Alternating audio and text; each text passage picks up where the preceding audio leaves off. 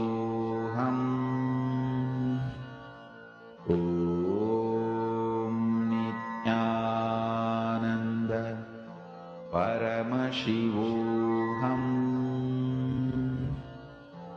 Om Nithyananda Paramashivoham. Om Nithyananda Paramashivoham. Om Nithyananda Paramashivoham. Om Nithyananda Paramashivoham. Om Nithyananda Paramashivoham. Om Nithyananda Paramashivoham. Om Nithyananda Paramashivoham. Om Nithyananda Paramashivoham. Om Nithyananda Paramashivoham. Om Nithyananda Paramashivoham. Om Nithyananda Now, Paramashivoham. please relax. Please relax. You can remove your eye bands. Whatever was revealed to you in your third eye, please start writing it in the chat. Whether you saw some colors, you saw some picture, or many words appear to you, whatever came to you in your third eye, please start writing that down.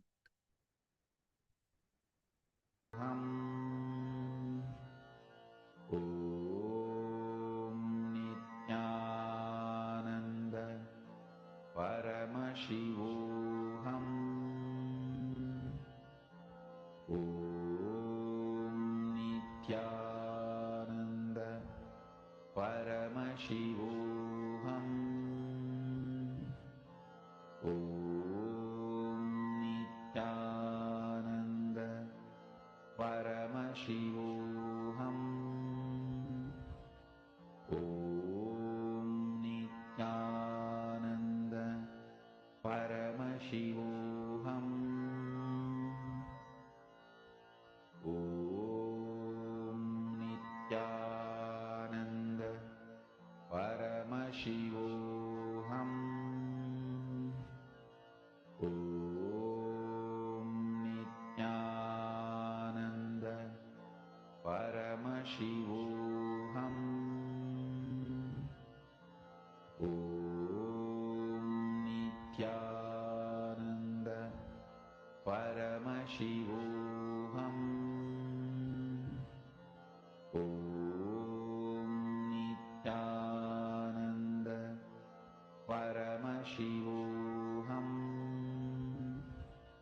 Om Nithyananda Paramashivoham. Om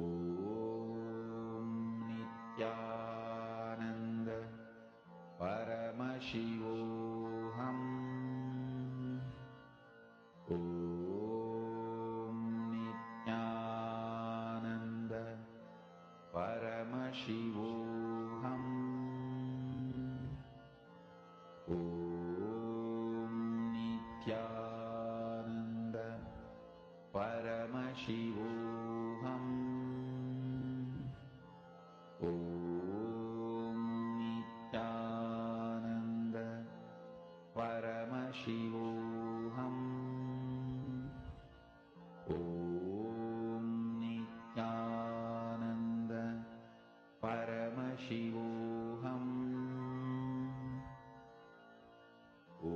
Yes, I see lot of answers coming. Let's see what the answer is. Are you all ready? Shall I show the answer now?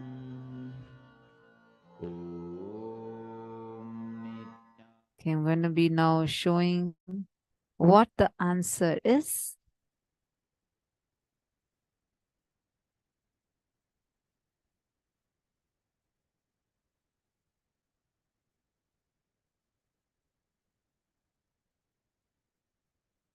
It was this picture. I saw some of you, so many of you have seen so many different gods.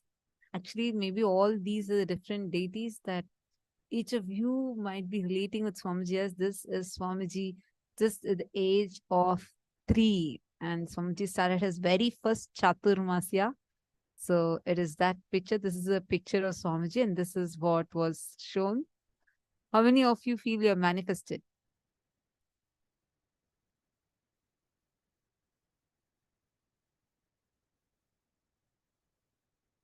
Okay, that's wonderful.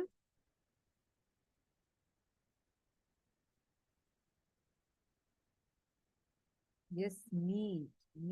Okay, okay. Ma Irene, ma Yogamalar, ma Anand Sagra, ma Rohini.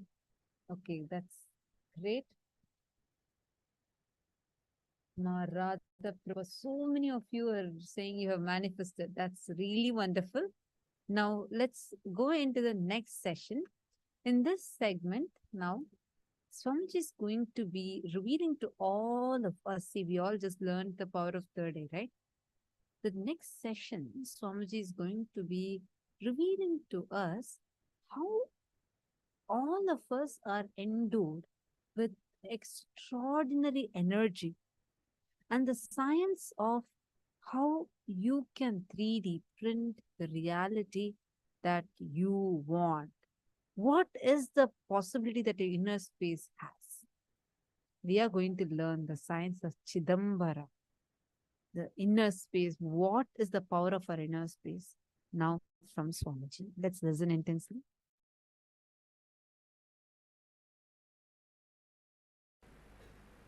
People should be able to celebrate your presence.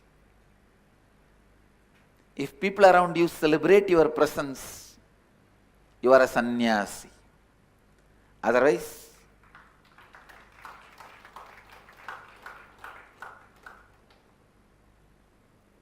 you just live in your arrogant shell. You need to do a lot of completion. I tell you. Please understand.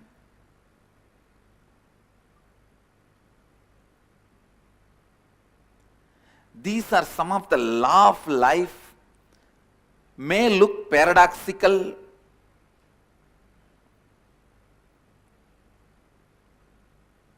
but these are truths. Your body should celebrate your presence inside it. Your stomach should bless you after you give food. After food, if you are feeling tired, sleepy, your stomach is cursing you, feeling heavy, uncomfortable, be very clear. You are not eating for your body, you are eating for your tongue.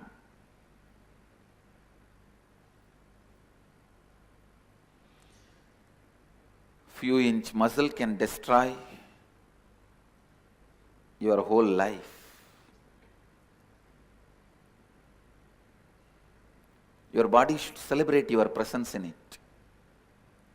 The people around you should celebrate your presence in their life.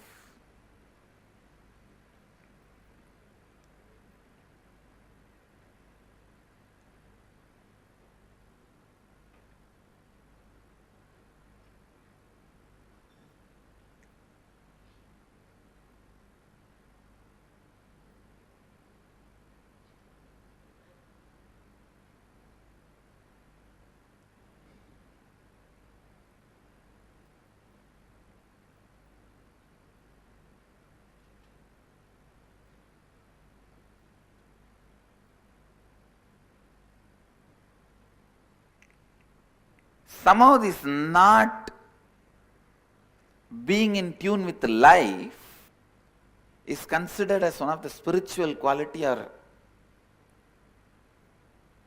it is being tolerated. Please understand, you should not accumulate wealth immorally, adharmically. But if you are not able to generate whatever wealth you need to fulfill your mission, there is something seriously wrong in you.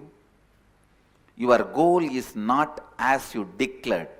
There is a hypocrisy in it. There is a strong inauthenticity, cheating. I tell you, just if one body and one mind is integrated to one goal, cosmos can never say no, even if the goal is so-called wrong. If a body and mind is integrated to that goal, authentic to that goal, cosmos has to simply say Tathastu.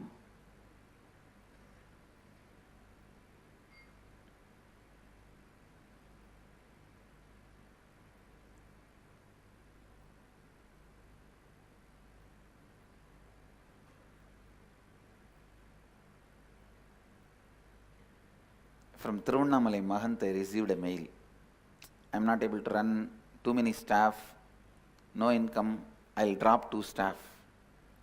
I just told him, drop this pattern of how much I can do and look around. You will see what you need, immediately will be there. By evening I received the mail, yes, I dropped that pattern, how much I can do, and looked around. There were people already giving what I wanted.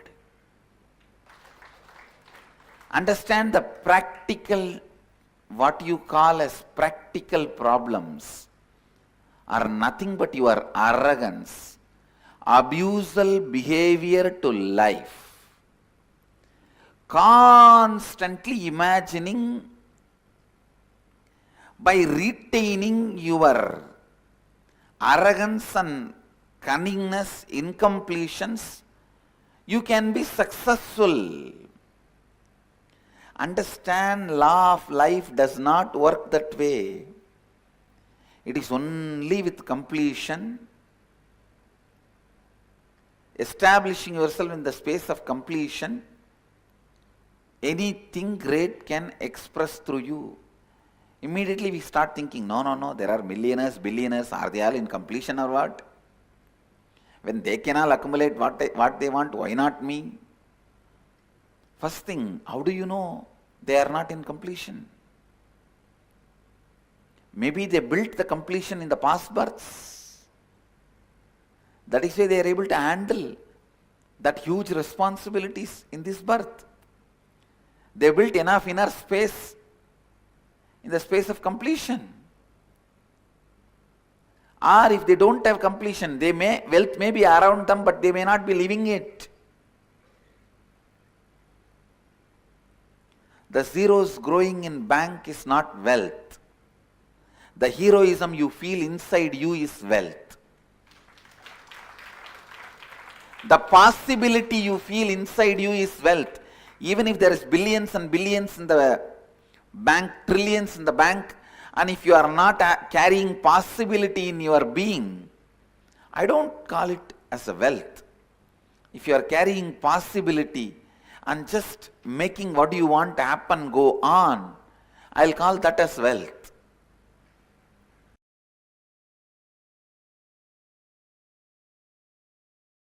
Only human being has the capacity to play with Paramashiva, super consciousness, like a clay. I tell you, when my Guru Arunagiri Yogeshwara revealed this truth to me, he actually got a lump of clay and asked me to do it. He said, first imagine Ganapati inside you and make that Ganapati. He taught me that your inner space is like a shining golden color clay. That's your consciousness. Outside he kept a lump of clay. And he told me, equate both. One beautiful sweet thing is that I was in love with him so much, I never doubted him. When you are in love with somebody, you will never doubt that person. You will not have second thought current, cunning strategies, self-defending, self-protecting mechanism with that person. Whoever you are in love with, if you are still protecting yourself, defending yourself from somebody, be very clear, you are not in love with that person. It may be some other social convenience, all arrangements, how you call it as marriage as love, like that, some social arrangement. Be very clear.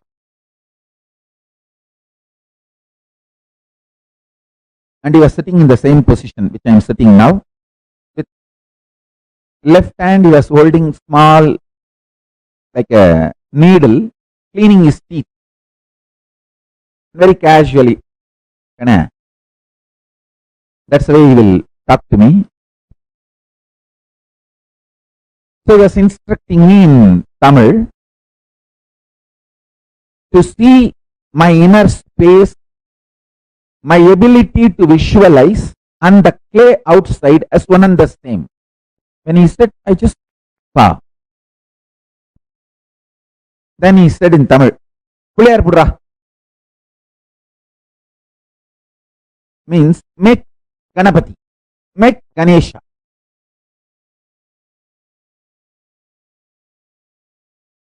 So I started doing Ganapati. I could see very clearly inside my inner space I am visualizing, and that is what is being reproduced by my hand externally on the clay.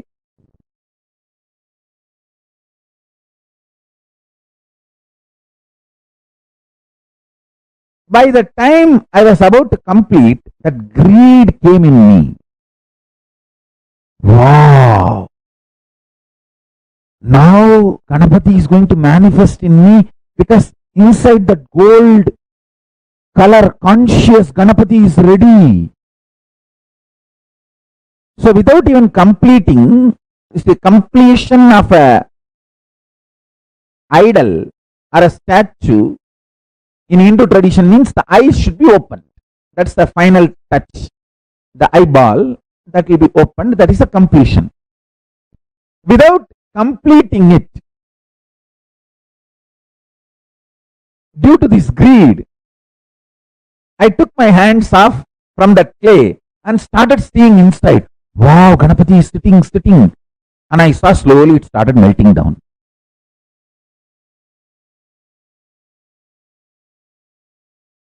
I opened my eyes and started making the Ganapati again. Again I saw inside it became solid. That I saw Ganapati hands moving inside, and that big elephant face moving, and I saw that pot belly, and I put the snake around the pot belly, and I saw that snake becoming alive.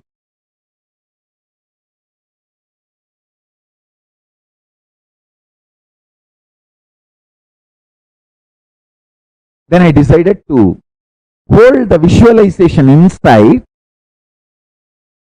in my inner space and keep the eyes closed and continue to do.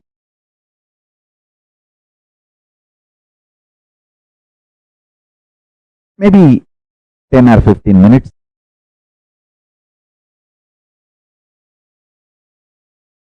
I felt I have completed the Ganapati outside. I'm just repeating it as it happened without making any mistake. I just want to put this on record so it will be useful for all of you, because every small detail matters. And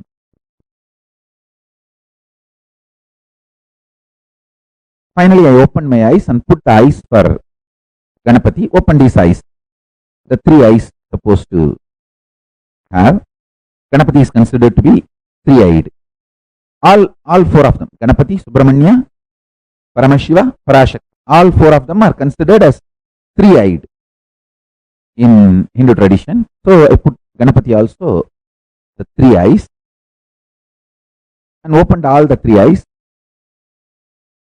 And I was very happy that Ganapati is complete. In few minutes, I saw inside, because of the greed Ganapati should manifest, I started having fear.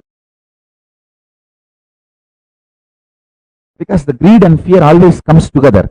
I try to possess that form inside. That Ganapati's form.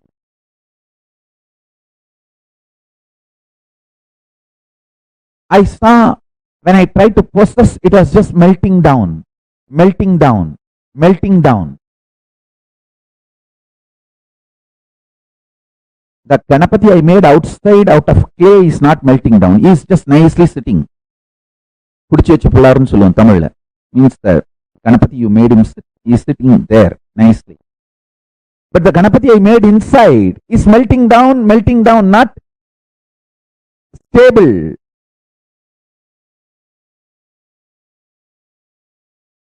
I opened my eyes and looked at him. Arunagiri Ishwar. Sitting beautifully and with one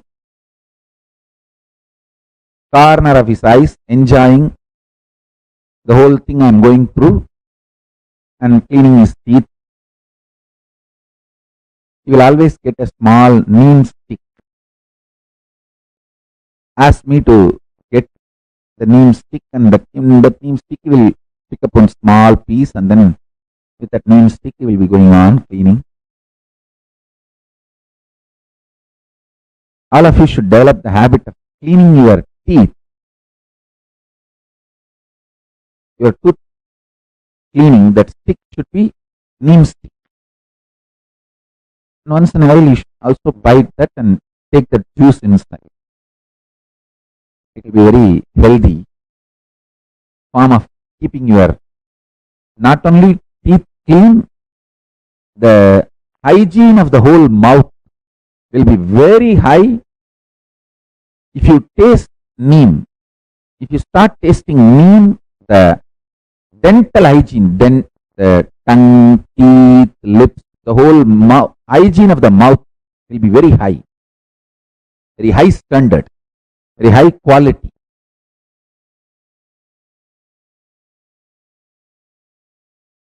So he was cleaning his teeth and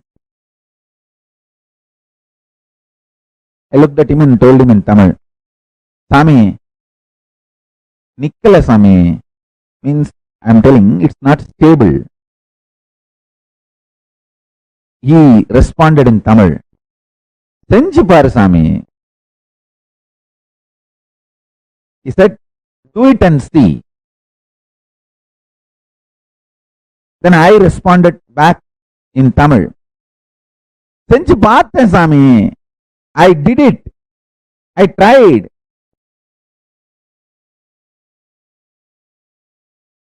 Only when I am complaining to you, that's what I meant. When I said, Senju paathen Sami.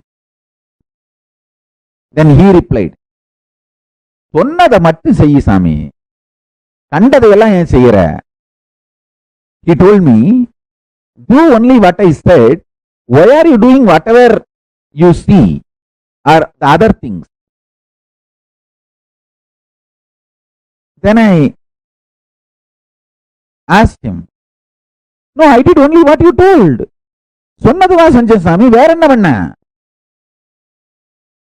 He turned his head and said, Naan sonnana Bible solli. He asked in Tamil, did I tell you to get frightened, to have the fear whether the Ganapati will be stable or not? Did I tell you to have the fear? I was shocked. I know he knows what goes on inside me. He said, I told you only to make Ganapati. I did not tell you to get the fear, or I did not tell you you should keep it protected, possessive, forever. I did not tell you the Ganapati inside should be like Ganapati outside made in clay.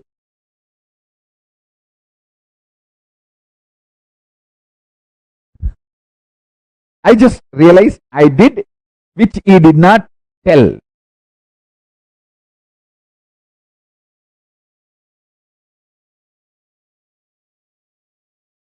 I decided, yes.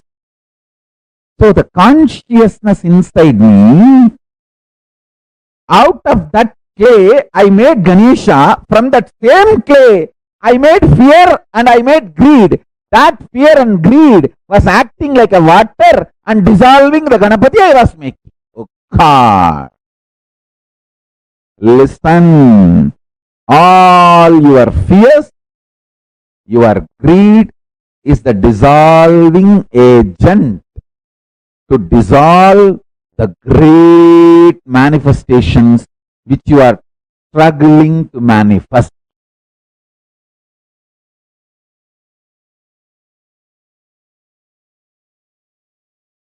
I looked at him. He smiled and told in Tamil, செஞ்சிட்டே இரு சாமி, சரியா போகும். It means do it again and again, it will become all right. That is the keyword. Do it again and again till you stop doing what is not told to you. I have not told produce fear, greed, try to hold on. No. Till you stop doing what is not told to you, go on doing what is told to you. That is what I call it as Paramashanta Swarupa. I could see clearly.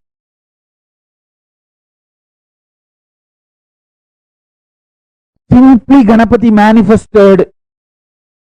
Now I don't have the Ganapati I made externally in clay, but I have Ganapati I manifested inside as me, inside me. The Maha Ganapati is even now sitting. The Paramashiva Ganapati is sitting even now.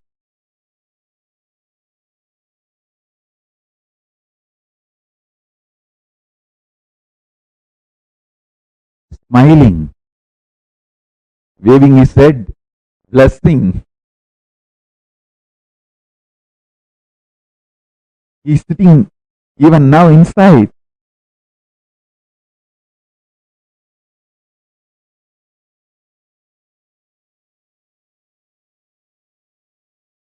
Get a K, try this today.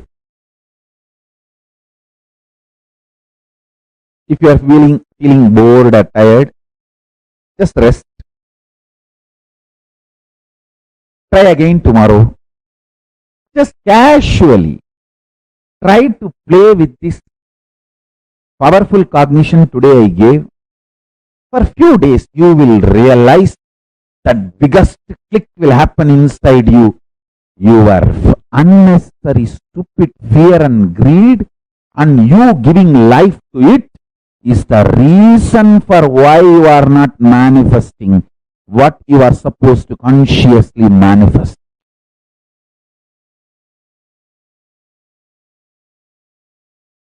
Creating the right space is not a big sadhana, spiritual practice,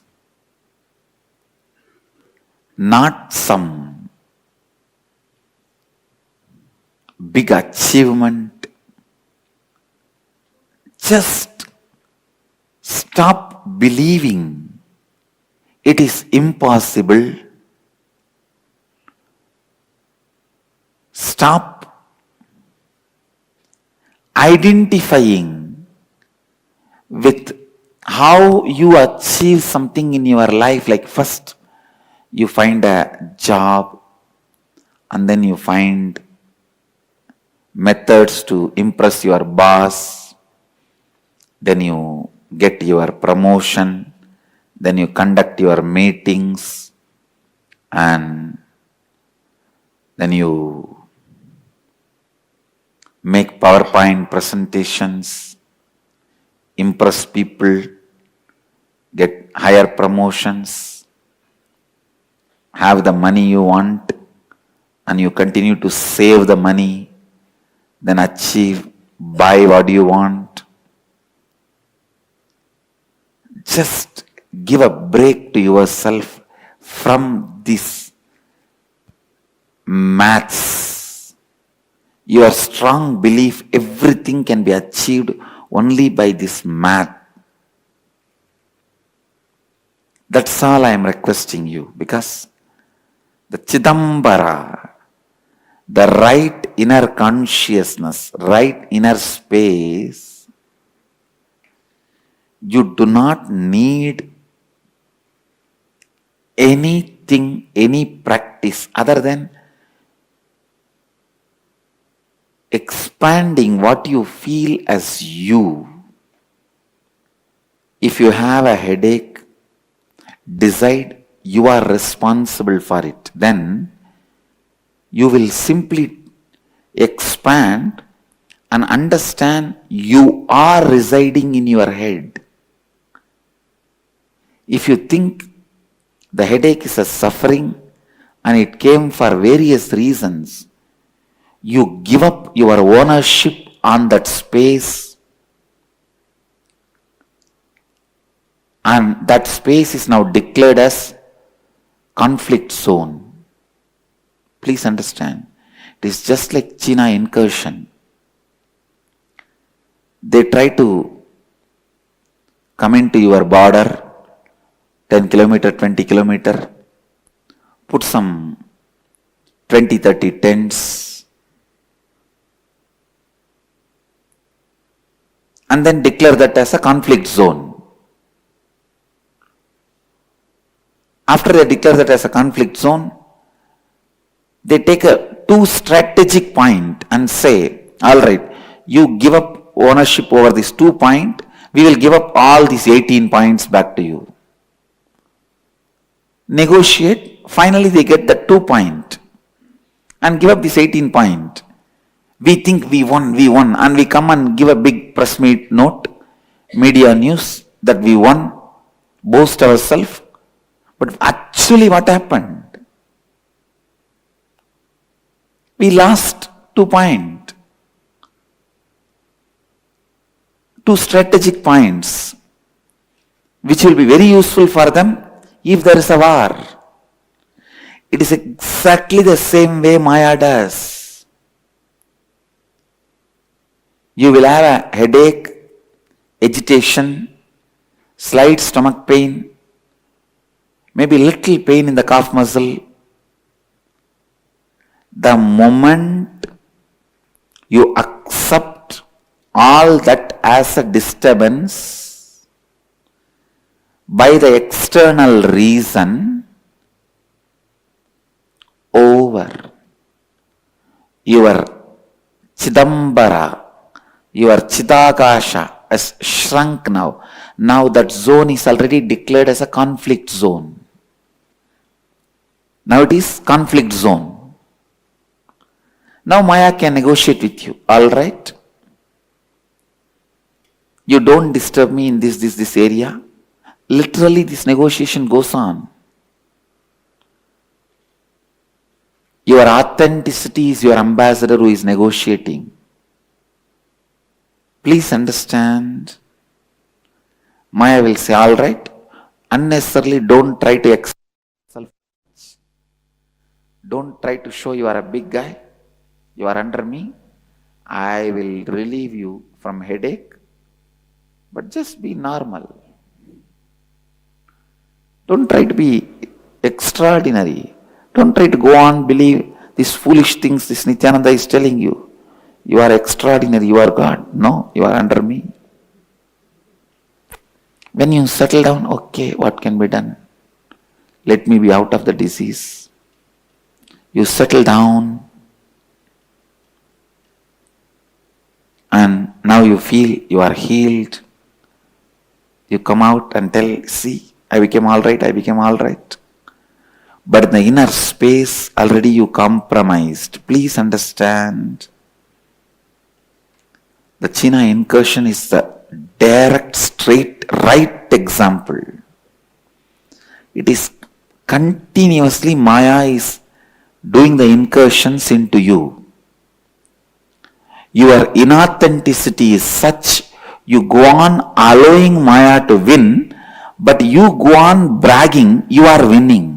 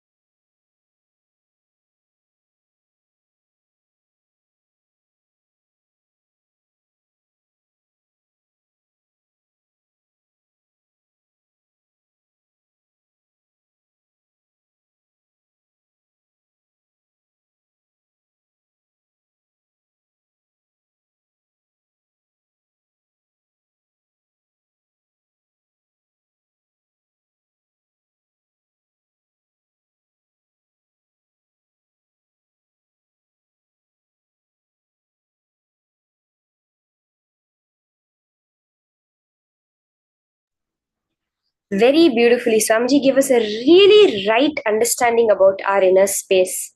Till today, we would have had so many ideas like we're powerless, we don't know how to do things, we're a victim of fate, we're a victim of life. But this one satsang has empowered us so much. This one session has really empowered all of us. Every time I listen to this satsang where Swamiji tells, do not even allow the slightest incursion from Maya. I've listened to this before, but even hearing it again is a breakthrough for me.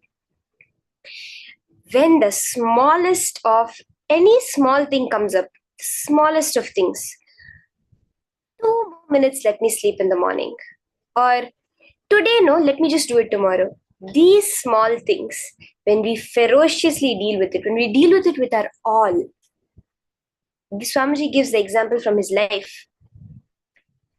One day morning, when he was in Ramakrishna Mutt, he missed the morning Mangala Arti.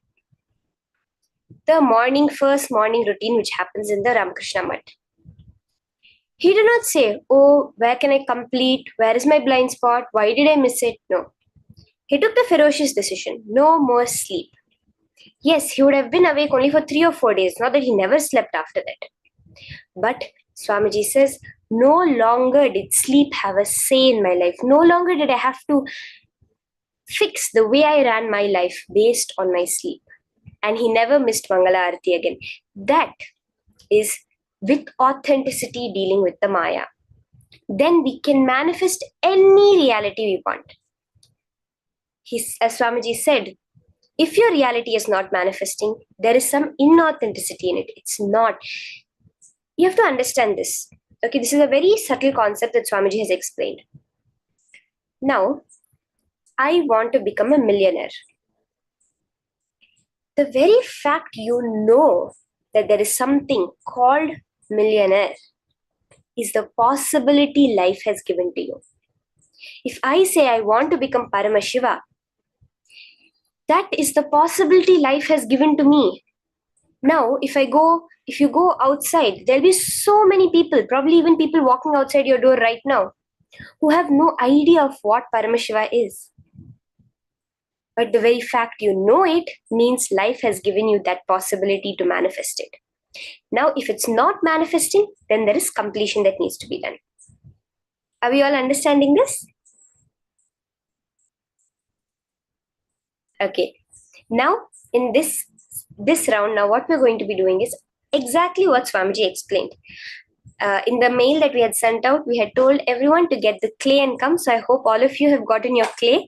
In this round, we are also going to be doing the exact same process that Swamiji had done, building the clay Ganesha, at the same time building the Ganesha within us. See, when we are able to connect to Ganesha, when we're able to mold our inner space the way we are molding our outer space, then we will understand how any point of reality, all the reality you want to cause for yourself, a job promotion, healing some disease which is in your body, anything you want to manifest, as you mold your inner space, you'll be able to mold your outer space. Okay? So I request all of you can get your clay and sit.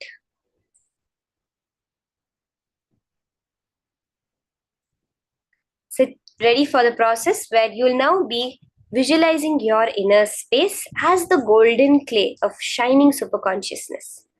Mold it. See, Swamiji said, the only being that has this power to mold superconsciousness like clay is the human being. That is what we're going to be doing. What is the superconsciousness? See, we have to understand what that superconsciousness we're going to be molding is. Every object in our life, the laptop, the bed we sleep on, the ground you walk on, the buildings you go to, the chair you sit on, the people in your life, whether it is your boss, your friend, your family, each and every one of them is that superconsciousness. They are molded out of that superconsciousness. Now, when you are able to mold the superconsciousness as you want, you'll be able to mold even the life as you want. Okay?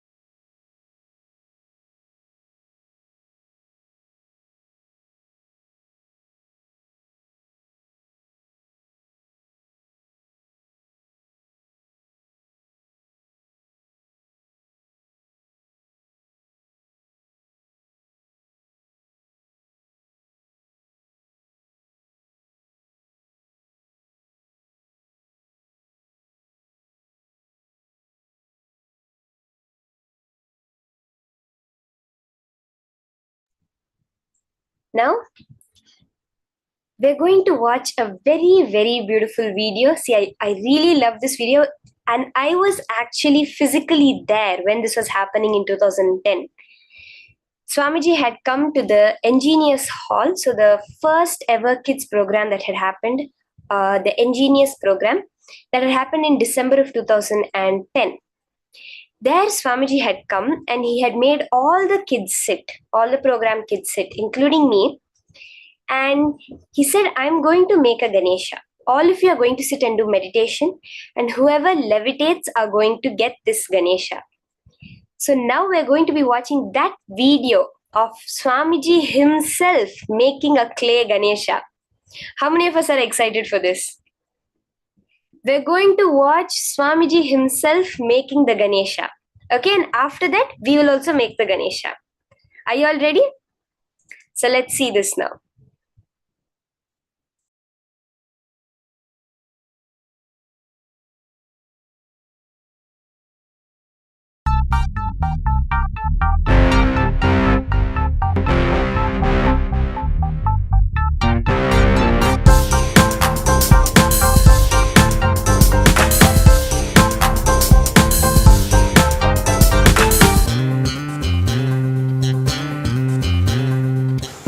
Get the clay, I'll make a Ganesha, and whoever levitates properly, for them it's a gift.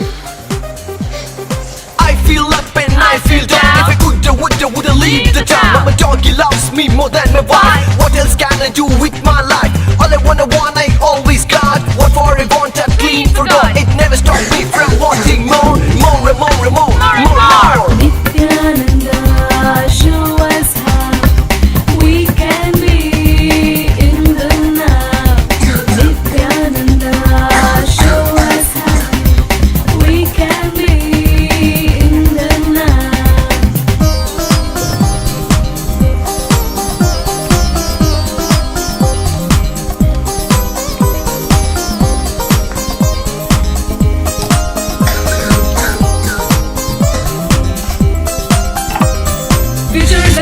Future is a cloud. Past is in doubt. Now is what is clear and loud. Nithyananda, Nithyananda, Nithyananda. Nithyananda, show us how we can be in the now. Nithyananda, show us how we can be in the now.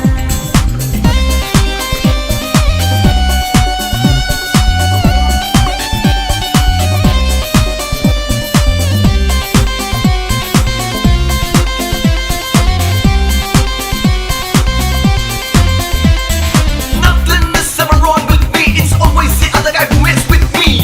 What can I do? I'm the best. I deserve more than all the rest. I am the son of cyber rage. I explode in angst and rage. Who cares if people are friends? All I want to see, follow my trend. Nithyananda, show us how we can be in the now. Nithyananda, show us how we can be in the now.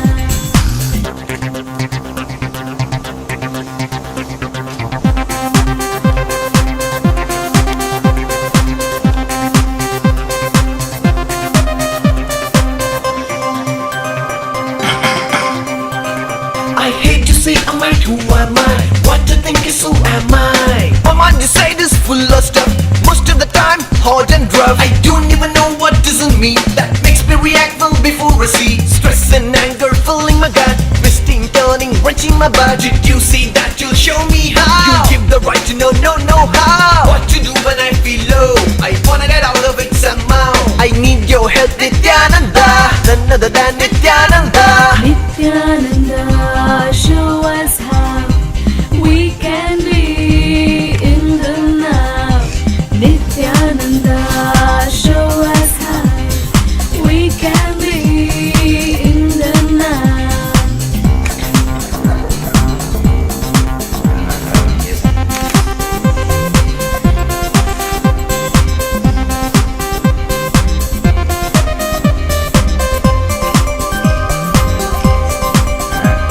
I'm led by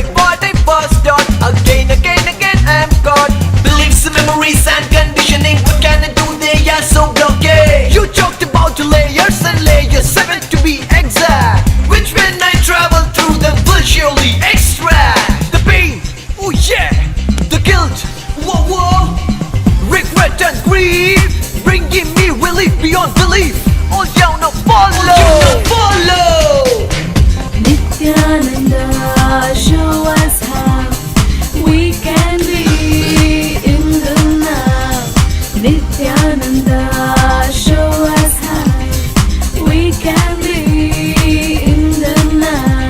It's a magic, it's a miracle, it's a blessing, clearing all that in me so far haunting. My heart is warm, my head is clear, for a change I'm now one here. I have relived and relieved all the emotion of memories creating chaos and commotion.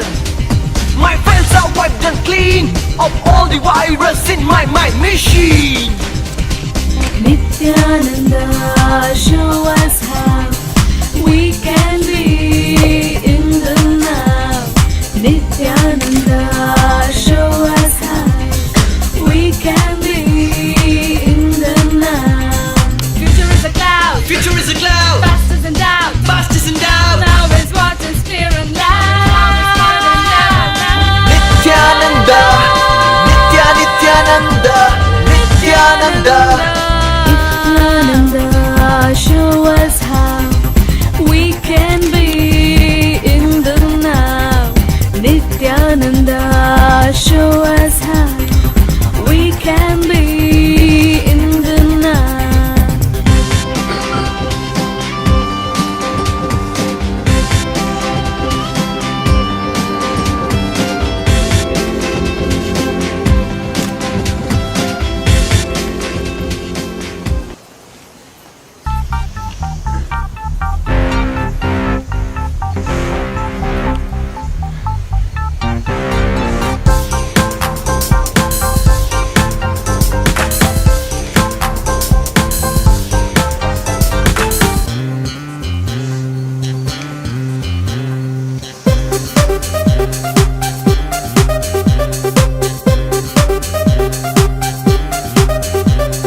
I feel up and I feel down. If I woulda leave the town. But my doggy loves me more than my wife. What else can I do with my life? All I want, I always got. What for I want, I clean for God. It never stopped me from wanting more, more and more and more, more. Nithyananda, show us how we can be in the now.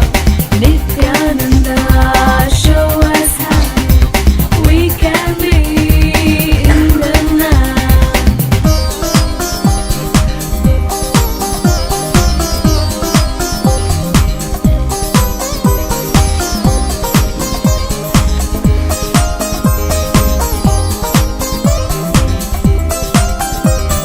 Future is a cloud, Future is a cloud, past is in doubt, past is in doubt. now is what is clear and loud. Nithyananda, Nithyananda, Nithyananda. Nithyananda, show us how we can be in the now. Nithyananda, show us how we can be in the now.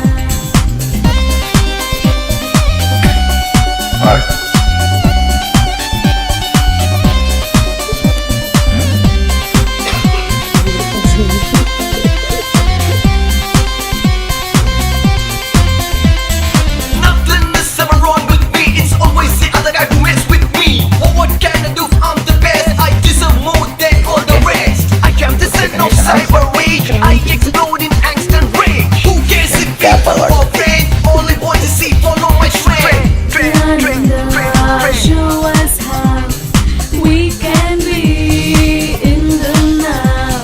Nithyananda, show us how we can be in the now.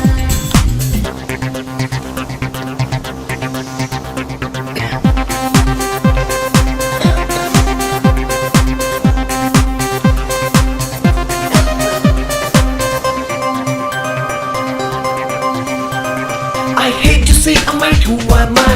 What I think is who am I? My mind inside is full of stuff. Most of the time, hard and rough. I don't even know what is in me that makes me react well before I see. Stress and anger filling my gut, twisting, turning, wrenching my butt. Did you see that? You'll show me how. You give the right to know how. What to do when I feel low. I wanna get out of it somehow. I need your help, Nithyananda. None other than Nithyananda. Nithyananda, show us how we can be in the now. Nithyananda,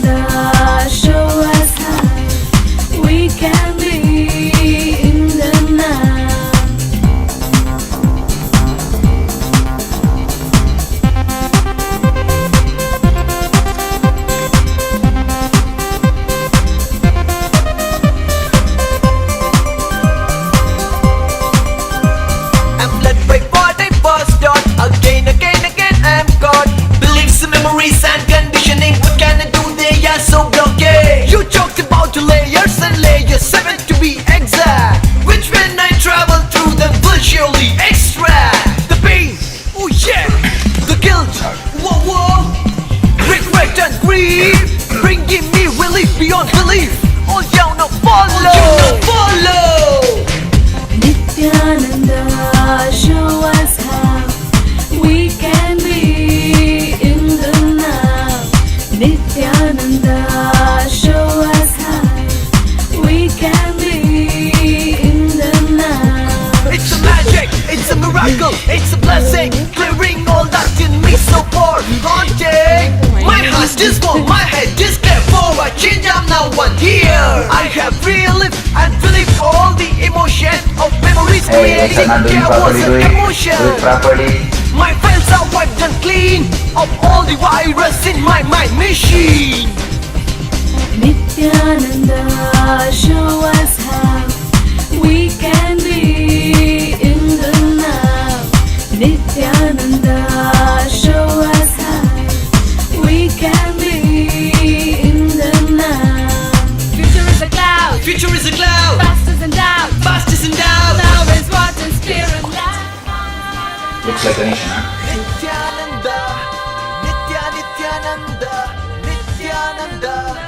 Nithyananda, show us how we can be in the now.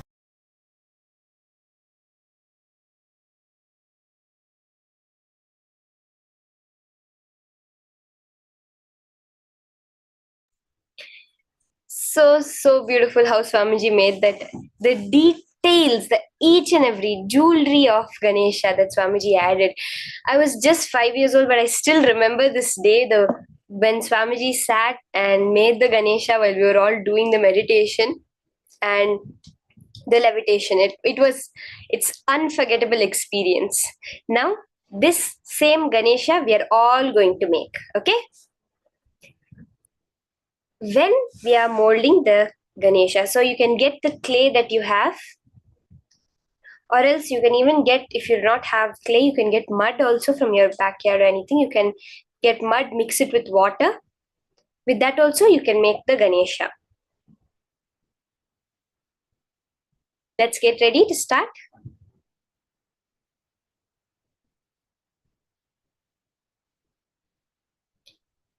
Just sit. Do exactly what Swamiji told. First, visualize Ganesha within you. That inner space that is there. The space, that Chidambara of you. Where you find all your thoughts happening. Where you find your whole being rests. That space. You're going to now mold that shining golden mass of space into Ganesha. Do it each and every part very detailedly. And at the same time, with the clay you make it. So you can start. So you're going to make the head. As you're making the head out of the clay, you're making the shape of the head, you're pulling the trunk, you're rolling it. Do the same thing with the super consciousness inside of you. That inner space, that golden clay that Swamiji said. Visualize, you're rolling that, you're making the trunk shape out of it. You can use even mud from your backyard if you do not have clay, because that also functions like clay. Anything which, will form a shape when stuck together, you can use it.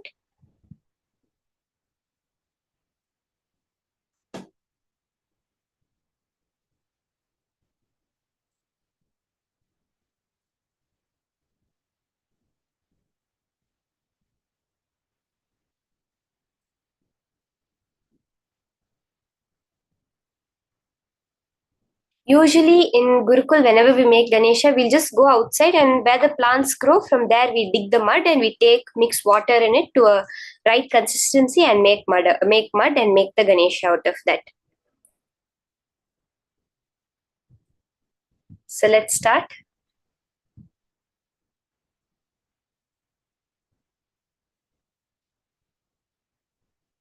As you're making the Ganapati internally, make it externally. Every part.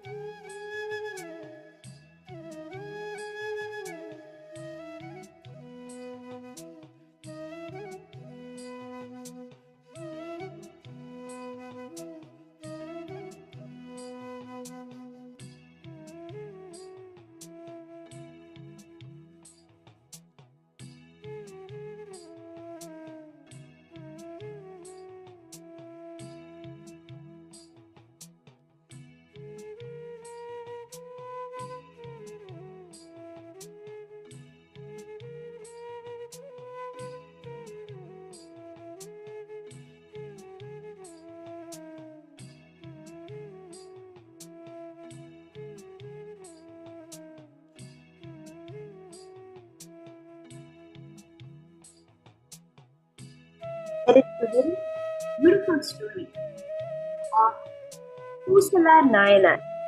He was 53 Nayanmars of Shaiva tradition. His whole life, he wanted to build a Shiva temple very sincerely. Continue making the Ganesha. I'm just explaining to you the detail, the very understanding from which you're doing this. He wanted to build a temple, but he was very poor. So what he would do, morning he was a priest of the temple. So morning he'll finish all the rituals that he has to do, and then he will come and sit. Within his inner space, in that Chidambara, that space, he would build the temple. He would sit with all the Agama books. As per the Agama, he'll put each brick, he built each stone of the temple, each carving he built within his inner space. Every day he'll go, finish the rituals, come and continue building. That intense sincerity, he sat and he built the entire temple. At the same time, in that place, in that area where he lived, there was a Raja, a king, who was also building a temple. Now, the day of completion of the king's temple and his came on the same day. And both of them are inaugurating the temple on the same day. One is a huge temple built in the outer world. Another is a beautiful, huge temple built in his inner space, in his Chidambara. What happens is, Paramashiva goes to the king's dream and tells the king, change your date of your inauguration of the temple, because on this day I have to go to Pusala Nayanmar's temple inauguration. The king is like, who is this Pusala Nayanmar? And who is there in this kingdom who can build a greater temple than mine? He goes searching and he sees it's this small temple priest. And he asks, where is the temple you're building? This priest says, no. Pusala Nayanmar says, I'm building the temple in my inner space for Paramashiva. The king is shocked. But on the day of the inauguration, see, this is a very beautiful, just listen carefully. On the day of the inauguration, Paramashiva comes, does the Prana Pratishtha, installs himself in the temple, and from his depth, from his inner space, pulls the temple out into reality. Till today, that temple stands. It's called the Hridayeshwara temple, that which came out of the heart of Pusala Nayanmar. And there is not a single man-made carving mark on that temple. The very material of the temple, they're not able to find out for repairs. Like regular temples are made out of granite, so they can use granite stones to repair the temple. Today, they're not even able to find out what material that temple is made out of for further repairs. Now understand, when you master the science of being able to mold your inner space exactly as you want it, without fear and without greed, you can just create that 3D print that as your reality. So make the Ganesha with full sincerity. We're starting with Ganesha. Ganesha is what? The Lord that removes all obstacles. Now when we are embarking, when we're starting this journey of realizing ourselves as Paramashivoham, we're starting with creating Ganapati in our inner space and outer space. So now, like Pusala Nayanmar, each brick of the temple, each carving of the temple, same way. Now each part of Ganapati, if you put the eyes, the top brow of the eyes, the down brow of the eyes, everything put within your inner space Ganapati also. If you're putting the lines on the ears outside, draw that, put that, create that, mold that within your inner space also. Okay, now all of you that have built your Ganesha, take a photo of it and post it on the Facebook group. Let's all see how our Ganeshas came. We saw Swamiji's Ganesha. Now let's all see our Ganeshas also. Take a picture of the Ganesha you built. Swamiji said, the Ganapati you have built within you will be there with you forever. that Ganesha, who is removing all obstacles, will be there with you forever. Now, let's go to the Facebook group. The group is facebook.com/groups/Mahaparamashivoham. Go to this Facebook group and post your picture of your Ganesha that you made.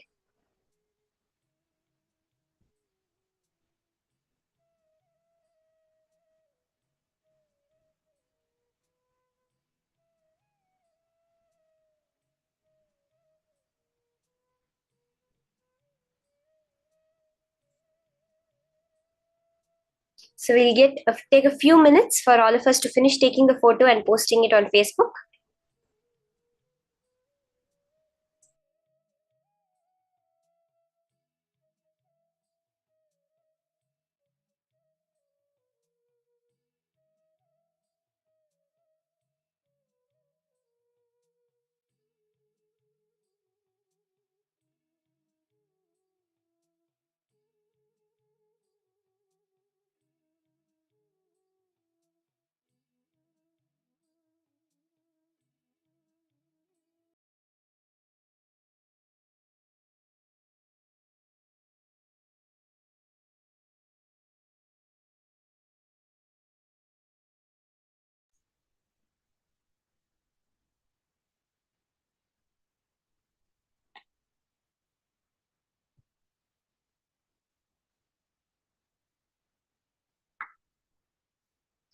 The Facebook group is facebook.com/groups/Mahaparamashivoham. Ma Stephanie Cedra. Ma Stephania Kedra. The name of the group is Mahaparamashivoham. It's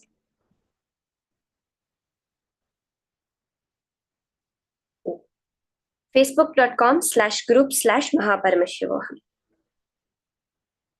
Now we're going to be entering into the power manifestation. We did one power manifestation session, we did the third eye. Now we're going to be doing the power of consciousness over matter.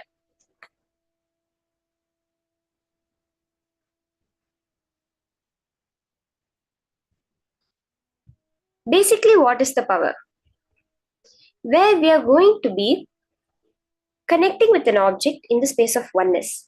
Just now we saw, when we decide something in our inner space, when we change our inner space, whole cosmos immediately runs to manifest that as a reality. There is a very beautiful story of Prahalada. He's known as Bhakta Prahalada, the devotee Prahalada. He was a young boy, but his whole life he lived completely for Vishnu. The thing was, he was the son of the king of demons at that time, the king of the Asuras, Hiranyakashipu. His father's arch enemy was Vishnu, because Vishnu had killed his brother, the king's brother, Hiranyaksha, in a previous avatar, because Hiranyaksha had caused a lot of problems on earth. So because of that, Vishnu had killed him. So because of that, Hiranyakashipu hated Vishnu. But his own son, due to the grace of the Guru Narada, was connected to Vishnu utmost level. So because of that, many times Hiranyakashipu tried to tell him to worship only. Hiranyakashipu said, I am the only God, you have to only worship me. But Prahalada was so lost in Vishnu, he didn't know anything other than Vishnu. So after that, Hiranyakashipu, his asuric nature, his demonic nature, took him to the extreme. He tried to kill Prahalada, who was less than 7 years old. But each and every time, Vishnu came and saved him. In the end, one time, Hiranyakashipu asked Prahalada, where is your Vishnu that you're always telling Vishnu, Vishnu, Vishnu?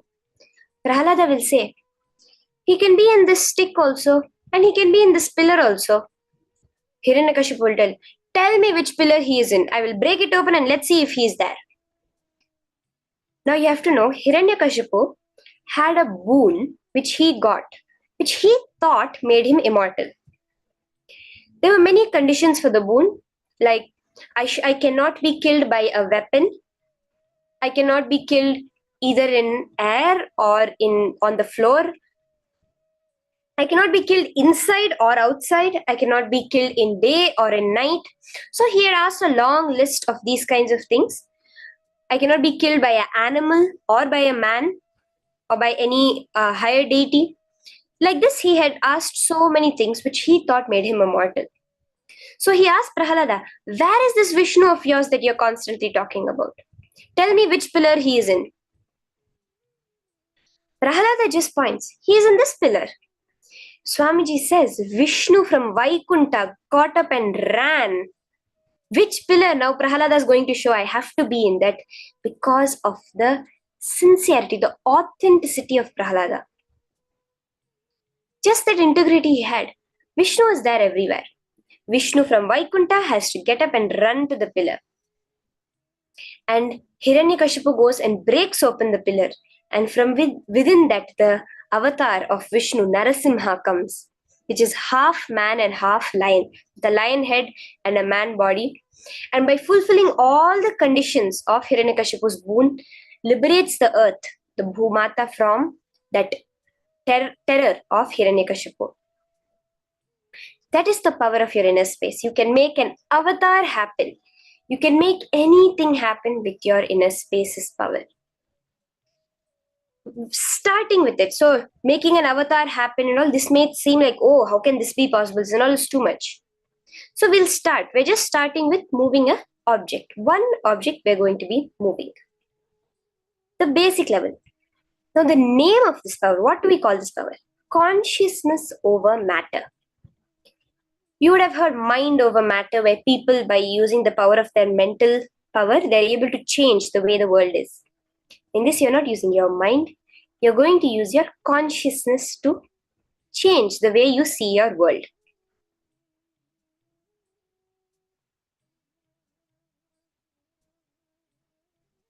So let's start with the Shastra Pramana for this power, the scriptural reference in the Vedas and Agamas, the source books of Hinduism. Where is this power? How has Paramashiva revealed about this power? The Shastra Pramana for this power is from the Vijnana Bhairava Tantra, Dharana 95, Sutra 120. Kvachid vastuni vinyasya shanair drishtim nivartayet tajnanam chitta sahitam devi shunyalayo bhavet. Where Bhagavan Paramashiva says, having fixed one's eyes on a particular object, Paramashiva gives us the technique very clearly of how to manifest this power. First, fix your eyes on a particular object. So in this round, we'll be moving a coconut. We're going to be moving a coconut on our hand, on our palm. So if you do not have a coconut, you can take an orange or anything. Now you're choosing this object. Once you have fixed your gaze, your attention, your awareness on that object, slowly withdraw the sight from that object. Not just close your eyes, not just sight. Eliminate the knowledge of that object along with the thoughts and impressions of it. It's like, now if I remove the color of let's say I have a coconut in front of me. I'm removing all the color from the coconut first, all the brownness of the coconut. Next, I'm removing all the threads of the coconut, all the fiber that will be on top. Like this, one by one, eliminating all impressions you have of that coconut. Then, O Devi, one abides in Shunya, the space where nothing other than this exists, which is the space of the ultimate superconsciousness. Paramashiva is giving us a clear technique where when you eliminate all the differentiation you have between you and the object, the manifestation happens. Okay? Next, we see the Apta Pramana for this power. From the lives of the various rishis, munis, devatas from our Purana, Itihasa, where we see this power of consciousness over matter being manifested. There is the beautiful story of one Abhirami Bhattar. The story starts, the incident that actually happens starts on the special day of Tai Amavasya, which is a no moon day, Amavasya meaning the no moon day, in a temple. So for this special day of Tai Amavasya, all the devotees had come to the temple to have a darshan. There's one devotee whose name afterwards became Abhirami Bhattar, who used to always be lost in Devi. Anybody comes, any woman comes, he will only see Devi. He will literally go behind them and fall at their feet. Oh Devi, you have come in a physical form for me to see. That was his devotion to Devi. So as usual, he was sitting and completely lost in that bhava, just seeing Devi over there in front of his eyes. So for this occasion, the king had also come to the temple. The king who was ruling that area, named Sarbojivan, he had also come. So he saw that the Abhirami Bhattar is sitting there. He is not even aware a king has come and not paying the right respects needed for the king. All his ministers and all told, "Oh Raja, you don't bother about him. He's a madman." But the king had a doubt. Maybe he might be a saint also. So he goes and asks Abhirami Bhattar, "What is the phase of the moon today?" So as I mentioned, it was a no moon day. But in that meditative space, seeing that prakasha, that effulgence emitting from Devi, he said it's a full moon day. The exact opposite, the Purnima. So the king got angry with him and he said, "Tonight, if the full moon does not rise, you will be killed. You have said today is a full moon day. Now prove it by coming in the night, or else I will kill you, or else you will be killed." So Abhirami Bhattar, once he comes out of his meditative state and finds out about this, he is shocked. But he is very clear. "Devi, you made these words come out of my mouth. Now you will prove these words true." He is so clear about this. He just tells Devi, "You only have to know. This is your Leela that you have done. Now you fix it." He sets up a pit of fire as per the king's instructions, and he sits on a platform tied with 100 ropes above the fire. Starts singing an Andadi, a song with 100 verses in praise of Devi Abhirami. By the 79th verse, so as he finished one verse, he would cut off one rope from the platform. And by the 79th verse, Devi takes her earring and throws it into the sky, creating the full moon. And because of his grace of Devi Abhirami on him, he is known as Abhirami Bhattar. For we see Swamiji himself sharing how he has manifested this power of consciousness over matter in his childhood with his gurus. That is the power, that is the Atma Pramana, where in many instances Swamiji actually tells how once his guru told him, Raghupati Yogi has told him how to move that rock, and just like that Swamiji was able to move the rock. Let's now hear about this from Swamiji.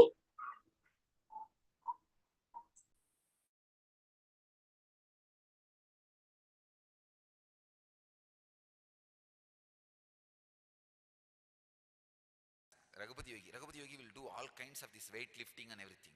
He's a amazing yogic body. He will show visibly the power of yogic body. He will tie the iron rope in his chest and break it, blast it just by breathing. And lift any size rock, just like that he will lift, or he will roll. There is one huge rock in Arunachala hill which has rolled, and at least some 200 feet it has rolled and stopped. Nobody knows how it happened. I know. It's Raghupati Yogi's work. One day we both were sitting and talking, and he was explaining on Yoga Sutra, when you feel one with nature, nature listens to you. I said, how can that be? He asked me to feel one with the rock. I just contemplated, meditated, and I was feeling one with that rock. Huge boulder. When I was in that ecstasy, he just moved my hand. Suddenly, without telling me, he moved my hand. I literally saw the whole boulder rolling. I did not touch, there is no physical contact with that rock, boulder. Just that feeling one with that rock, when he moved my hand and that boulder started rolling, I started shouting, oh, what happened, what happened, what happened, what is happening? Stop, stop, stop. Then he stopped my hand and the boulder stopped. I think from that time only I started shaking people.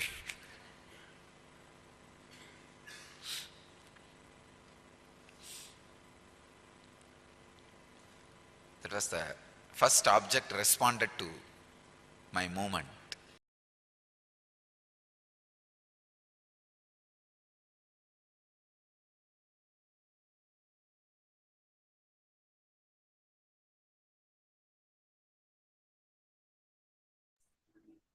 Ma Sonira, Ma Anandasagara, many of you I see your beautiful Ganeshas, Ma Sarojaplish, that you have made. Now the same way you molded Ganesha, you're going to mold your reality. Are we all ready? As we just understood the various levels of reference, the same way they are also going to manifest this power, just by feeling oneness with the object. So let's start. You can get any coconut is most preferred. If you have a coconut, do get a coconut and sit. Or else you can use a orange, a pear, avocado, apple, any other fruit that you have, which you can place on your hand. Now you're going to place the object on your hand, and through the power of consciousness over matter, you're going to roll the object. See, without any movement of your hand. Do not move your hand, do not change the position, just keep your palm straight and place the object on top. Just put your palm straight and place the object. With your all three eyes, you're going to look at that object. Simply in the space of oneness, when you command, the object will move. I know there are many of us who have done this power. Let's start. Let's get ready. Start chanting the Mahavakya, that password, key, secret to raising our frequency. At a lower frequency, everything we see is matter. At a higher frequency, everything is energy. As Swamiji says, matter and energy are not two different things. Now, when we chant the Mahavakya, raise our frequency, the object will just become a part of us. We will stop seeing the gap between our body and the object. So let's start. You can, as it's shown in the picture, you can place your coconut, your Atmalinga, or any other fruit. Take a video of your manifestation. I request all the participants, it will be so beautiful for you yourself to watch it later. Video record your manifestation and post it on Facebook. Let's start the manifestation. Paramashivoham. Om Nithyananda Paramashivoham. Om Nithyananda Paramashivoham. Om Nithyananda Paramashivoham. Om Nithyananda Paramashivoham. Om Nithyananda Paramashivoham. Om Nithyananda Paramashivoham. Om Nithyananda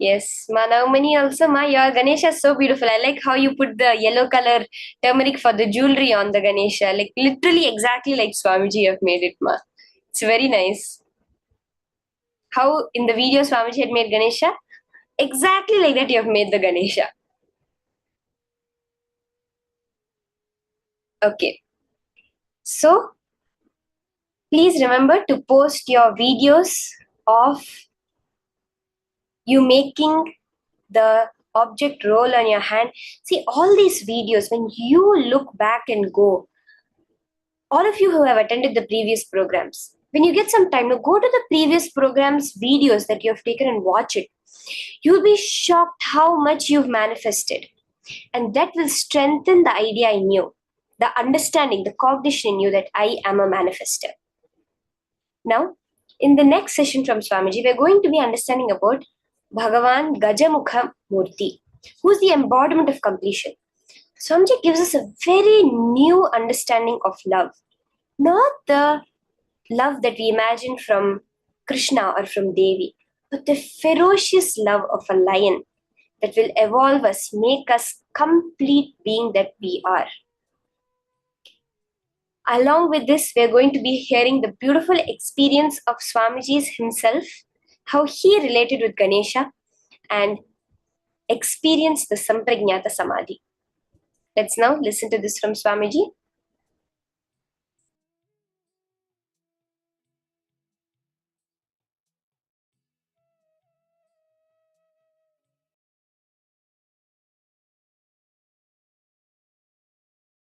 I'll explain now from Akashic records as it is happened.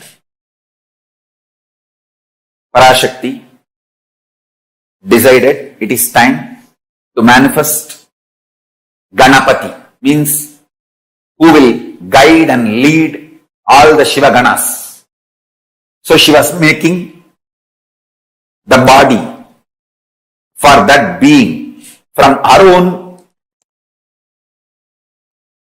muscle memory and biomemory. While she was making,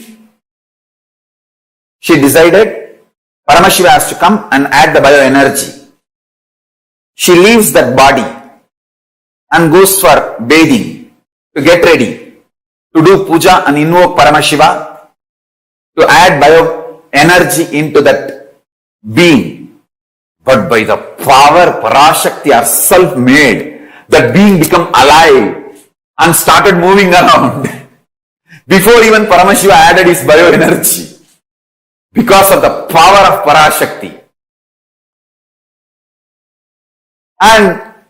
But the being has not yet become fully conscious. It started moving around, but not yet become fully awakened. So it did not know who is father, who is mother and all that. That is when Paramashiva came, it tried to stop. Paramashiva tried to tell that being, hey, I have come here to add my bioenergy to you. And me and Parashakti has to sit now together and complete you. You are potential, but you have to flower. But the being was not that conscious or ready to understand. And it was just trying to throw some simple tantrum. As a cute baby. Then Paramashiva understood he has to now cut the head and add forcibly the biomemory of Parashakti and bioenergy of him into the being to make that experiment success. So it is a simple experimental success strategy. To make the experiment success, it is a simple strategy he has to do. I should say, it's a most non-violent decision Paramashiva made. He did not kill Ganapati. He just removed some parts, added his own bioenergy and biomemory of Parashakti and put the whole thing into it and put beautiful elephant head and made Ganapati and made him as the head of all the Shiva Ganas. So it's absolutely non-violence. It is just simple surgery. Surgery can never be violence. It's like how you remove the tumor. The tumor removing surgery, it was just conscious surgery. done by Paramashiva. He never killed Ganapati. He only just did surgery, removing some parts not required and added some parts required. I should say that first tumor removing and transplantation surgery done by Paramashiva is Mahaganapati successfully.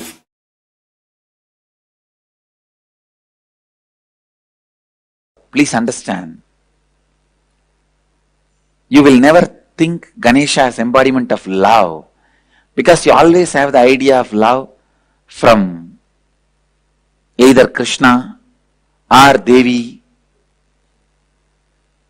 You need to understand, Ganesha makes you complete with all the incompletions and the ideas of impossible. Ideas of impossible. He makes you complete with all the impossibilities.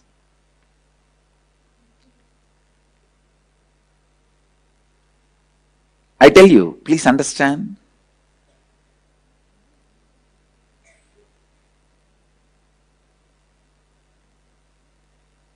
You need to understand this truth about love. Let me describe.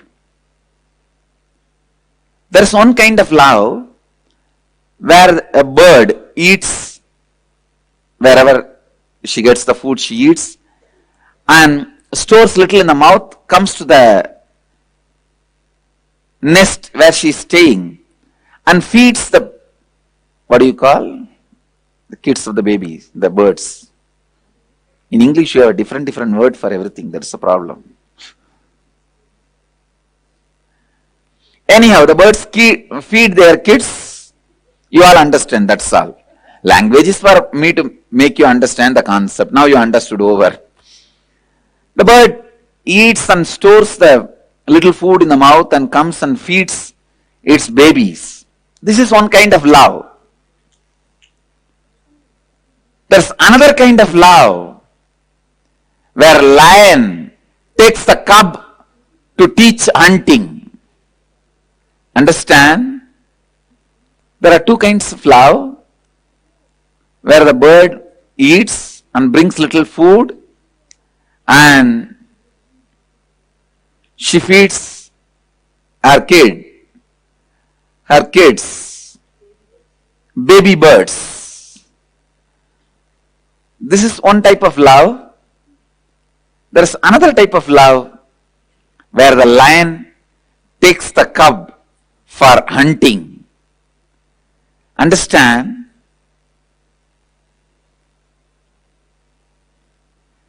Lion will protect that you are not hurt during the hunting, but lion won't keep quiet without taking you for hunting. It will not let you rest. It may protect that you don't get hurt, but it will not leave you without taking for hunting. You have to hunt. And you have to take the responsibility. And of course, if you don't get anything in the hunting, lion may, he will feed you. She will feed you. Whatever she gets from that, she will feed you. But she will continue to train you for hunting. I can say the Ganesha's love is like a lion. It's like lion's love. See, a lion has to come down to make the cub feel he is equal. The cub is equal. Only then he can encourage the cub to come with him for hunting and to try for hunting. That coming down does not reduce the state of lion. Same way, Ganesha comes down to our level, raises us to his level. There's a big difference. The love of the Devi or Krishna, all that is more or less like a bird. The bird's love towards the baby birds. But the love of Ganesha is like love of lion.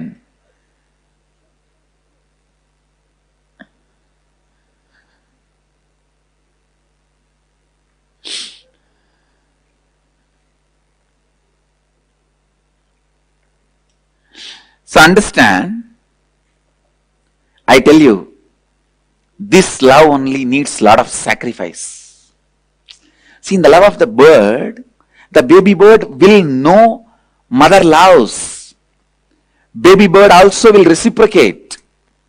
In that love, nothing, you don't need much sacrifice. But in the love of the lion and the cub, cub will not even realize lion loves it. Cub will not even realize lion is loving the cub, and so lion has to do a lot of sacrifice. He has to sacrifice. Please understand, the greatest sacrifice is the feeling satisfied. The other person understands you love him or her. Even that lion has to sacrifice. Lion has to sacrifice even that. Lion does not even wait the cub to recognize the lion's sacrifice. It continues. It carries on. It knows only one thing. At some day, the cub will realize it's a lion which made me lion. It is lion which made me lion.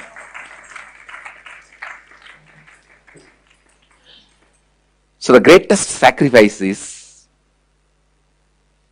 the people whom you love.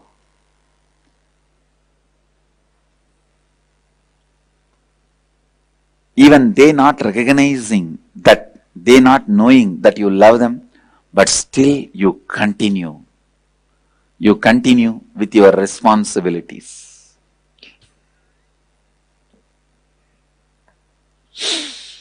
I can say this is the most powerful love. The love of a master.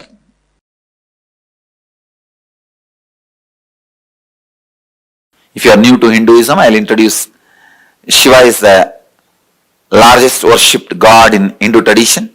He is supposed to be the head of the pantheon of gods in Hindu tradition. Hindu tradition has something like a 33 crore gods.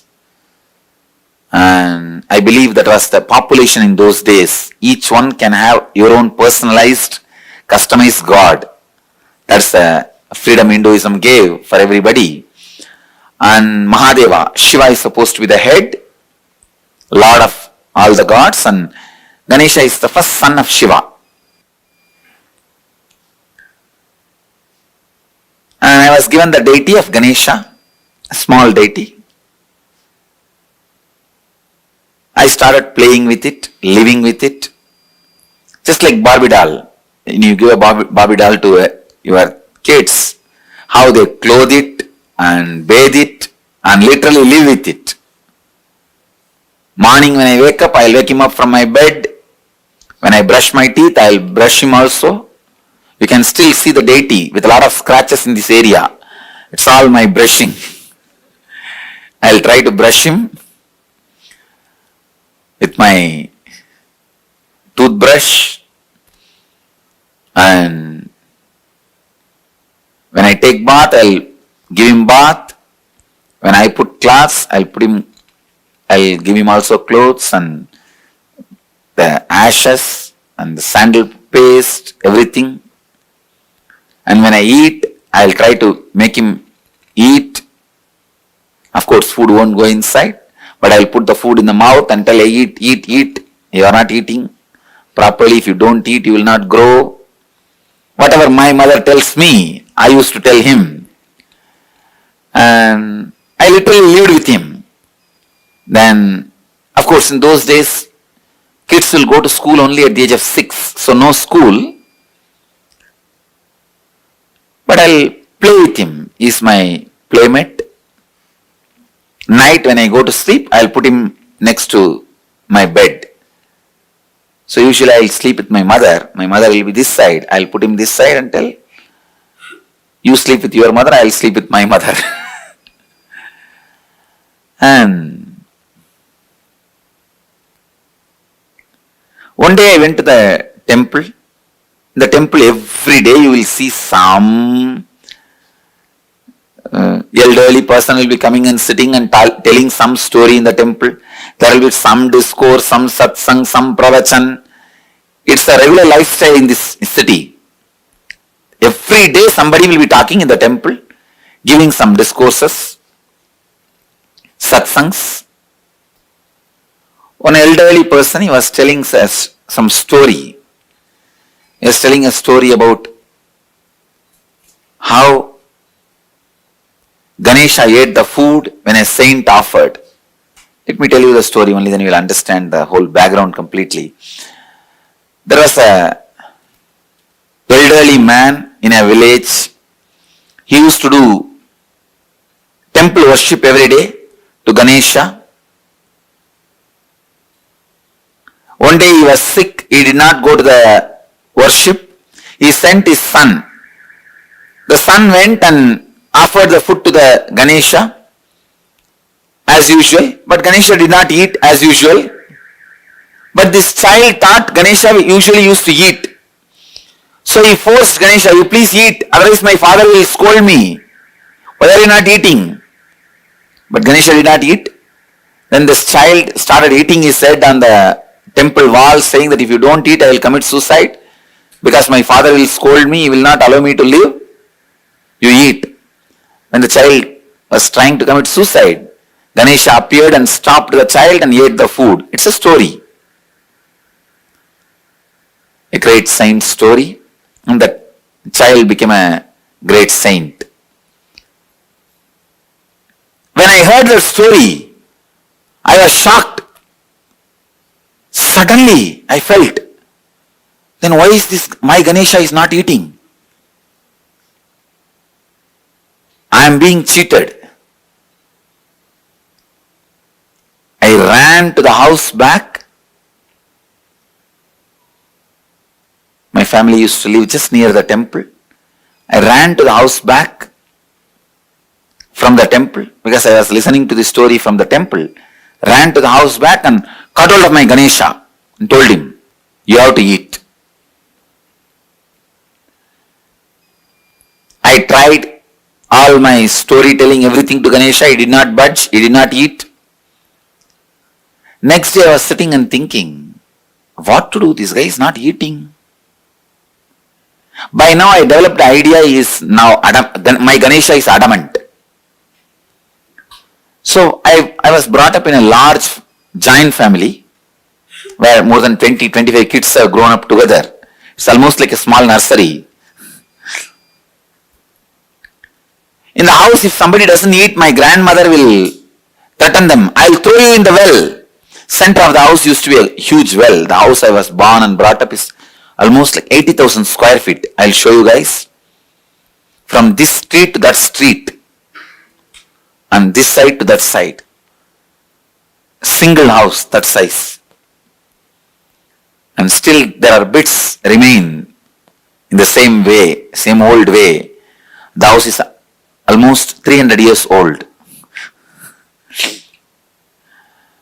Center of the house there used to be a well. The grandmother will shout, if you don't eat, I'll throw you in the well. That is the idea clicked with me. I told Ganesha, if you don't eat, I will throw you in the well. So I started threatening my Ganesha, if you don't eat, I'll put you in the well. So I took up that bucket in which they fetch the water and put the Ganesha and lowered him to the water level. From here I started shouting, hey, eat, otherwise I'll put you in the well. Suddenly I remembered, maybe now he has changed his mind, but I have not put the food inside. So I took him out, put the food and put him, then lowered the bucket to the water level. In that level, I'll move the rope and tell, hey, now eat, otherwise I will drop you in the well. Of course, he was not budging. I also did not have the courage to drop him in the well because he is too much for me. He means really a lot for me. He is my friend, everything. My companion, for play and everything. Of course, He did not budge for that also he did not eat. Then I had the thought, maybe the food he doesn't like my mother's cooking. So I went to the temple, asked the temple priest, whatever they are offering, the same food. They gave the same food. I brought to the house the same food and told him, now you eat. He did not budge.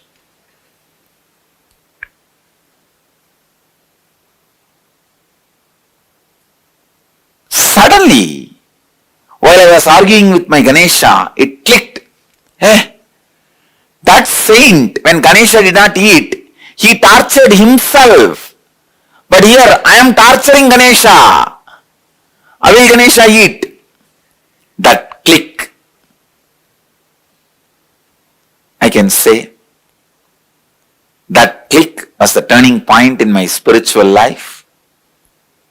I decided, I will not eat till he eats. I will not torture him anymore. So I put the food, sat. 2.5 days. As a 3-year-old child, did not eat, sleep, just I'll sit. Even in those days, very stubborn. The will was so strong. Did not eat and sat without eating.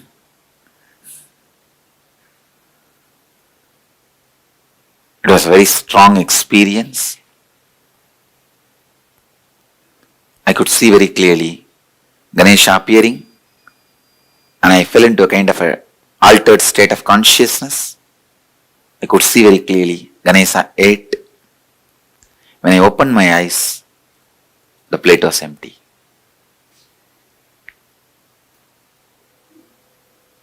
Because I know the feeling I had at that moment was so strong. The devotion I had, it is like a experience strengthening the belief.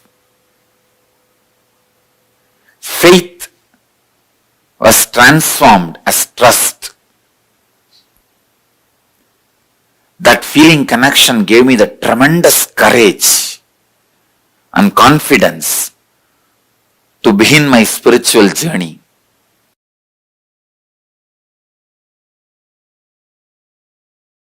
Please understand, the first truth,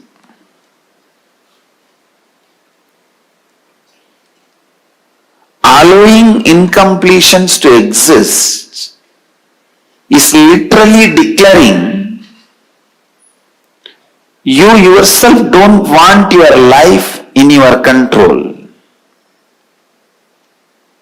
Please understand. Allowing incompletions to exist in you is you declaring that you do not want your life under your control. You say, no, let life happen, whatever. I can't take the responsibility. I can't keep it under my control. No. Listen. Please listen. The utter irresponsibility. Utter irresponsibility. The power of incompletion is such, it dilutes you so much. You literally believe you really can't contain your own life or contain yourself. See, just because you are temporarily upset, you go on taking the decisions which permanently damages you. That is the most difficult part of life. Please understand. Just because you are temporarily upset, you go on making the decisions which permanently damages you, and the incompletions are such will never let you grow. It's like Somebody was asked, what is your age? He said 22. The person who asked the question asked, what? Last 5 years you are telling the same thing. This fellow said, yes, I don't change my words. Many times, not changing your words are like not growing. Not changing your cognition means not growing. Listen. Not changing your cognition means not growing. It is so unfortunate. It is really, really unfortunate that you feel incompletions are really, really true. The problem is when the delusion happens, when the incompletion attacks you, when the panic attack happens, you really feel incompletions are true. That is the problem.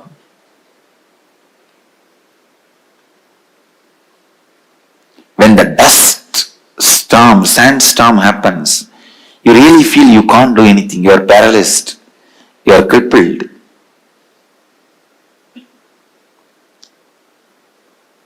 Temporarily, but you feel that is eternal. Please understand. Suffering, the quality of suffering is, even if it is temporary, it will give you the experience that is going to be there on you eternally. You won't find the end of the tunnel. You won't find the other side of the tunnel. You will feel, oh, it is going somewhere and gone.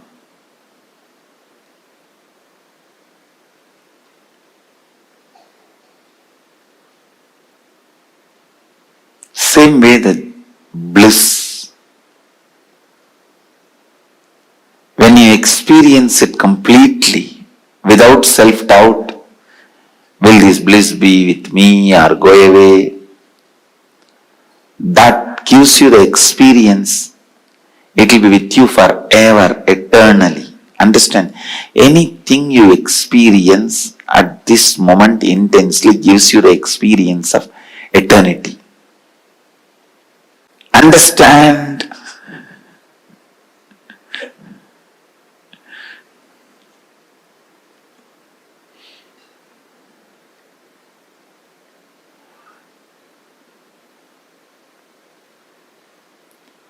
So many qualities attributed to Ganesha are qualities of completion.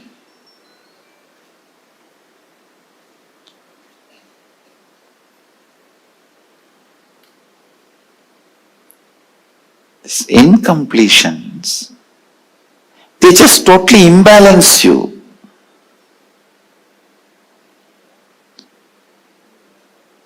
Constantly decide you will be in the space of completion. Completion means completion. No question of powerlessness. No question of powerlessness.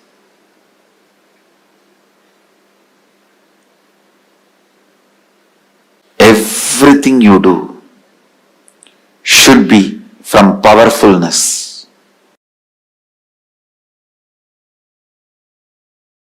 Let's first work on psychologically conquering psychological time. I'll repeat what you have to write. The strong thought currents, powerlessness, incompletions from the past, which is influencing and driving you into your future. Those powerlessness moments, why you decided to become wealthy, why you decided to become powerful. If it is out of passion, great, no problem. If there is some powerlessness, some incident, incompletion is influencing you, pen down that. Let's catch the influence of the past on your thinking system. 94th verse, 22nd technique from Shivanyana Upanishad, which is part of Shivagama. Chittat yantah kritir nasti mamantar bhavayet iti vigalpanam abhavena vigalpair uchito bhavet. I'll translate and give you the precise method. The essence of this verse is reliving is relieving. Means the past powerlessness which is influencing your thinking, relive those incidents, not remembering. Please understand, there is a big difference between remembering and reliving. For example, something happened in your life at the age of 8, 9, which is still influencing your thinking. I have seen people getting influenced by something happened when they were 3, 4 and all. They are 57. Something happened at 7 influences them. One man came to me and said, I never go to beach, Swamiji. Even if I drive through the beach roads, I shiver, sweat. I have a panic attack. I asked why. No, at the age of 7, I went for a walk with my father. I saw murder happening in a beach and we ran away from that spot. From that spot till I can't, now I am 57, I can't go to beach. 40 years, the pattern with which he is suffering. Sometimes the past influences you so much. See, carefully listen. You are now 57, something happened at the age of 7. If you remain as 57 and visualize what happened at the age of 7, that is called remembering. Reliving means forget your present identity. Just dump it, throw it. Become that person. At the age of 7, what intelligence you had, how you were, visualize and become that person. Enter into that person's physiological, psychological frame. Take few minutes and meditate on that person. Become that person. Then relive. When you relive, all the powerlessness accumulated in your nervous system during that incident, it may be emotional suppression or the identity crisis, various guilt, pain, suffering, it will all just break, collapse and leave your system. Your system will be clean. System will be cleansed. When the effect of your past is reduced on your existence, you will not reproduce it as it is or in an altered way on your future. Neither reproducing as it is nor reproducing in altered way is liberation. You may ask, then I will not do anything in the future. No, you will do a lot. But not as an altered expression of the past, but liberated expression from the past. The liberated expression means even if you make money, you will do it just to enjoy, celebrate. But if you are making money because you have been teased as a poor, because you have been challenged as a poor, because you have an identity crisis as a poor, even if you become rich, you will continue to suffer. I have seen many moneyed poor people. Understand, paradoxical word. Moneyed poor people. Poor are those who have only money. Uneducated are those who are educated only in schools.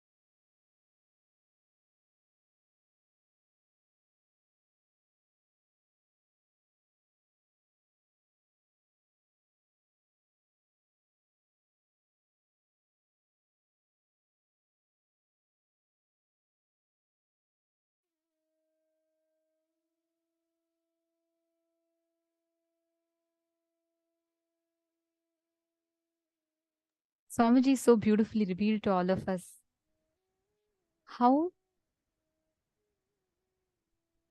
constantly our ability to come to completion, the space of Ganapati, how he resides eternally in that state of completion, that Purnatva again and again. That space is that space of Ganapati, Gajamukha Anugraha Murti. And today, every one of you that are here with us, we're all going to be blessed with the darshan of Gajamukha Anugraha Murti form of Paramashiva. And having the darshan of this form means getting all the obstacles cleared and you experiencing that space of completion. Can I request all the participants here to take a few minutes and post what did you understand as a principle of manifesting? Somji explained a very, very important truth in this. So can I request all the participants to take a minute and please share with us?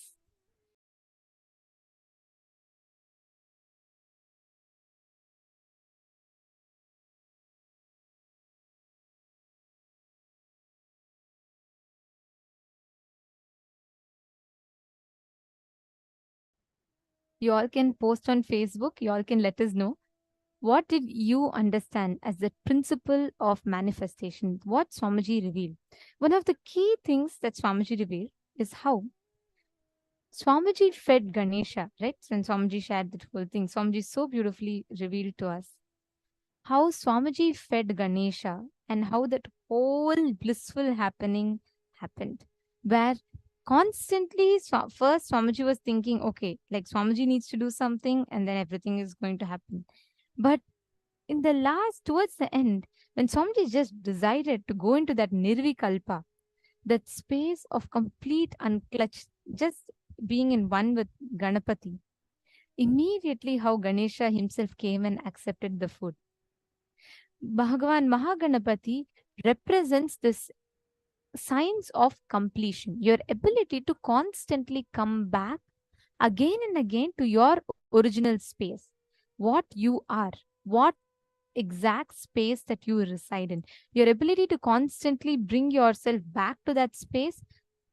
That principle, that tattva is what Mahaganapati represents. So every one of you that are sitting here with us today, this one science that we are going to learn that has been revealed through Mahaganapati, as Swamiji has gifted to the whole of humanity, this one science is powerful enough for you to make all the impossibilities into possible. All your can't do's to become can do's. All your it's difficult, it cannot be possible, it is a past wound sitting inside me. Everything can become a reality. This science is what Mahaganapati represents and embodies to all of us. I request all the participants to take a few minutes and share with us what each of you are understanding. How many of you are understanding this?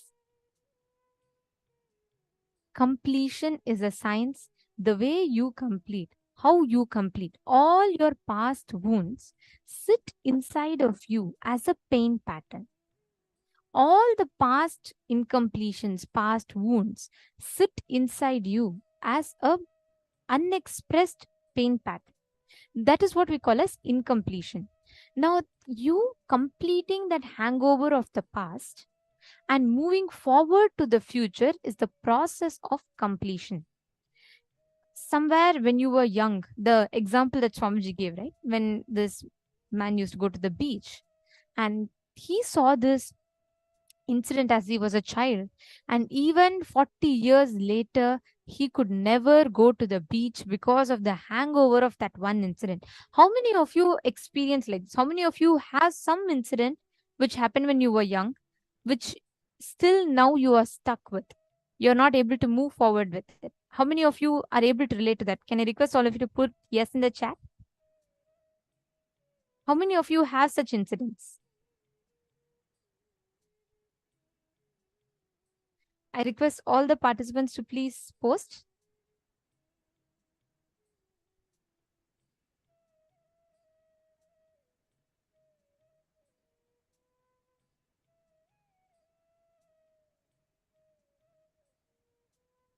Ma Melanie Mahefe is saying, yes, ma, my childhood was so very hard.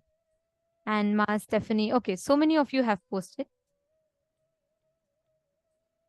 Great. See, understand, if all of us go back, if we just see our lives, right? Exact same pattern that all of us are stuck with. It's like a vicious cycle that we all form for ourselves. What happens is you create a pain pattern inside of you.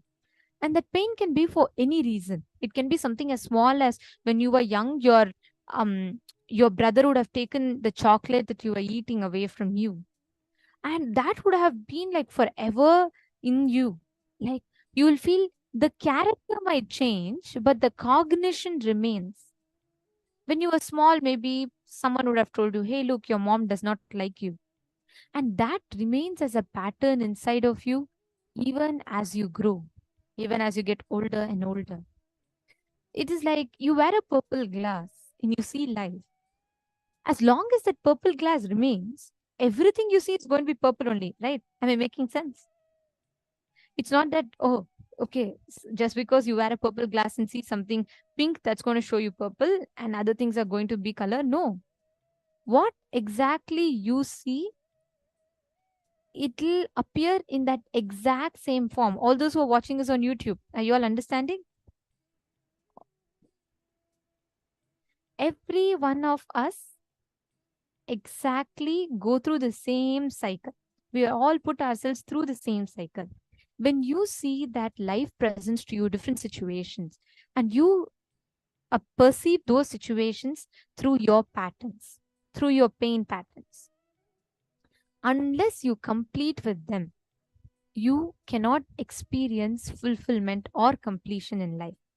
Unless you complete with those different ways that life projects situations to you, you cannot experience completion in life. This science of completion is a treasure to humanity. Swamiji is so beautifully revealed how allowing the incompletions to exist in your life is literally declaring that you don't want the control of your life. It is literally you declaring that, okay, I can't handle, let I give all the autopilot mode to my life and I am not going to be in control. If my life takes me to depression, let it go. Like we have these cars, right? These Tesla cars and all, which has the autopilot mode, something similar. But their autopilot mode could be helpful, but here it is not. Because when you give it to life, you just let life take you the course through the ups and downs. So whenever you are down and depressed, you go through like, all sorts of incompletions and that cycle. Whenever things are happy, then life changes its course. But life cannot work that way, right? Every one of you that are sitting here, we just need to understand how constantly life puts again and again puts us through this same incompletions and patterns until and unless you complete with it. The power of incompletion is such that it deludes you so much, you literally believe you really cannot contain your own life or you cannot contain yourself. Just because you are temporarily upset, you go on taking decisions which permanently makes life damaging decisions. Just because you temporarily feel down, you make permanently life damaging decisions.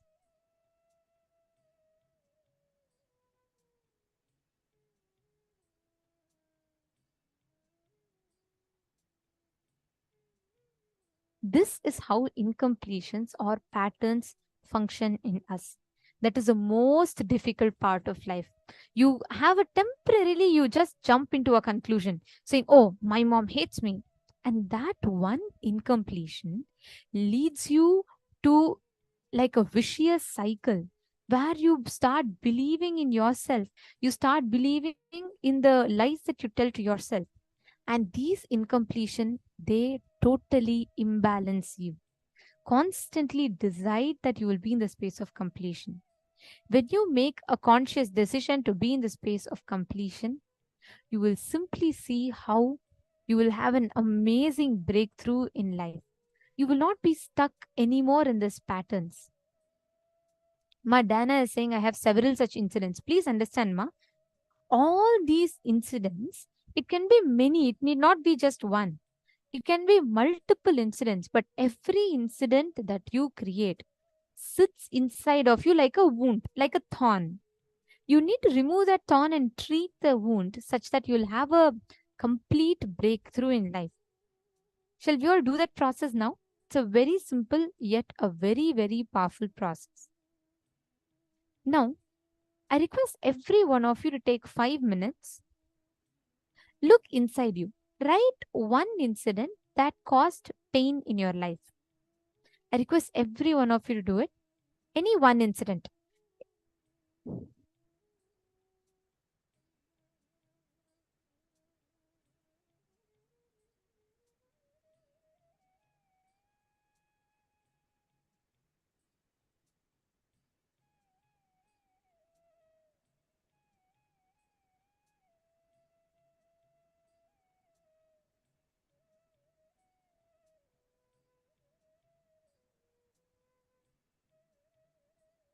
Take a few minutes. Please pen down any incompletion. It could be anything. Maybe your brother snatched away the chocolate from you, or you don't have, let's say, you don't even know some old incident, but something recent. It can be any incident. Just write down. Even just day for yesterday, you had a very bad fight with your good friend, or you had some kind of an incompletion. Whatever happened,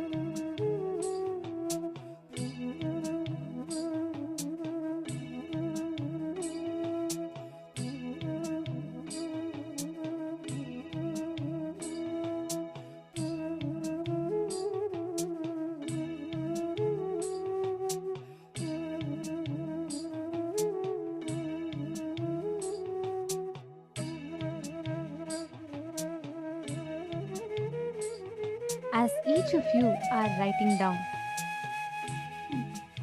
look into your lives and relive each of these incidents. It can be anything. It can be just a small incompletion that sits in you, or it can be something extremely big, extremely painful for you. Whatever the incidents could be, look into your life and relive, meaning go back to that incident, go back to that exact same space. There's a big difference between you remembering something and you reliving something. For example, something happened in your life at the age of 8 or 9 and which is still influencing your thinking.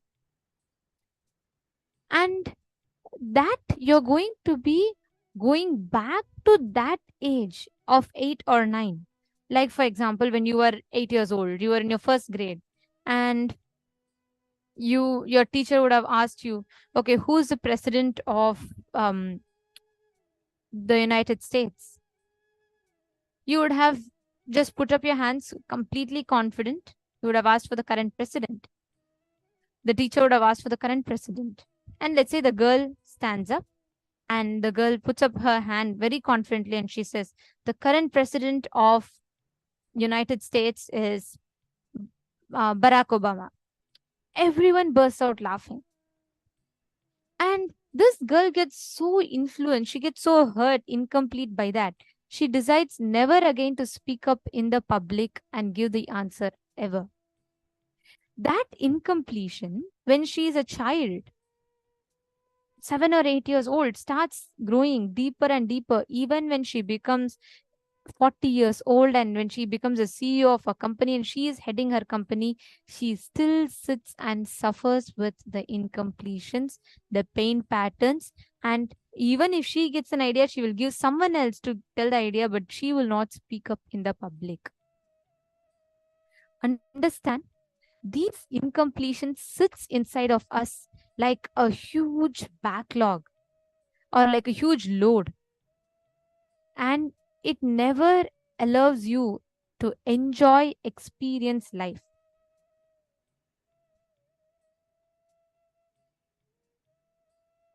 Every one of you, pen down. Go back to that earliest incident as you were. You should not have the current logic. See, with current logic, if you look back at the same incident, right? You will just see that, oh, okay, so what? It's just it's a silly incident. It's just something funny. Every kid will do that, and it's just an embarrassing incident, but it's okay. But as that moment, you will not cognize that way. You will not think it is okay. Everyone were around you were small kids and everyone were immature. No. You will just, at that moment, you will feel like the life is so unfair to you. Ma Karima Mariova, yes, you asked, it could be recently or only during childhood. It could be even recently. Typically, most of the ideas that we build in life starts from after you're 7 years old. And it builds from there on. Every one of us carry these incompletions. So sit and relive. Go back to that logic of being that 7 or 6-year-old child. And from that logic, from that space, just complete with it. Relive and relieve yourself from that incompletion. I request every one of you to do that. Go back to that incident that caused you hurt, pain, whatever it caused you, and relive that whole incident from that same logic that you were in at that point in time, and relieve yourself from that pain or suffering that you carry. I request every one of you to do it. Let's do it sincerely. Relive, go back to that same age, same space. Go back carefully. Visualize that person. Become that person. Go to that logic. That same pain, that same anger, hurt, whatever you went through, go back and relive that same incident. Take a few minutes.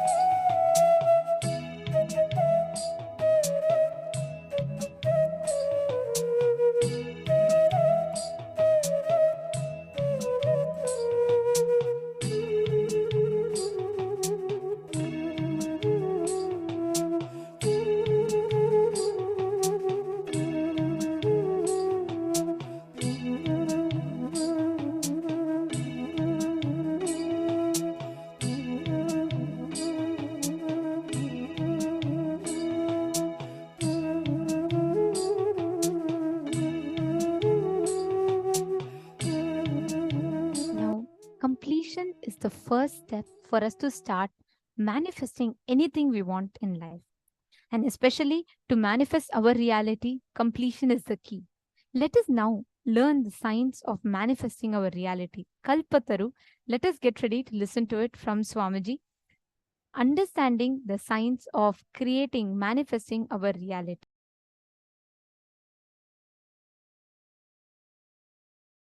Human being is a seed, possibility. You are a possibility, seed. This is the first truth with which you need to have Shaktipata. You are not finished product. You are not done. Listen, you are not done.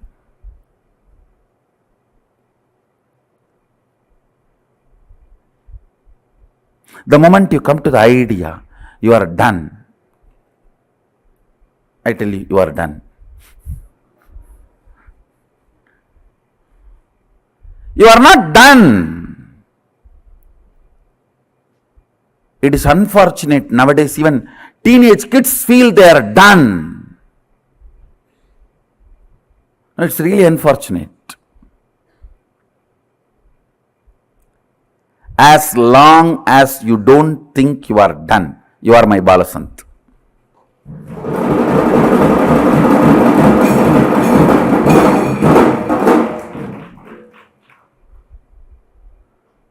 You are a seed. Understand? This is too important idea, truth. You need to imbibe. You are a great possibility.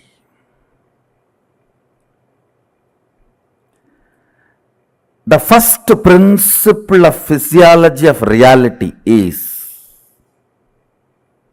whatever is perceived by you as reality is a great possibility. It is not conclusion. If you think you have a disease, your reality is poverty, it is not conclusion. Understand? It is not conclusion.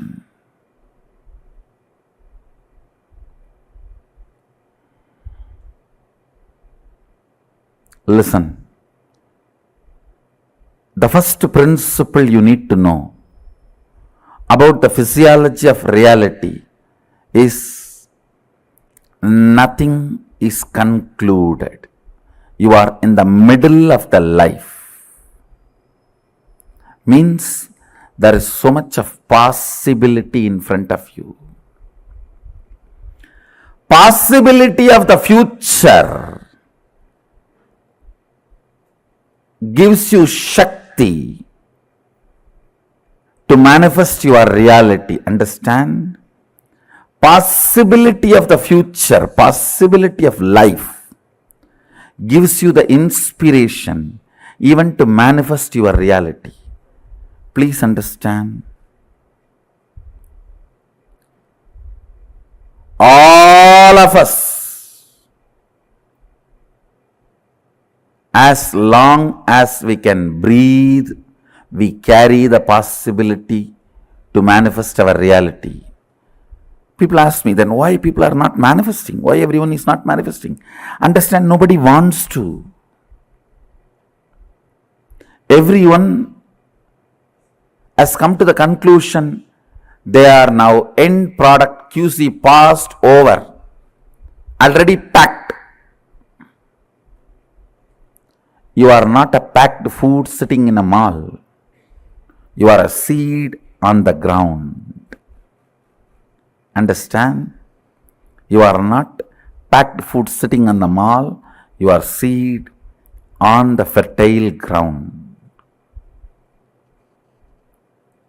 Life is a possibility.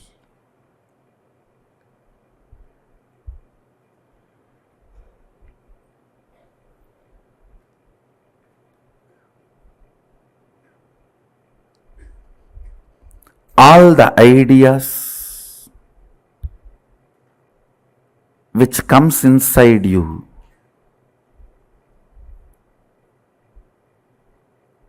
that you are done,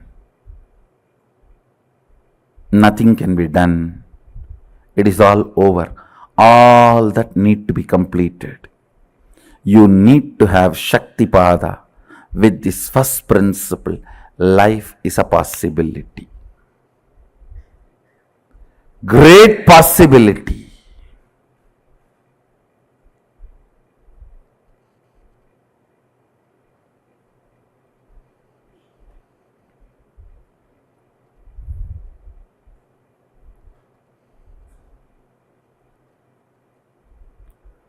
Look into yourself and see in how many places you closed the door of possibilities for you.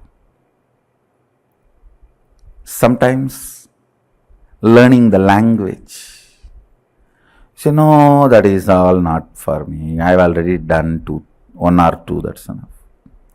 Or learning something like as simple as swimming or cooking. No, I'm too old for all that. Or things as simple as just grooming yourself to look decent and presentable. What is there? I am already married. Marriage is not a crime that you can't be presentable. You can't be decent.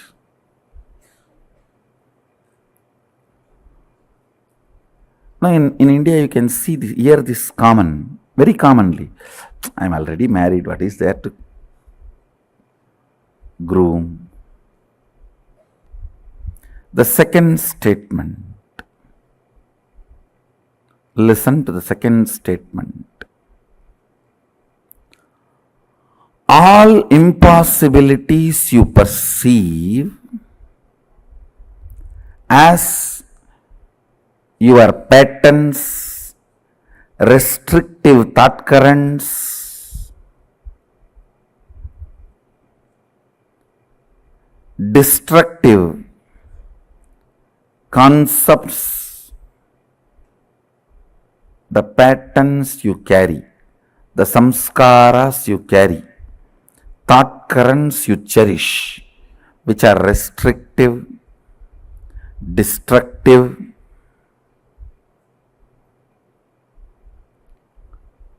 which reduces your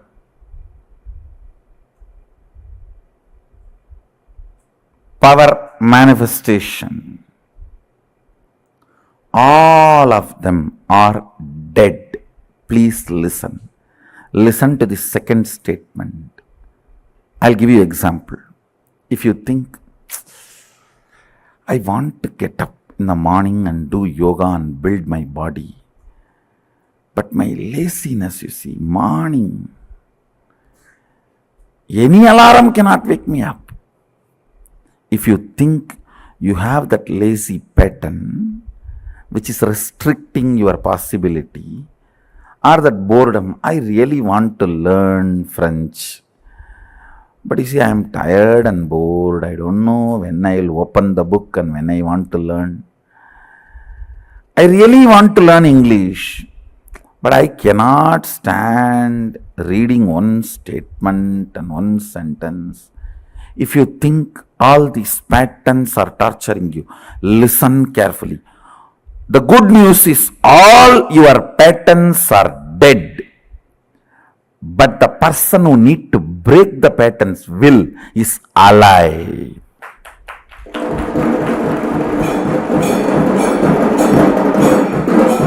Listen, your patterns are not living part of you. They do not live, means they do not exist. You are a living mechanism. They are not part of the living mechanism, which is you. Listen carefully.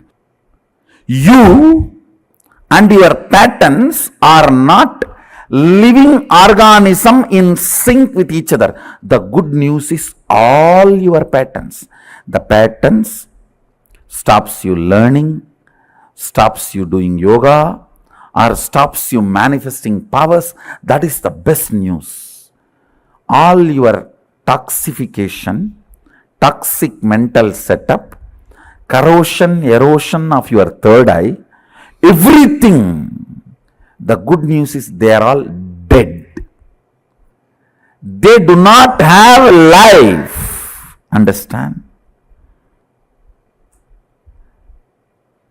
Shaktipada need to happen with the second truth.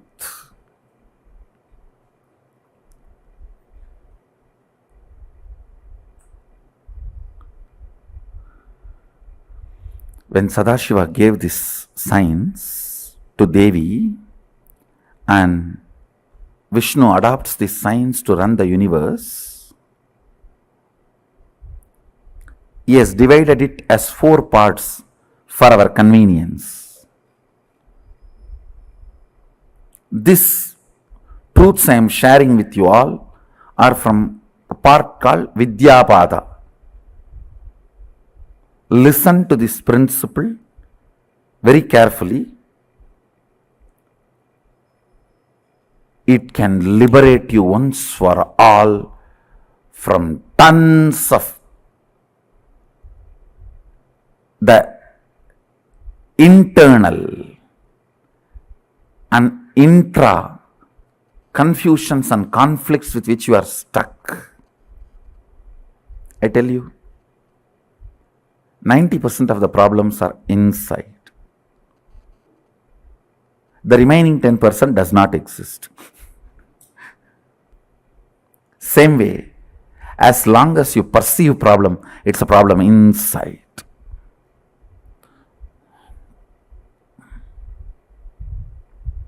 Listen to the second truth, second principle.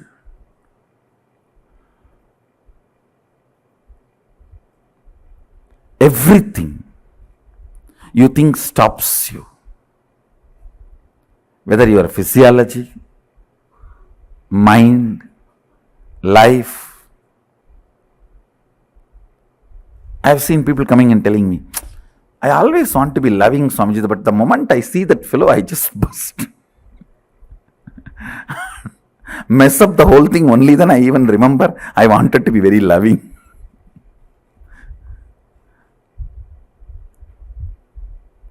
I really want to wake up and do yoga and build the body, but only after morning 10 o'clock I even understand the world exists.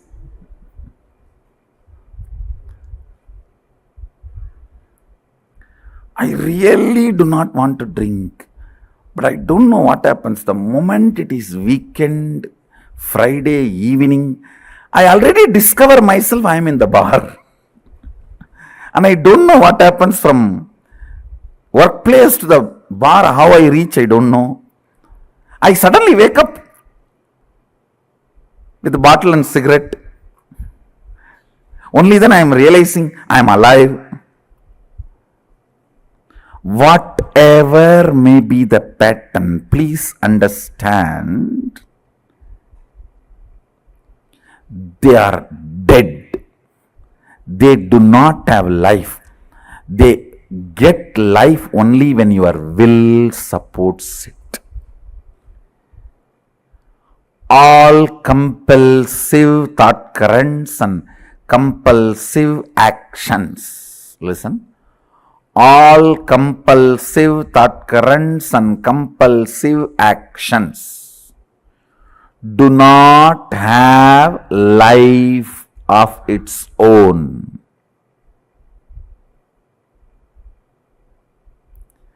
Every day you give life to it, believing the patterns have its own life. No. Patterns suck your blood and make you believe they are alive, independent of you. It's like politicians making you believe. They suck your blood, but they make you believe they are alive, independent of you. And you are dependent on them.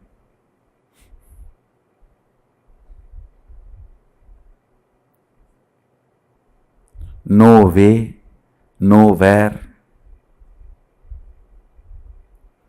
Patterns can have independent life.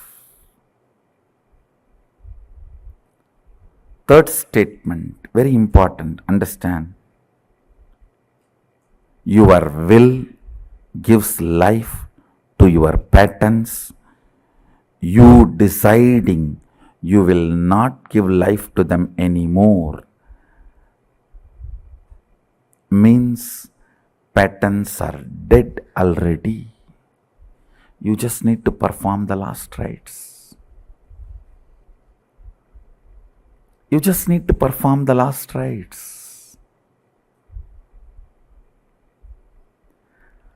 I wanted you to have Shaktipada. Means realizing these three statements. I'll repeat all the three statements. First, listen to all these three statements. Just sit up, and even if you missed in between, went away somewhere for vacation and came back, it's okay. Now listen, just these three. You are a possibility. You are a seed. You are not yet done. Finished product. You are not a finished product. You are only a seed happening, opening and happening. Second, all your patterns you think which stops you, restricts you, puts you in impossibility, stops your growth, manifesting your reality, everything, all of them are dead. They do not have independent life. Third, your will is only life energy, living organism, living mechanism, living principle in you. If your will stops giving life to your patterns, they cannot exist. They just have to leave your intestine along with your kadkapudi. Nothing else.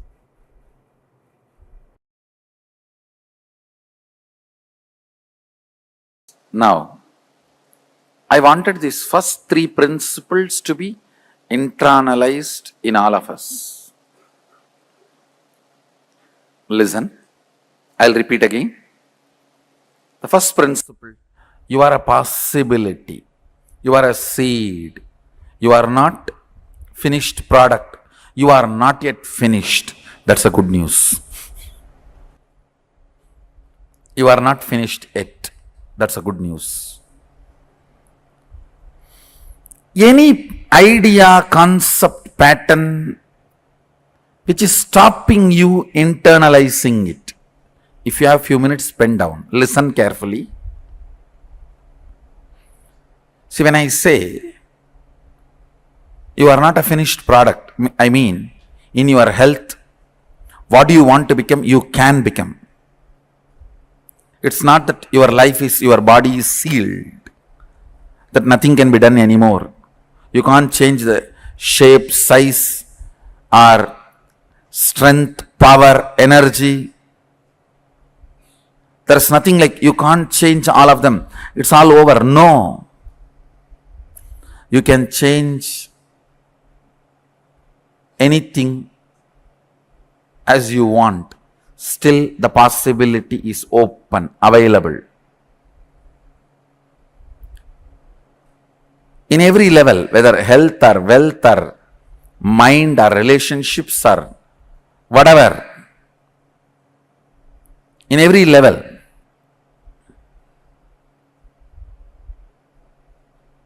how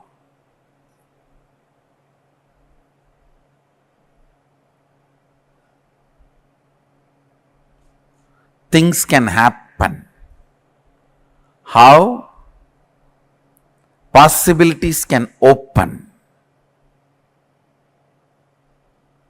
If you have any idea, pattern that it is not possible, pen them down. By bringing it to your awareness, I'll make them powerless over you. I'll remove them from your inner space, from your cognition, from your depth. Second, the impossibilities you carry. Listen carefully. The patterns which restrict you. Oh, this is not possible, that is not possible, my wife will not allow, my boss will not allow, and the society is not going to allow. So many impossibilities you carry. The patterns you carry. My own laziness will not allow, my own energy is not that capable, or my thinking is not that capable, I am not that intelligent. All the stupidity you carry.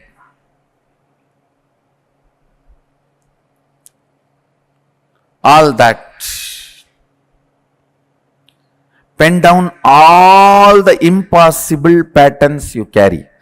Means which are dead snakes. If you are having dead snakes all over you, you are only Shava. Only if you are having living snakes, you are Shiva.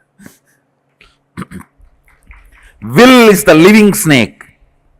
All the patterns are dead snakes.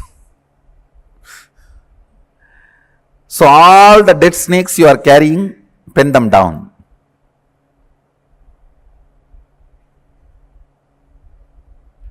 Third, only your will is alive,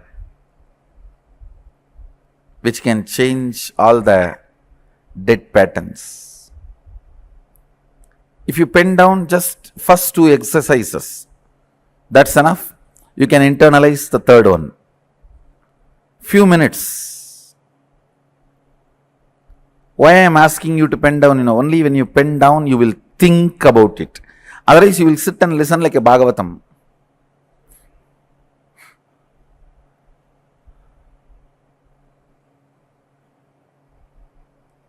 I want you to think, look into these ideas, try to internalize.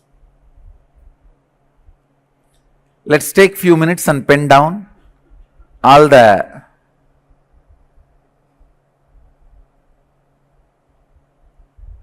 patterns. We also have around 100 and more than 100 cities participating from 60 countries, the whole program live. 115 cities.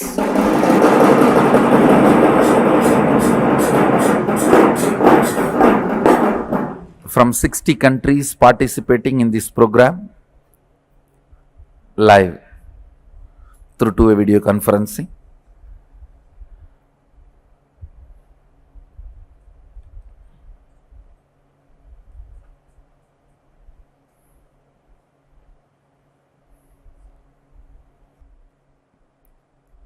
Headache, curing your stomach, healing your stomach pain are as difficult as you think. Expressing, manifesting Sadashivatva and his powers, whatever it is, whether it is a small problem or big problem, whatever plane, whatever level, whatever aspect, whatever dimension, you feel you are done, pen down that. Pen down that. Even if you are 99, almost in deathbed, I can make you manifest powers of Sadashiva. Understand? No, I am not, no, sorry, please understand, I am not doing any proud claiming or pride claiming or ego claiming. No. I am just stating the fact. It's a simple fact straight away. It's as simple as getting rid of, your problem can be as simple as getting rid of your headache, or as difficult as getting rid of the person who is giving you a headache.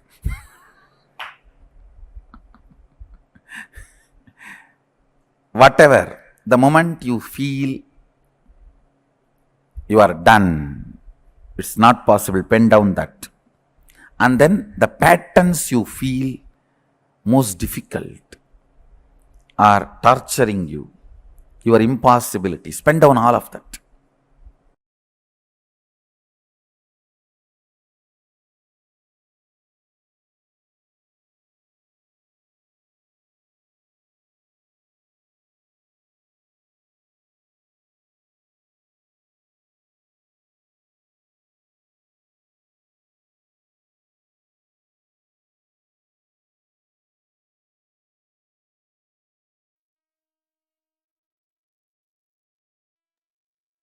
You are not a dead product.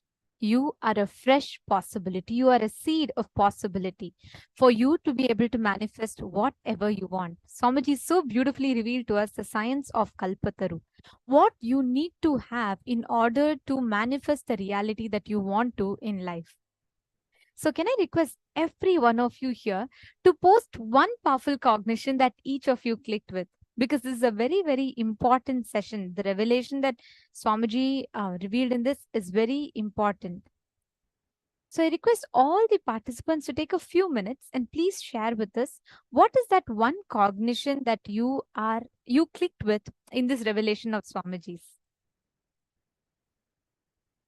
All the viewers that are watching us on YouTube and all of you that are watching us on Facebook and all the participants on the two-way video conferencing, I request every one of you to please share with us. And another gentle reminder, today the special darshan that we are having is only going to be available on the two-way video conferencing. It is exclusively available only on Zoom. So every one of you that want to join in the darshan, please don't miss. You all can post here. You all can join the two-way video conferencing.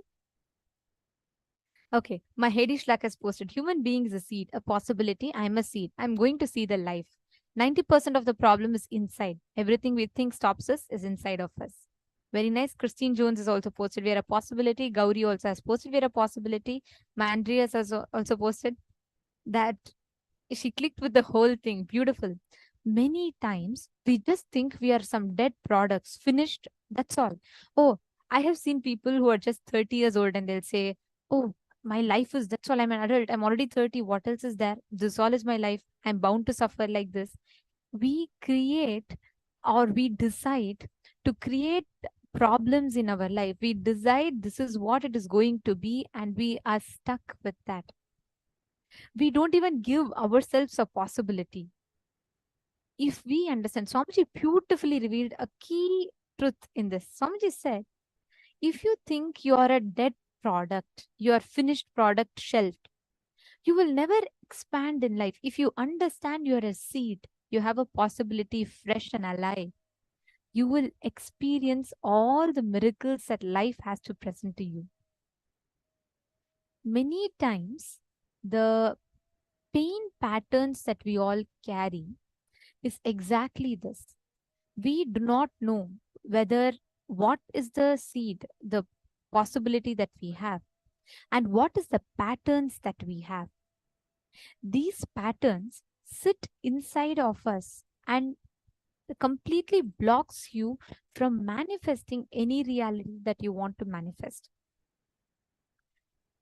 Every one of you that are sitting here, what Swamiji revealed in this is a very, very important truth, because only when we understand this one truth, we will be able to differentiate between our patterns and our possibilities, and we will be able to break free from the patterns that we are stuck with. Are we all ready for this? Shall we all do it? Swamiji gave us all an exercise to do. Shall we all do it?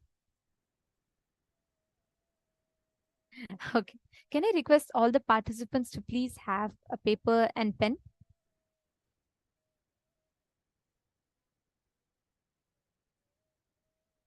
Yes. Please keep a paper and pen. And we are going to be doing the exact exercise that Swamiji guided all of us to do. The more and more actions that you take, the more and more excitement that you have is the definition of possibility. The more and more action you take, but the more and more tiredness and boredom you have is called impossibility. The idea of manifesting wealth excites you. You feel like, yes, okay, I might have taken 50 actions before and I might have failed, no problem, but again, I'm ready to do it. That is possibility. But you try once and you say, oh, I don't think investing is anymore my forte. I don't think I should be doing it anymore. Giving up on the very concept of making money is impossibility. Many of the times, we're all stuck in the ideas of impossibility. Constantly, we think we have a valid justification. Oh, you know what? I really tried, but it doesn't seem to work for me. So I don't think I can do all of this. I don't think this is cut out for me. All the patterns, all the thoughts that we create. Ma Chetana has posted all patterns, thoughts supported by our will. Exactly. Ma Chetana, whether it is your positive thoughts, the so-called powerful thoughts, or whether it's the powerless thoughts, impossibilities, for both, we have the power. It's like you have the power cord. Whether you want to plug in the fan with it, whether you want to plug in the light with it, or whether you want to plug in some exhaust fan with it, everything is your decision. The power is in your hands. But most of the times, what we do, we say, oh, something good is happening. Maybe somewhere I did something right. But if something bad happens, what happens? Poor God. We go and fight with him. We say, oh, God, why God does this to me alone? Look, my friend is more lazier than me, but she seems to enjoy a happier life.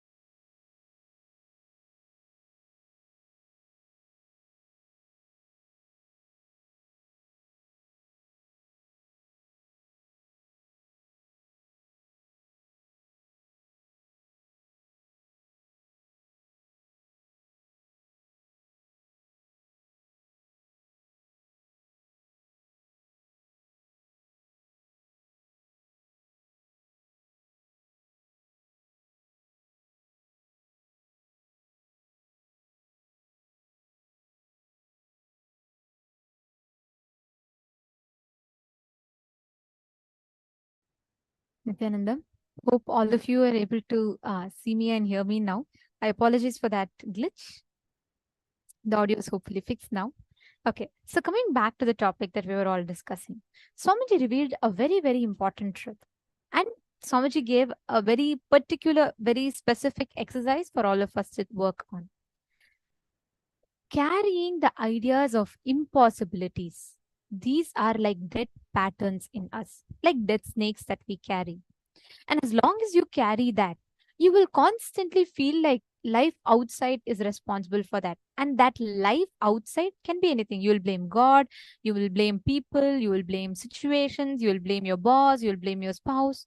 You will find all valid reasons for your failure. But like Swamiji beautifully says, all valid reasons are invalid for life. If you're all able to hear me now, please could you confirm in the chat?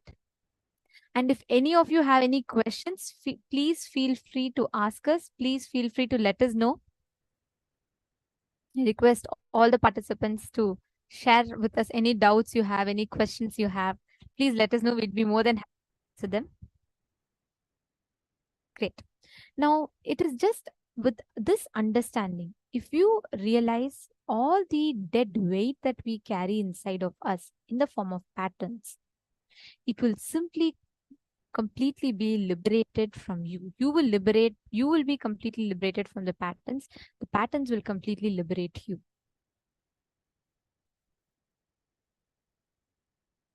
If you see Swamiji's own life, right?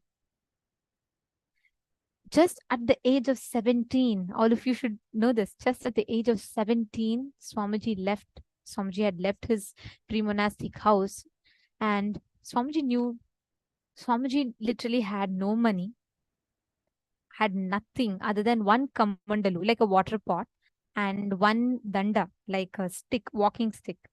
And that's all was Swamiji's possession. Swamiji started in his 9-year-long Parivrajaka Yatra through the length and breadth of India, covering 70,000 miles, many thousands of which he walked by foot. From Kanyakumari in the south to Tapovan, Himalayas in the north, from Dwaraka in the west to Calcutta in the east. Every one of us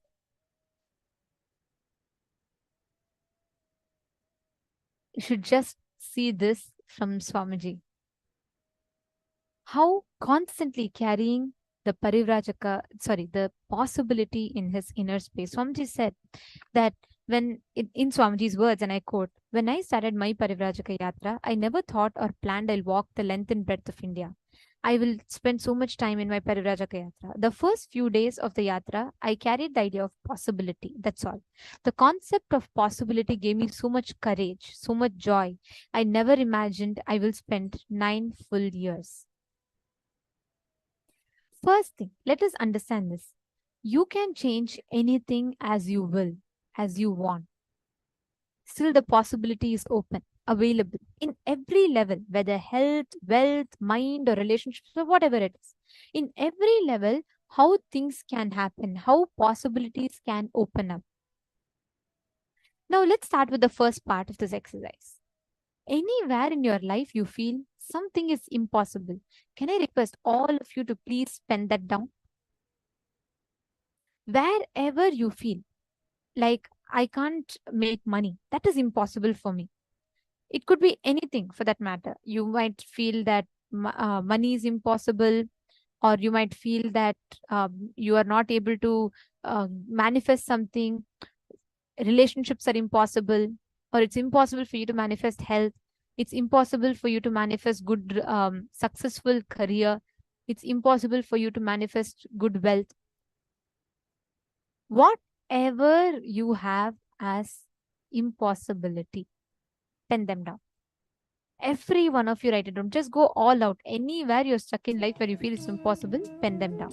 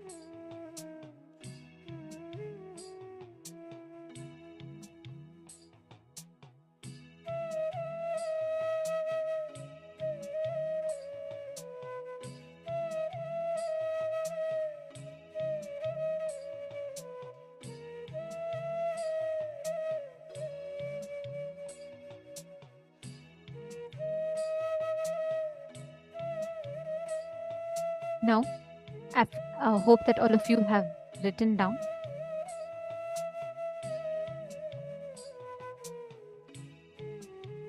In all the impossibilities that you have penned down,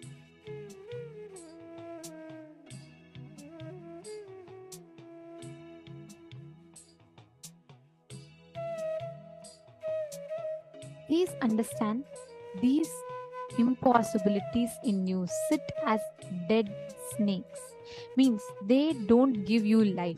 Constantly puts you back again and again into that same rut.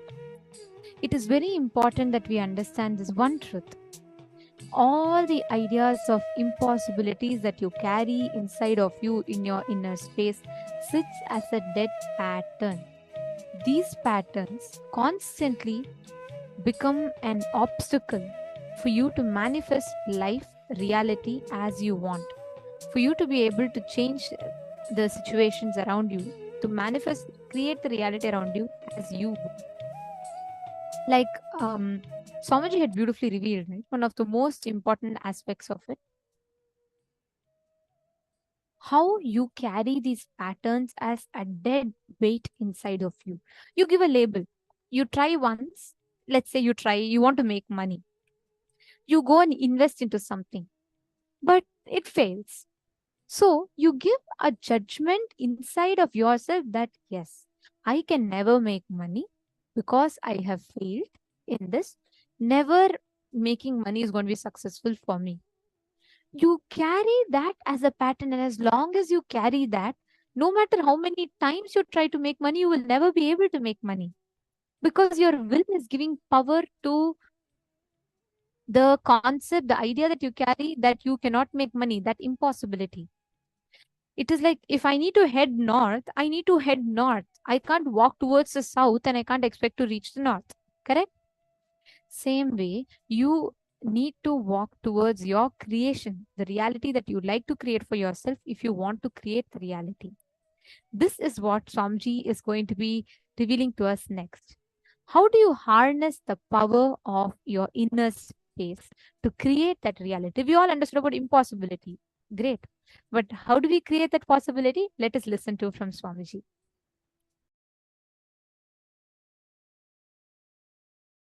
Your thoughts become words, words become actions, actions become life, life becomes reality. It is a simple science, straightforward science.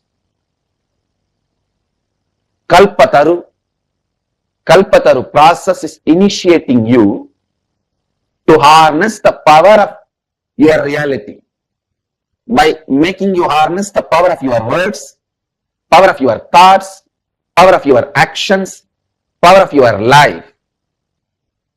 People who want to enslave you, constantly brainwash you. Life is full of difficulty and impossibility. Why do you think all over the world, in all Bollywood, Tollywood, Gollywood, Hollywood, in any wood, sandalwood, all these movies, the story of rag to riches sells high? See, this rag to riches story is such an attractive story. Everybody just celebrates that person as a hero. If he is from rag to riches, means penniless to billionaire.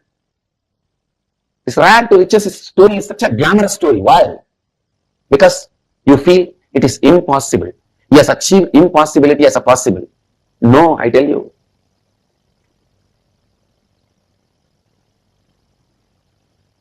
Nothing is impossible. If you are stuck with the idea of impossible, even brushing your teeth is impossible. If you are clear about possibility, simply, the whole thing is possible.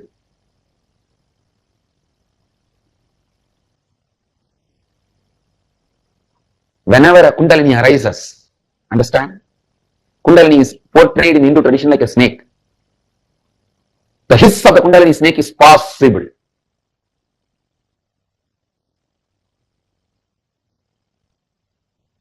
So whenever I am saying possible, my Kundalini is hissing at you.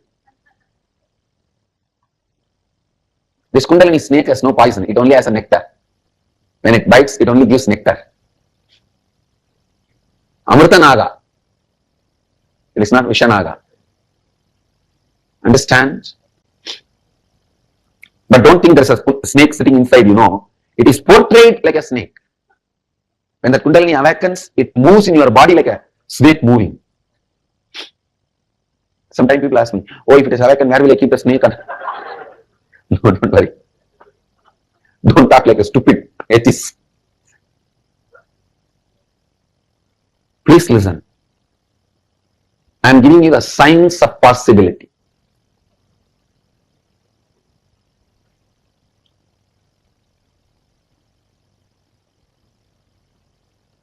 The first step, creating a space for what you want. It means, listen, during any kalpataru process, take up only one desire to cause it as reality. Don't take up two. You will mess it up. Don't become greedy. Greed is nothing but powerlessness. You are afraid. Who knows second time it will happen or not? Science of making what you want into reality. Just teaching somebody to fish may help him whole life, but immediately he will not have food. Just giving him fish, he will have immediately food, but whole life, what he will do? Both are off.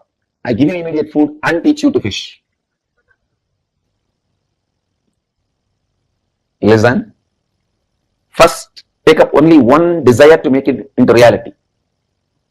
Second instruction, visualize that it has already happened. For example, if you are taking up a desire to become healthy, visualize, create a space, it has already happened, it is present. And all the doubt you have, how can it happen? How will I become healthy? All the doubts you have, all the denial you have, start completing with all that. When I say completing, when this kind of patterns, self-doubt and self-denial started in you, constantly doubting you and making you believe impossibility, when that pattern started, look into it and decide to relive and complete, drop it. Decide to hold on to this new space you created as a reality for your life. Tell yourself with integrity, authenticity, responsibility and enriching, I am aligning all my thoughts, actions, feeling and life to this reality.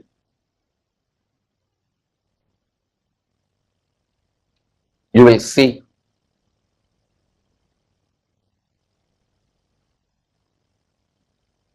simply the space you created start opening itself, radiating itself, becoming reality in your life.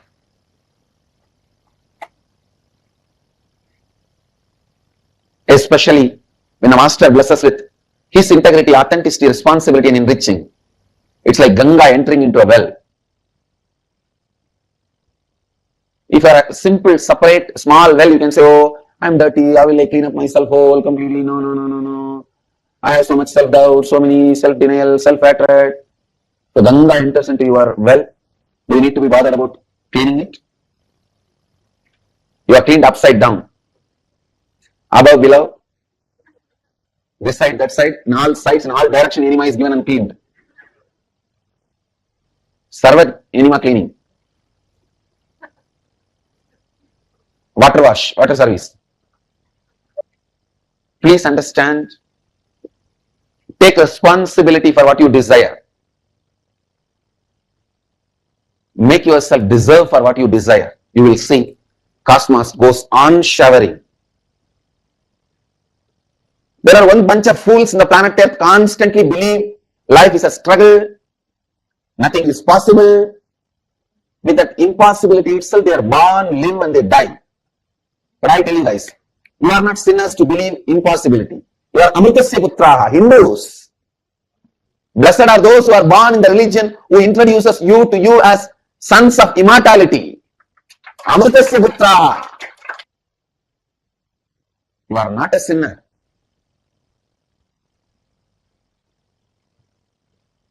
Shranvandu Vishwe Amritasya Putraha.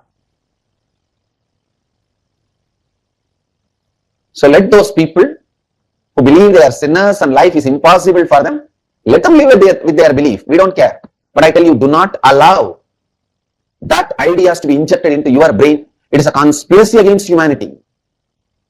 Don't be cheated. Don't be destroyed by the conspirators against humanity.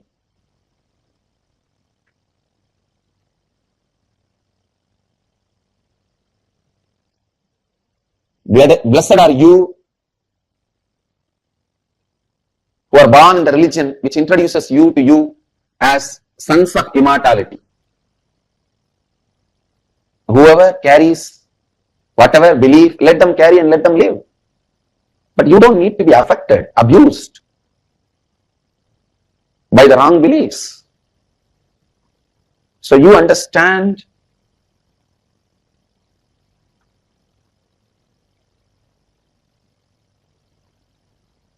you are a sons of immortality. You understand your experience of eternity. So now I lead you all into this science of Kundalini awakening and science of Kalpataru, which is the most ancient royal knowledge and royal secret.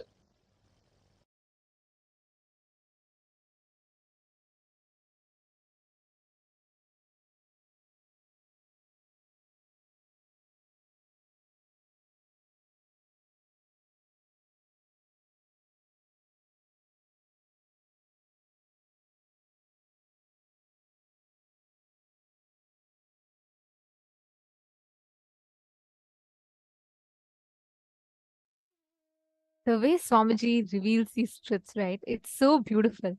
Like how Swamiji explained to all of us. The idea of something is possible or not possible is a definition that we give to it, correct? Whether you think something is really possible, whether you think something is really, really impossible, both is what you empower, the power that you give to your thoughts, your actions, and your words.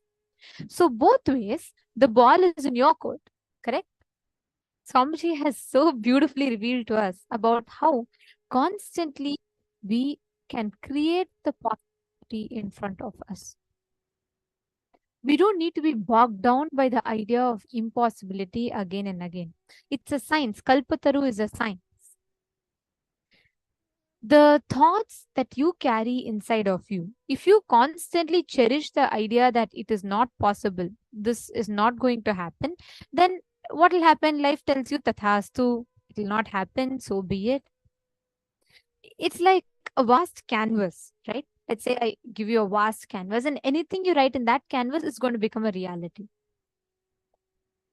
Every moment, if you keep saying, okay, this is not going to happen, I just know I'm not going to make it, this is not going to be meant for me. Understand, every time you keep uttering that, life tells tathastu, tathastu. You say life is a struggle, life will tell you tathastu, means so be it. You will tell life is unfair to me, life will say tathastu. Only when you decide and realign your inner space with the idea, like Swamiji said, possible is a kundalini that roars inside of us. Possible, possible, possible. When you constantly keep uttering that it is possible within you, you only create that as a reality in front of you. And you can use that energy to cause anything that you want in your life, to cause any reality that you want in your life.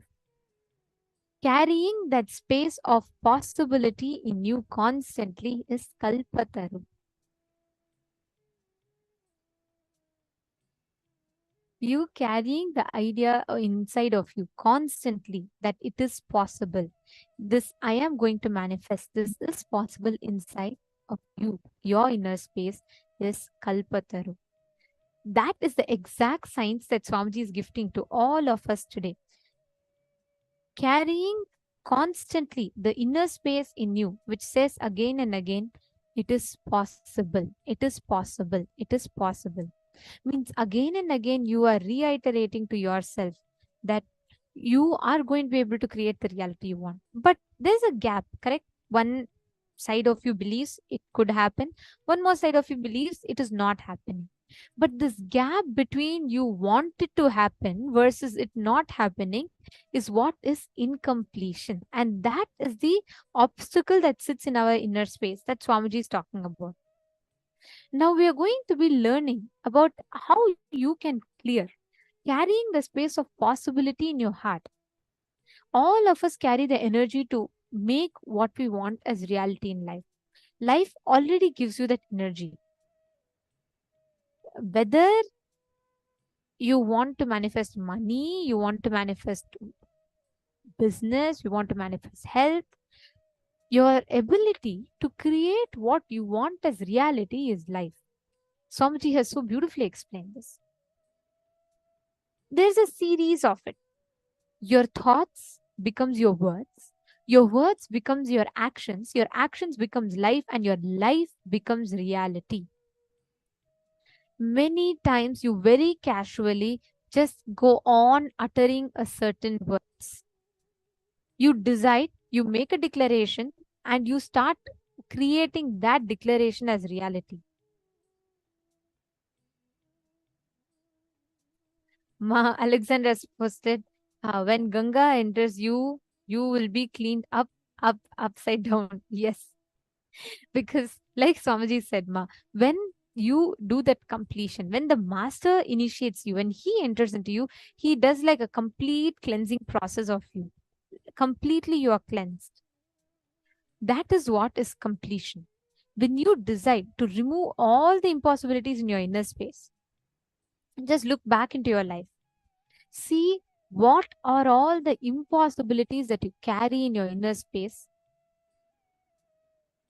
and see how this is sitting in you like a huge thing and not letting you move ahead, move forward in life. All these words that you very casually give, you decide that this is not going to be happening. I'm not going to be able to do it. That is the impossibility that you carry inside of you.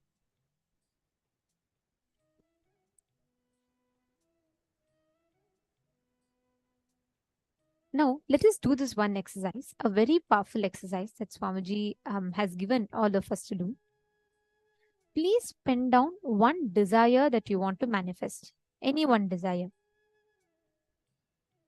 And in the second step, pen down all the doubts, impossibilities, incompletions you have around that desire. Please take a few minutes to pen down.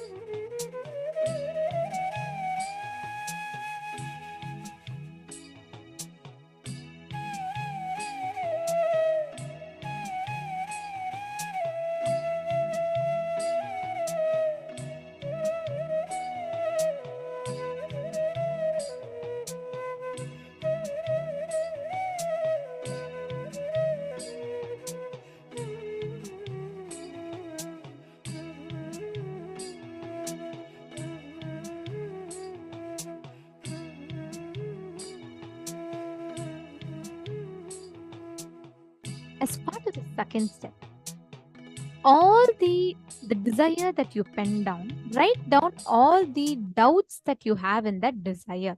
Can I request every one of you to confirm in the chat if you have finished writing step 1 and step 2? You all have finished writing down one desire and you have finished writing down all the doubts that you have on the desire. Could you all please put yes in the chat?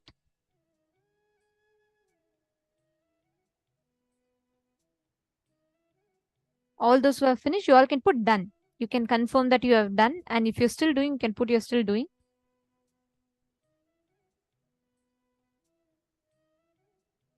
Great. Okay. Great. Looks like many of you are still doing.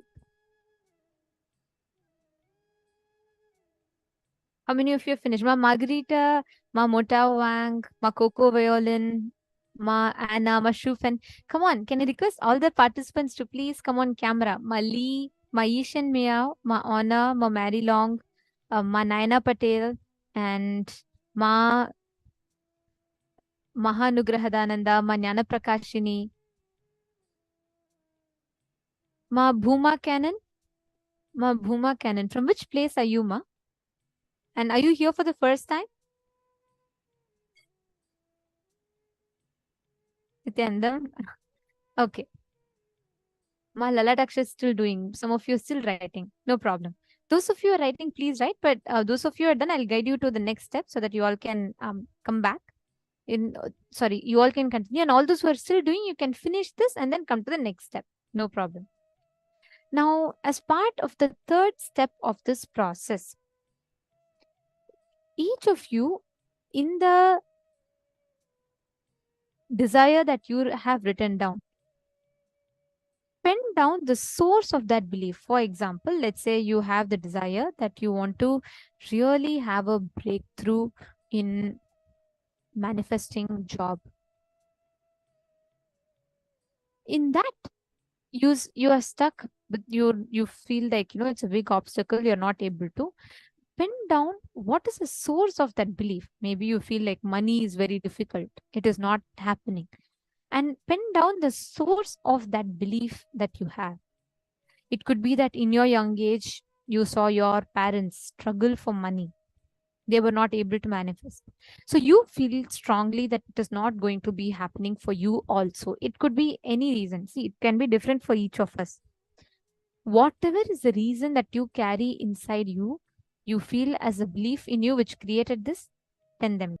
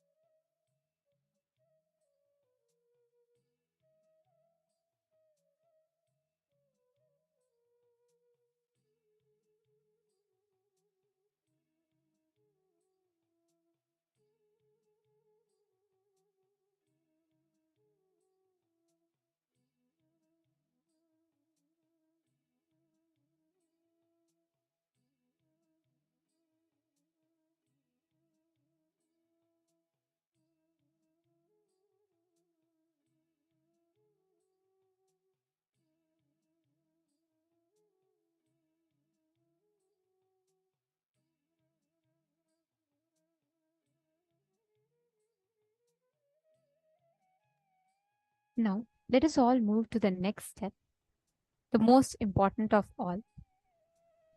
In the incidents that you have written down, please look in, identify, and complete with those beliefs, the incidents that created the belief in you. This is a very important step. Go back to that incident, whichever incident first created that belief in you. Complete with that. Relive. Complete with that. Right after you complete, in the last step, the most important step, you're going to visualize the whole reality that you wanted to experience as a reality. You're going to visualize as if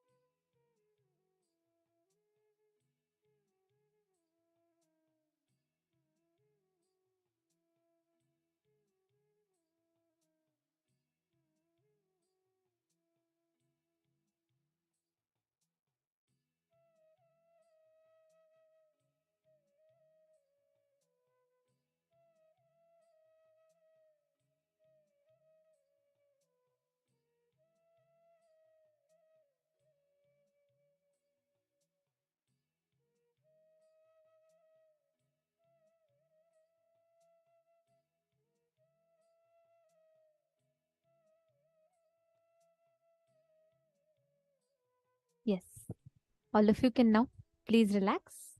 Great. Now, in the same space, let us enter, decide to manifest whatever we want as reality in life. Life, exactly the same way, is just a manifestation. Whatever you want to create as reality gets created as reality in front of you. You have the power completely in your hands. You have the key to control completely in your hands. And that is exactly what we need to do in order to manifest whatever we want in life. I request every one of you here, all the participants, with that space inside of you, consciously deciding to manifest, decide to create everything in your life in that same space, whether it is good, bad, right, wrong, anything. Just decide to create that in your inner space.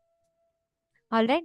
Now, I request all the participants, every one of you here, to manifest the power of rolling coconut, being able to move your coconut off of your palm from the same space. You're going to be dropping that obstacle from your inner space. If you still feel like, you are still stuck somewhere, it's not moving, just hold the coconut in your hands. Any fruits, anything you can take, keep it on your palm. You're going to consciously decide to drop that incompletion in your inner space. And you will see when you drop it in your inner space, it will move, it will fall outside. The coconut will physically fall outside. This is a technique to measure whether you have manifested it or not. I request all the participants to do this. Please hold a coconut on your palm. Please place a coconut on your palm. And whatever is the obstacle that you're facing, visualize that obstacle is a coconut. Without you touching it, just by chanting the Mahavakya, you will be able to manifest. Please chant the Mahavakya. Let us all start manifesting. Nithyananda Paramashivoham. Om Nithyananda Paramashivoham. Om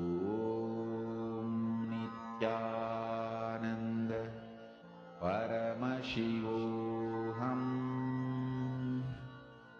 Om Nithyananda Paramashivoham. Om Nithyananda Paramashivoham. Om Nithyananda Paramashivoham. Om Nithyananda Paramashivoham. Om Nithyananda Paramashivoham. Om Nithyananda Paramashivoham. Om Nithyananda Paramashivoham. Om Nithyananda Paramashivoham. Om Nithyananda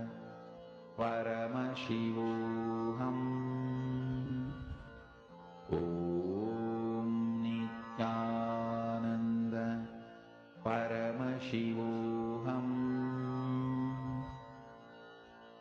Om Nithyananda Paramashivoham. Om Nithyananda Paramashivoham. Om Nithyananda Paramashivoham. Om Nithyananda Paramashivoham.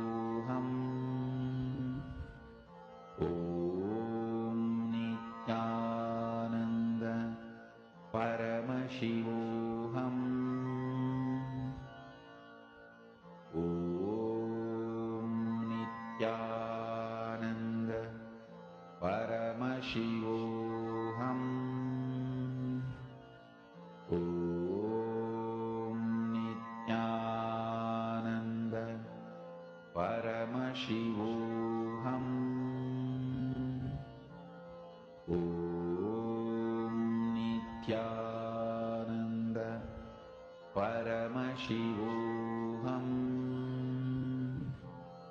Om Nithyananda Paramashivoham. Om Nithyananda Paramashivoham. Om Nithyananda Paramashivoham. Om Nithyananda Paramashivoham.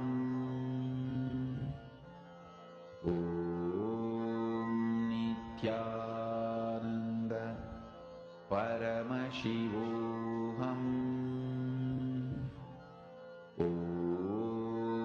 Nithyananda Paramashivoham. Om Nithyananda Paramashivoham.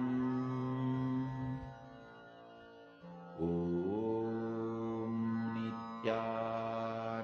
Nithyananda Paramashivoham. Om Nithyananda Paramashivoham. Om Nithyananda Paramashivoham. Om Nithyananda Paramashivoham. Om Nithyananda Paramashivoham. Om Nithyananda Paramashivoham. Om Nithyananda Paramashivoham. Om Nithyananda Paramashivoham. Om Nithyananda Paramashivoham. Om Nithyananda Paramashivoham. Om Nithyananda Paramashivoham. Om Nithyananda Paramashivoham. Now, in this same space, as all of us are getting ready to manifest, to understand the science of how we can create the reality as we want, let us all get ready to listen to a very, very beautiful revelation from Swamiji on how exactly you can use this science to create a powerful inner space in you. End of the day, it is your inner space which is what reflects on your outer space as reality. Whatever it is, whether it is good, bad, right, wrong, it's your inner space that reflects its outer space. Now, we are going to be listening to a very beautiful session from Swamiji on Shiva Deeksha, how you can empower your inner space to create whatever you want as the reality in front of you. So I request all the participants, let us listen to this. This is a very, very powerful revelation from Swamiji. Today, all of us are going to be receiving this initiation. All the participants who are watching us on YouTube, Facebook, we request all of you also to listen to this session on Shiva.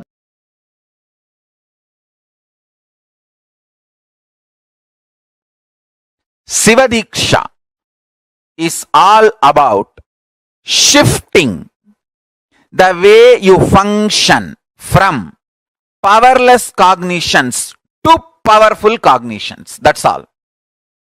Siva Diksha is the way to shift you from functioning from powerless cognition space to powerful cognition space. Listen carefully. Understand life. Listen carefully and understand life.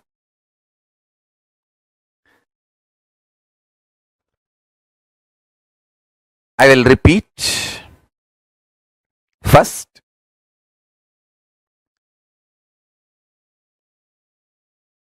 your inner space is like a software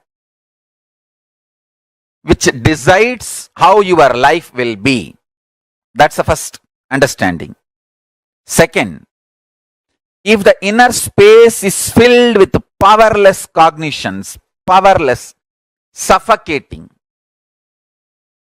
wrong ideas about yourself, about your world, about God, it can be more and more suffocating, making your life difficult.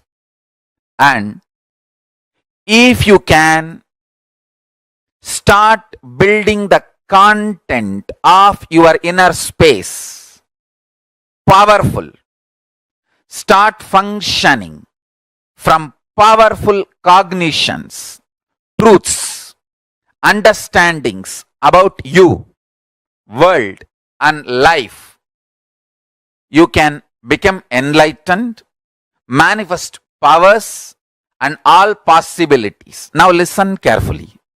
The good news I have is your inner space can be beautifully reprogrammed. It can be reprogrammed with powerful cognitions. It can be reprogrammed for enlightenment. It can be reprogrammed to manifest the state, space, powers of ultimate Paramashiva.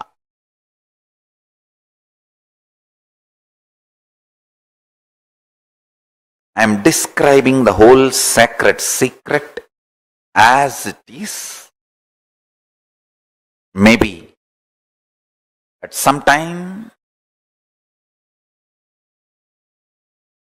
catch up with the signs I am revealing.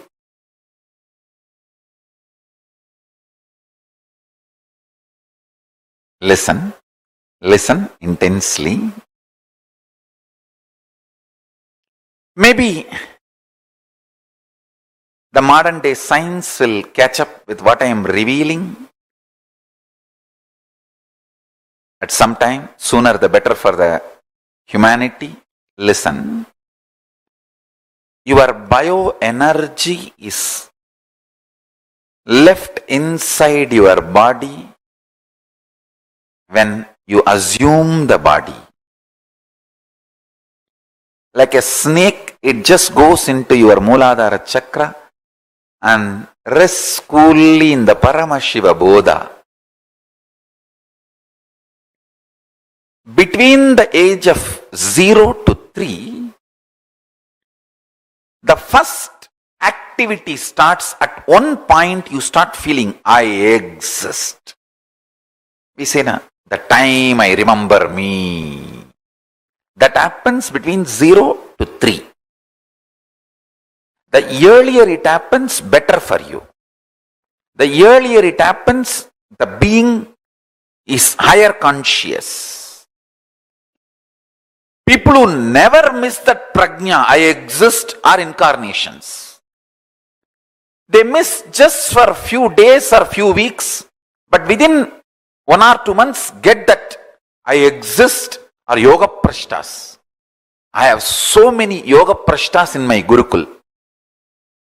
These kids, they wake up to the reality, I exist.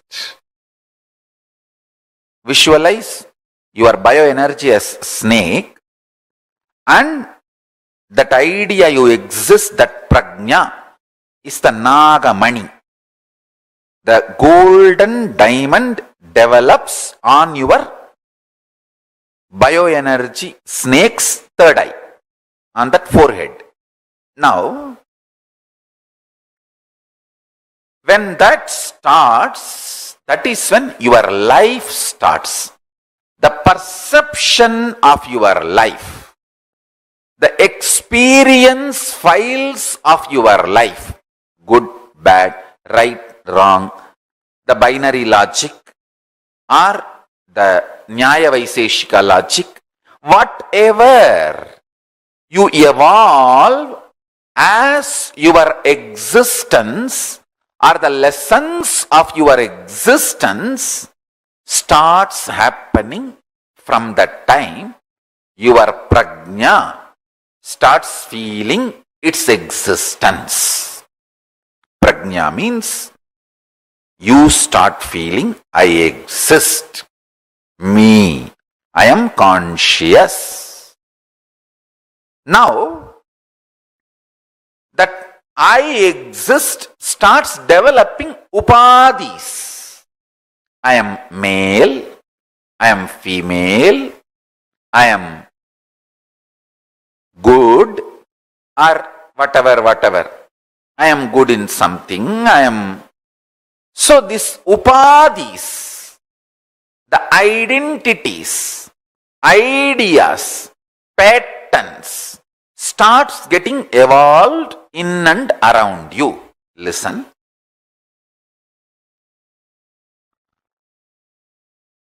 When you get the prajna matured, that happens by the age of 7.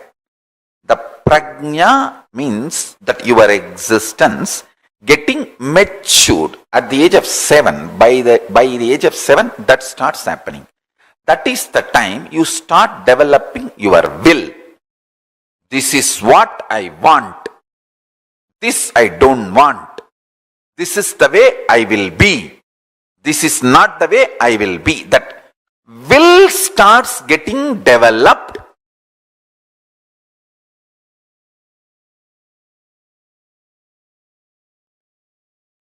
So many times people ask me, Swamiji, why all over the world the elite, intelligentsia, the intellectual community is turning towards Hinduism? Because Hinduism is built on intelligence.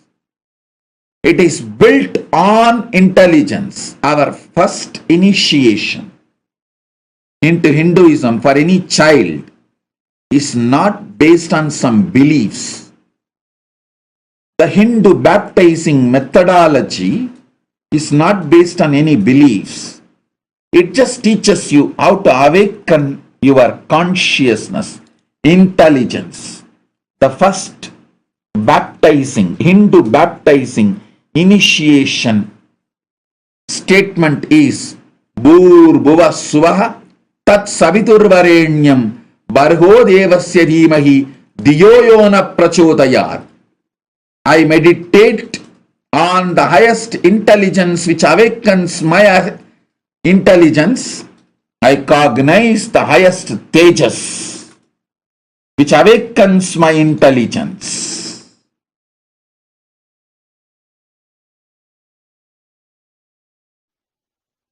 Now, through the initiation I am going to give you all, I awaken the Paramashiva in you, make you all manifest the ultimate life, Paramashiva. As Paramashiva has blessed me,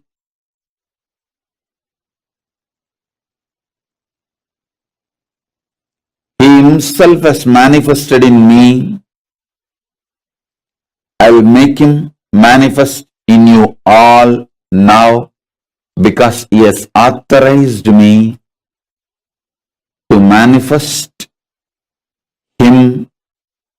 all of you listen intensely. I'll give you some of the most guarded secrets of the spiritual world. In the spiritual world, there may be some gurus who experienced ultimate within them, but they will not know how to teach. There are some, even if they know to teach, they do not know how to transmit the experience. There are some who would have had experience but not the traditional initiation. There are some who would have had experience and initiation but may not know how to transmit. There are some who would have had initiation and experience and even know how to transmit, but they may not have received initiation, the right to transmit.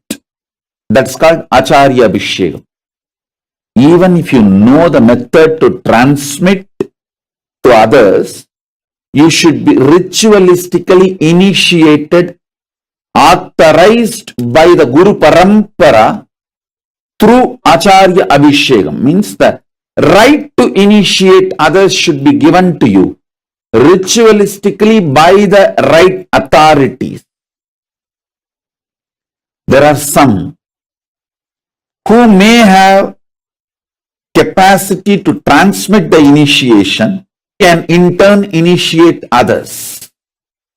In every level, he gave me everything just by making one right decision, making this body happen in Tiruvannamalai.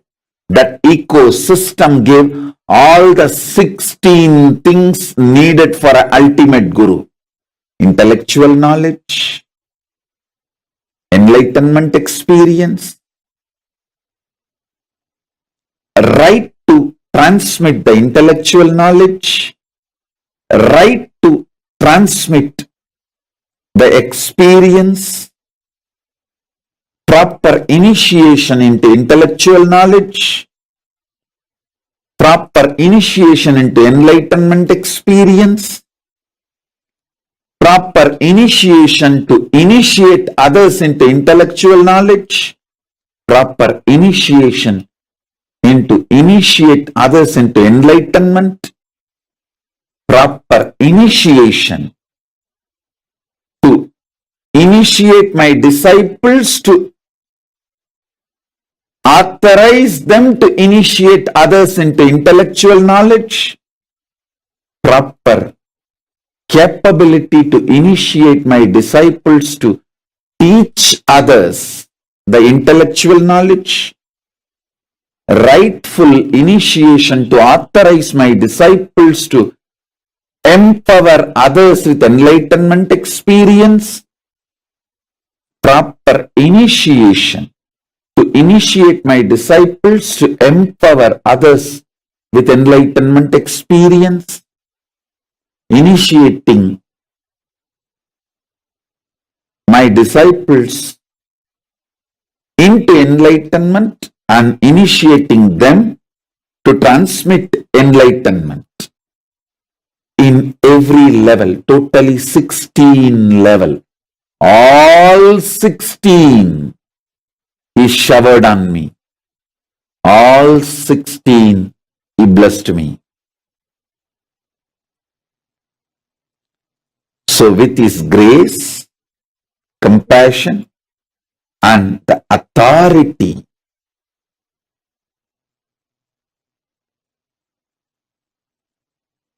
with his grace, with Paramashiva's grace and Paramashiva's compassion and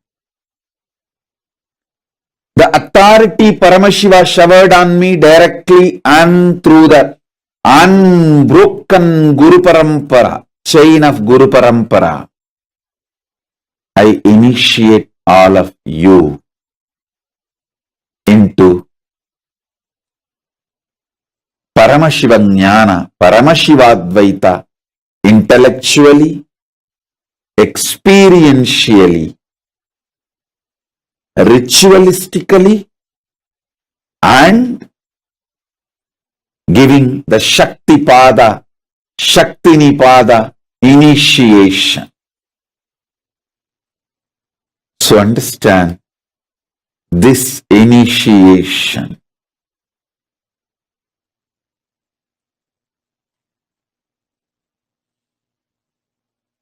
connects you with Paramashiva directly through a proper, unbroken, avichinna, unbroken, authentic Guru Parampara.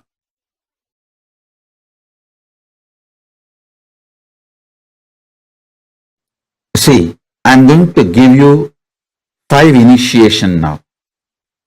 Imbibe that completely and type it as a message in your chat so that I know you got it completely. First, listen. All the 14 worlds are interconnected and in you. First, all 14 worlds are interconnected and in you. You are not just in Bhuloka now. You are in all 14 worlds right now. First, it's an initiation. Listen. Someone who has not heard this truth is poor, spiritually poor.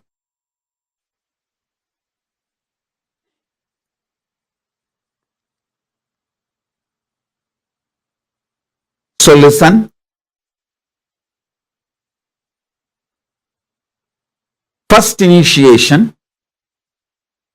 All 14 worlds are interconnected in you right now. First. Second, if you want to be a leader, head, top in this world, you will naturally want the same in the higher world also. If you want the ultimate Parama in this world, you will want that same Parama in higher world also, in every world. This is second initiation. Listen. This is second initiation. Third,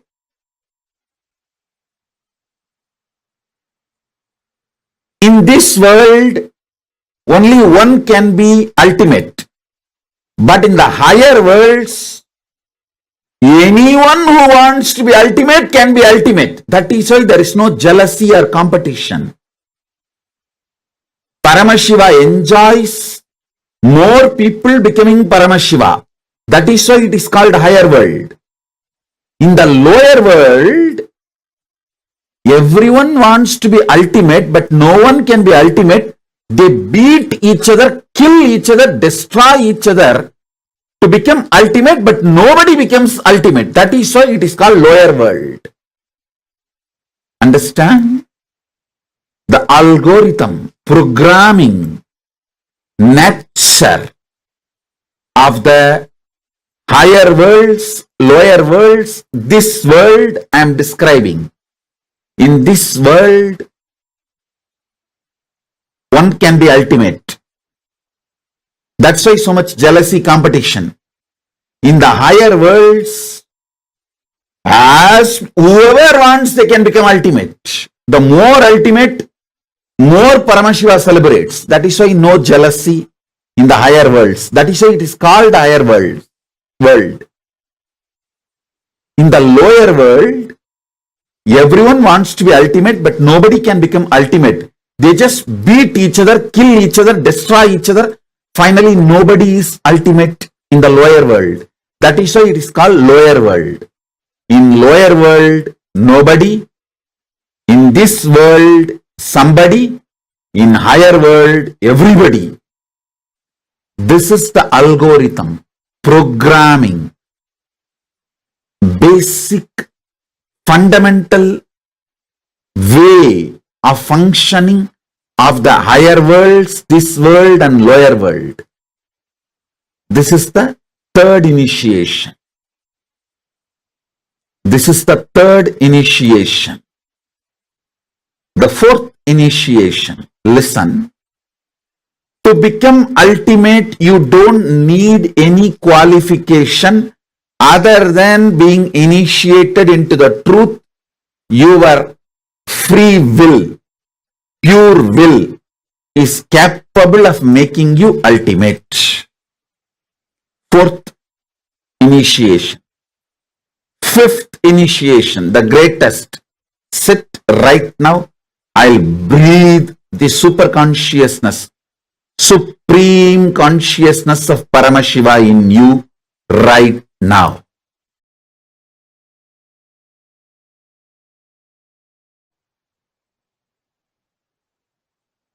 Listen. Normally, when you get a password, mantra, you need to repeat it, master it through your practice. But if you receive the same mantra from an incarnation, he has already mastered it. I have already mastered the mantra.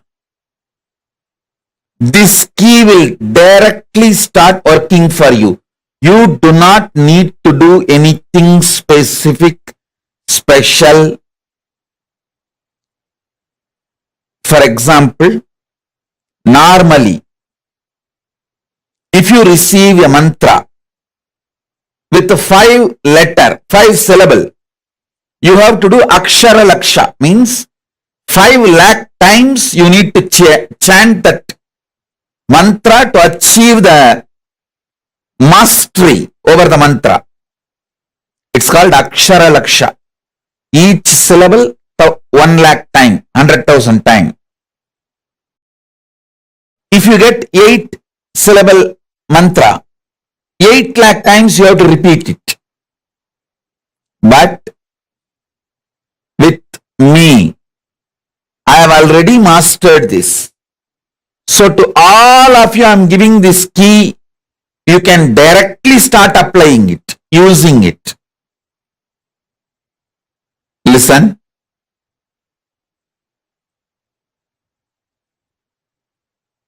I am going to give you 4 mantras. Gayatri mantra. Then Shiva deeksha, Shiva mantra. Gayatri mantra will open Brahmaloka for you.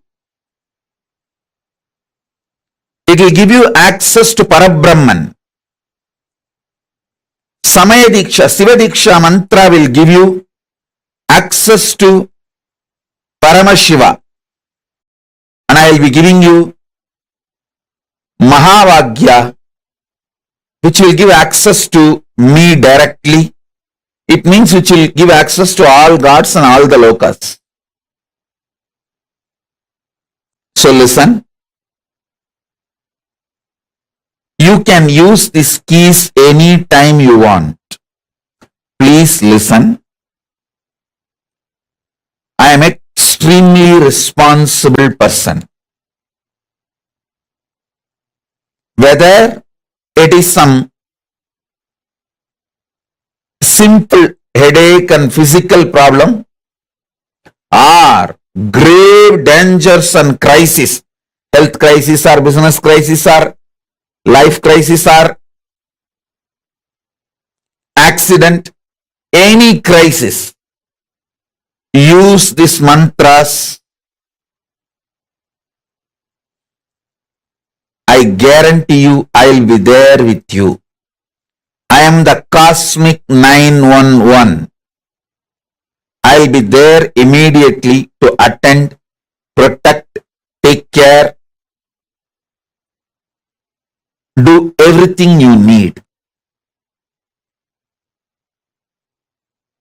Do not worry. I'll shower you with me. I'll fill you with me.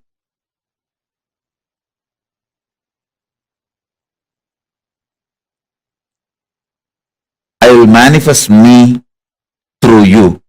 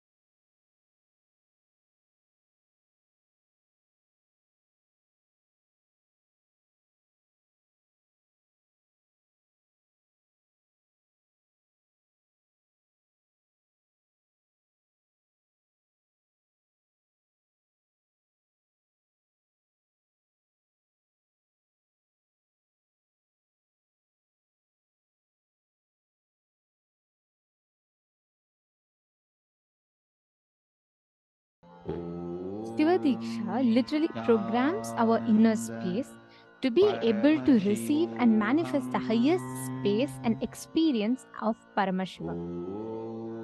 Shiva Diksha is where we reprogram our inner space for us to be able to manifest that highest power or that highest state experience as Paramashiva. See, right now it is like this. One part of us goes like, yes, I am Paramashiva. I do have that possibility. There's another part of us which says, no, no. First, you show that you're Paramashiva, then I will trust you. And you tell, it's like this, like you tell life that, hey, you know what? I am Paramashiva. I know I am Paramashiva, but you manifest something for me so that I start believing I'm Paramashiva. Life tells, no, no, no. You first start believing you're Paramashiva, then I'll manifest something for you. This like a tug of war goes on between you and your mind. This juggle that goes on. So there's one part of you which goes on like, hey, I'm Paramashiva, I need to get this, I need to get this. There's another part of you which constantly fights with you, saying, you know what, first you prove that you're Paramashiva, then I'll give you. One part of you says, first you give, then I'll prove I'm Paramashiva. That will be the confidence for me that I'm Paramashiva. Every one of us sitting here have this tug of war in life. There's one part of us constantly fighting with life. There's another part of us that's constantly saying, hey, you know what? Let life tell me. Then I'll believe. Then life tells, first you believe, then I'll tell you. This tug of war happening in us is between us, our incompletions, and our higher possibility in life. Here is where in between, Swami will give a very beautiful example. This is where in between it is like using the veto power, and it says the guru comes in between and he says, listen, whether you have experienced your Paramashiva or not, because I am Paramashiva, I declare you are Paramashiva, I give my inner space to you. That initiation is what is Shiva Diksha. Precisely this initiation is what is Shiva Diksha. Is there any one of you here who have not received Shiva Diksha before? Ma Chetana Suragan, have you received Shiva Diksha ma before? Ma Ankur Rasdan and any one of you have not received Shiva Diksha?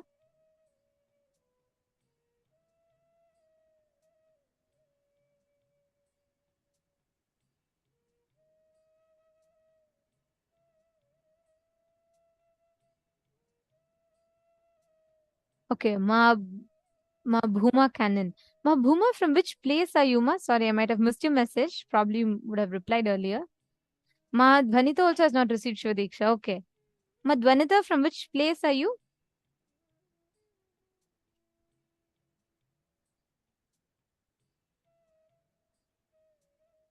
Ohio, very nice. Mabuma, wonderful. Okay, this initiation where you are giving that veto power to Swamiji, where Swamiji says, hey, what you don't need to wait for life to first start giving you things for you to experience your Paramashiva. And Swamiji tells life, you don't need to wait for him to first experience his Paramashiva for you to give things. I am intervening and I'm giving my experience here. Let me give my own inner space to you. And Swamiji replaces our inner space with his inner space. And he says, now come on, use this and go and manifest from life. And using that, it is like that initial investment. Have like many times when the son wants to invest, right? The father will say, okay, all right, you don't need to go struggle around with others. I trust you. I put my trust on you. So I'll give you some money. Come on, use this to invest and start your business. Put this as a capital and start your business, and rest will happen. That is exactly what Swamiji does with us through the Shiva Diksha. He gives us that initiation. Ma Chetana also has not received before. Okay. Ma Sarika Chuni also has not received. Ankur Rasdan has not received. Oh, okay. No problem. Okay. Many of you, looks like there are quite a bit of you. Okay. Can I request all the participants to please come on camera? Nithyanandam, dear participants of Paramashivoham. Okay. Now, for all of you who are going to be receiving Shiva Diksha now for the first time, let us understand what this initiation is. Now, Swamiji explained to us about the prince, what this initiation represents. This initiation is actually elaborately described in our Puranas, in our Hindu scriptures, as to what are the do's and don'ts and what you should do, what you need to know about Shiva Diksha, how you should be receiving Shiva Diksha, who can give you Shiva Diksha, and how does Shiva Diksha operate into us? Like, how exactly does that apply to our lives? What are the benefits of it? And how is it described? Why should you take it? How should you take it? Everything is described in our scriptures. There's a particular scripture called Soma Shambhu Paddhati, which is what all of us follow. This Soma Shambhu Paddhati describes elaborately as to what Shiva Diksha is. Shiva Diksha has 7 levels. The last level being Acharya Abhishekam, the Nirvana Diksha and Acharya Abhishekam. The first level is Samaya Diksha. So Shiva Diksha itself has 7 levels. And first is Samaya Diksha, second is Visesha Diksha. Today we are going to be receiving that first level Diksha in Shiva Diksha called the Samaya Diksha. So I'll now be taking all of us through a very quick understanding on how we can take this Diksha, what it means.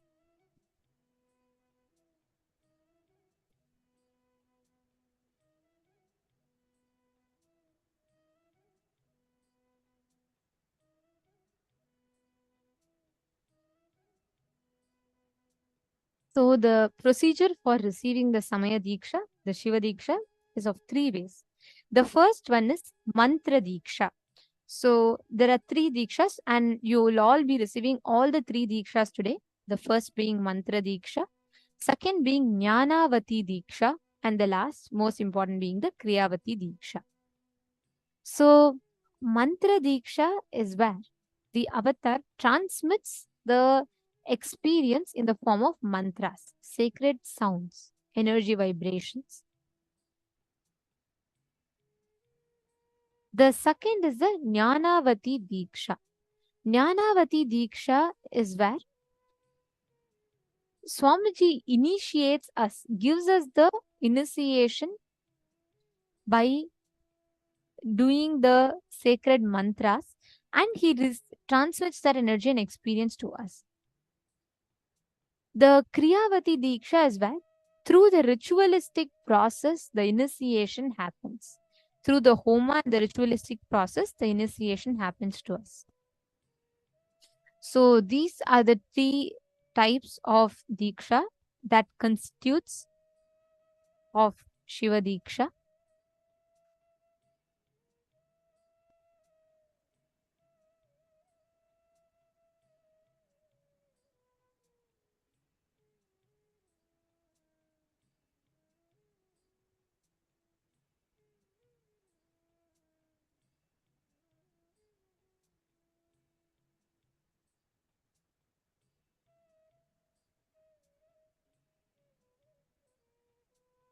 And this is a very important session, so I request all of you to please provide your complete listening. And first thing, this 3 deekshas, the first part being mantra deeksha, where Swamiji will be chanting mantras. All of you will be receiving something called the Shiva Moola mantra. This mantra actually only an enlightened master, guru, can give to the disciple. And the disciple should not be sharing it with others. Only a guru who has that experience of enlightenment in him, he can transmit this experience to others. So today you all will be receiving the mantra deeksha. The second part, the initiation, happens in like 2 different parts. One is where Kriyavati, means through the rituals, Homa happens and the priest do the proper Homa, mandala is drawn, and you go and drop the flower in the mandala, you receive the name. That whole process is called as the Kriyavati Diksha. There's another part to it called the Jnanavati Diksha. This Jnanavati Diksha is where only an enlightened master or an incarnation transmits his inner space into us through the Diksha. That is the Jnanavati Diksha. So the procedure for receiving this Diksha, the Soma Shambhu Paddhati has a separate section called Samaya Diksha Vidhi. And as we all know, Swamiji ensures every single thing that we receive is always 100%, if not more, in alignment to the Shastras, what exactly our scriptures tell. So here, the Somashambhu Paddhati 12th and 13th shlokas tells very clearly how exactly the ritual should happen. The verse goes as Dvividheyam dvirupavni pratyekamupajadyate eka kriyavati tatra kundamandala purvika manovyaparamatrena yasa jnanavati mata itham labdhadikarena dikshacharyena sadhyate. So here it is very clearly describing about Jnanavati Diksha, Kriyavati Diksha and the Mantra Diksha. So the Pramana describes Diksha, which is classified as Sadhikara and Niradhikara, is of 2 types, which is Kriyavati and Jnanavati Diksha. Kriyavati Diksha is done with Homakunda, Mandala for the ritual. Jnanavati Diksha is that wherein the process that needs to be done is done through the Guru's inner space, the enlightened master, the Guru's inner space, through his power of enlightenment, Jnana. This way, Diksha is done by the Guru who has got the power and authority to initiate. Swamiji, just at his young age of 7, was initiated into this, and Swamiji received the initiation into Shiva Diksha when Swamiji was very, very young, just about 11 years old, from the Swamiji's Guru, the 230th Guru Mahasannidhanam of Tondai Mandala Adinam in Kanchipuram, Srila Sri Jnana Prakasha Deshika Paramacharya Swamigal.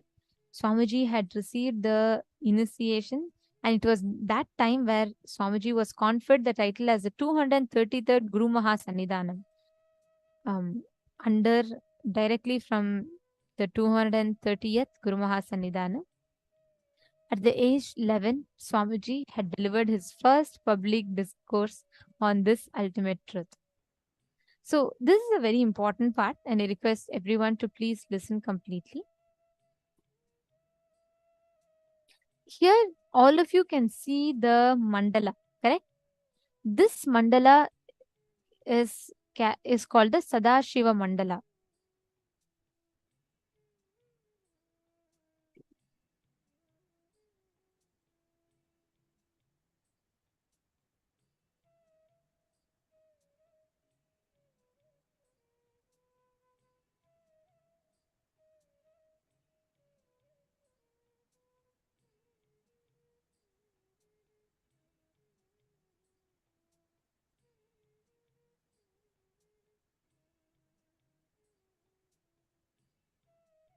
All the Shiva Diksha participants who are attending for the first time, each of you will be doing the Sadashiva Mandala, but here you all need not worry.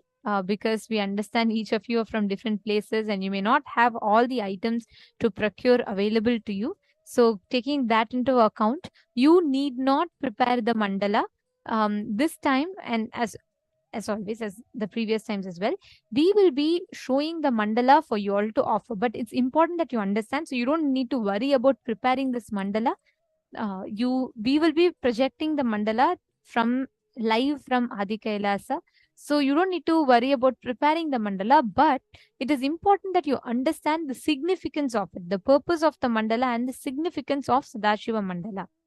During Shiva Diksha, one of the most important part is you will be dropping a flower on this mandala, and whichever place your flower falls at, that represents your energy.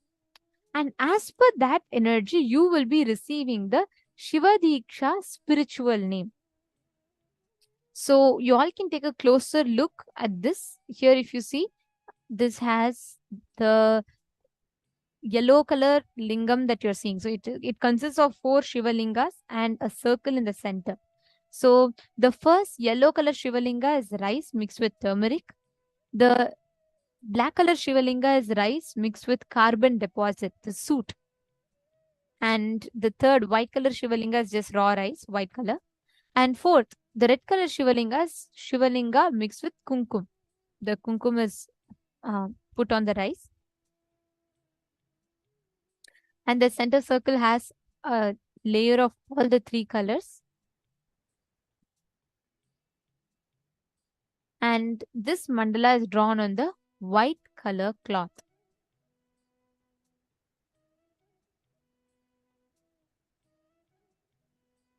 So here, hope all of you getting a better look at visual of it.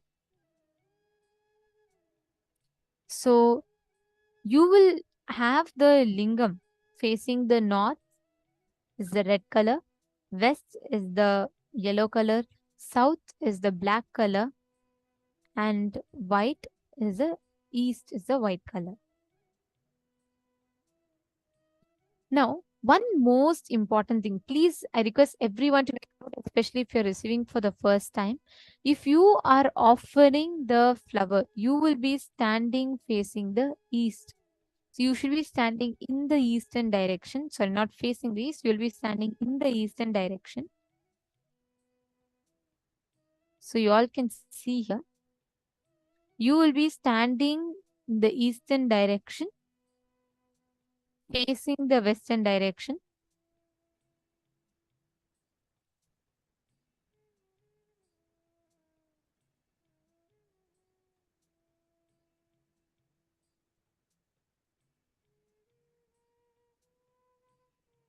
I request every one of you to please make a note of it. It's very important that you understand.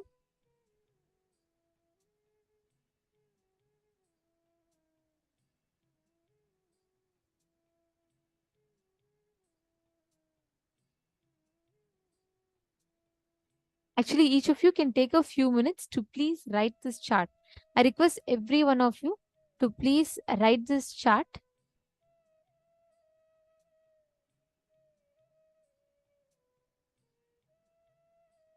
I request all the participants to please take a few minutes. It's very important. We take a few minutes and write this chart, then we'll be explaining to you further. This is a spiritual name.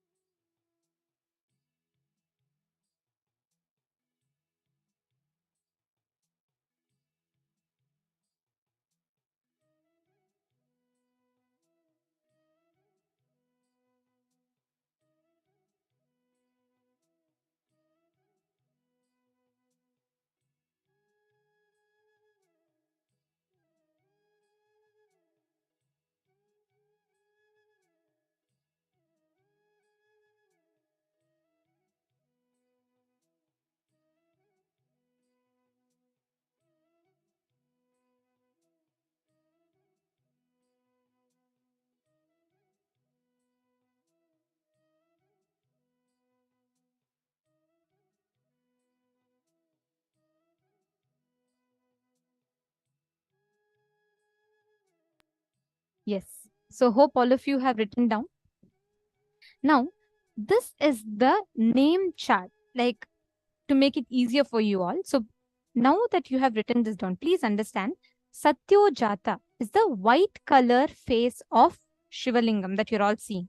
So if your flower drops in the Satyojata Shivalinga, your name will be, let's say if it is um okay, so let's say Ma Chetana. Ma Chetana, if you drop your flower in the black color Shivalinga, so you will not say, hey, I like black, I'll go and put my flower in black. No, that's not how you will do it. You're just going to drop the flower, and whichever color of the Shivalingam that the flower drops in, that becomes your name. So for example, for Ma Chetana, if her flower falls in the black color Shivalinga, her name will become Chetana Aghora Shiva Shakti. Whichever face, each of these lingams represent one of the face of Paramashiva. So it starts with Satyojata, the white color, Vamadeva, red color, Aghora, black color, Tatpurusha, which is pulling out of delusion, the yellow color, and Ishana is the middle circle. So these are the 5 faces of Paramashiva. Black is Aghora, white is Satyojata, red is Vamadeva, yellow is Tatpurusha, and the center circle is Ishana. Each of these are one faces of Paramashiva. So this is the spiritual name chart. It is very important. Please understand, if you are a female, okay, you will be receiving the name along with your name. The Shiva Deeksha name for you will be Shiva Shakti. For example, if you drop, like I said, Ma Chetana. Chetanama is a female. So if she drops a flower and then it falls, how you're exactly going to be doing is the mandala will be there. We will be projecting the mandala for all of you. You will be putting that mandala, the screen, the digital screen, however you have the mandala, whether it's your laptop or phone or whatever, you're going to be putting it on the ground and you will be standing facing the eastern direction. And you will be dropping the flower. You will not be putting flower. You will just be dropping the flower.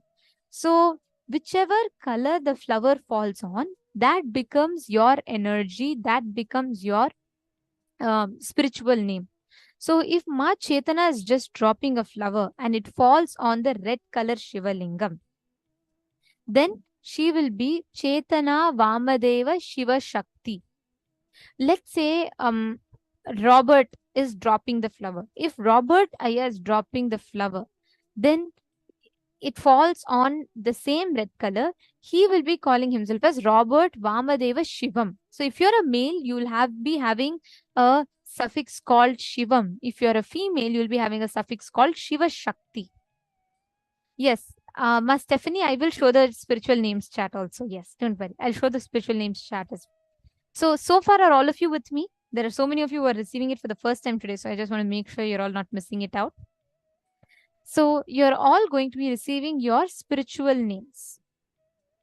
This is the Deeksha spiritual name. Of course, the proper spiritual name that you all will be getting is like through the darshan, Swamiji will be giving with Nitya and Ananda in it.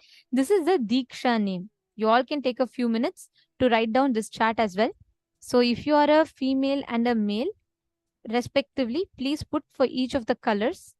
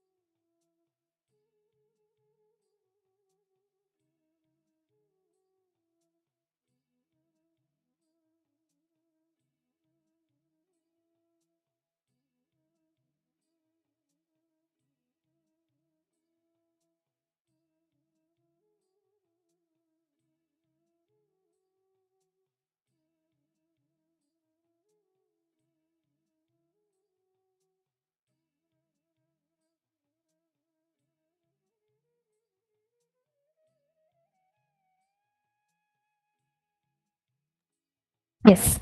Now, hope all of you have finished writing this down. This is very important for all of us. And according to this, you will be receiving your spiritual names. Now, in the next part, each of these spiritual name represents one of the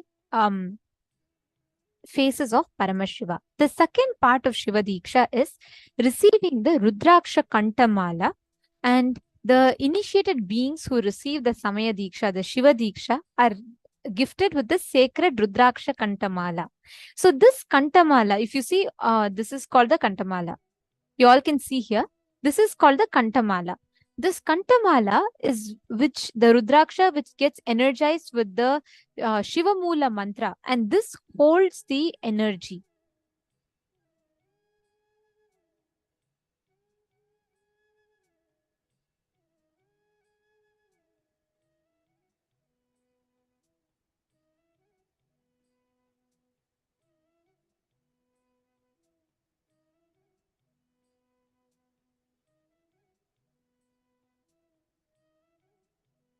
This Shiva Mula mantra is held by the Kantamala that we wear. So Kantamala should constantly be on your throat. It should actually be touching your throat continuously, as this energizes you with the Shiva Mula mantra. It's a very beautiful process that Swamiji explains. Whenever you chant the mantra, the Rudraksha gets energized. Whenever you forget to chant the mantra, the Rudraksha keeps you chanting the mantra in your inner space. So both will charge each other constantly, interchangeably, both charge each other. So that's how the Kantamala works. So you all can see, as in the picture, you all will be given the Kantamala as well. And the next is the Yagnopavita. The Yagnopavita is for the male to wear, and the male bodies will be receiving the Yagnopavita, which you will be wearing from the left shoulder below the right armpit. So it will be coming from the left shoulder through the right. This Yagnopavita represents the awakening of DNA strands in us. Most important for all of us to understand here is that whenever you receive the Gayatri Deeksha, whenever you receive the Gayatri mantra, the Yagnopavita represents the awakening of your DNA. All females will be receiving Yagnopavita in the next Deeksha, in the Vishesha Deeksha. In the Shiva Deeksha, the male bodies receive the Yagnopavita. Now, there are some most important do's and don'ts of the Shiva Deeksha. The first one, what you should not do. You should not abuse Sadashiva, Paramashiva, who is the source of the cosmos. You should not abuse the words of Paramashiva, which are the Vedas and Agamas. You should not abuse the Guru who gives you the Shiva Diksha. You should not abuse the other sadhakas, the people who practice the science of Shiva Diksha, who practice and who worship Paramashiva daily. You should not abuse them. You should neither abuse the Guru who gives you the Diksha, nor you should abuse the people who practice the lifestyle of Shiva Diksha. And you should never eat the food that is kept for or offered to Chandikeshwara. And you should never offer the flowers or food kept aside for Chandikeshwara. You should not cross the shadow of Shivalinga.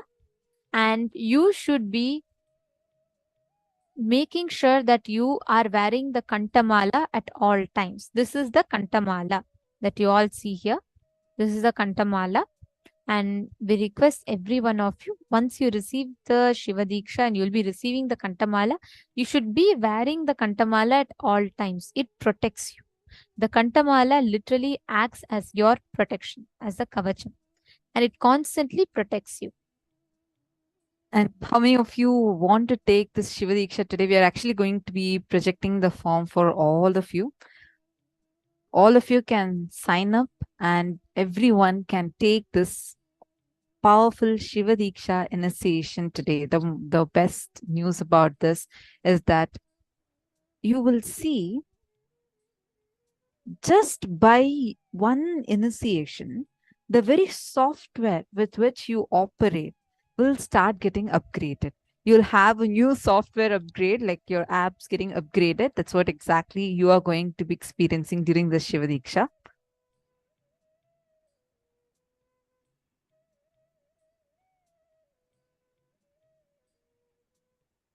And I also just wanted to announce, see, taking Shiva Diksha will directly help you even with power manifestation. Only when you take Shiva Diksha level 1, you can take Shiva Diksha level 2, which is the Vishesha Diksha. Vishesha Diksha is the initiation for power manifestation. You get initiated to start manifesting powers. You get initiated to start having the eligibility to worship Paramashiva.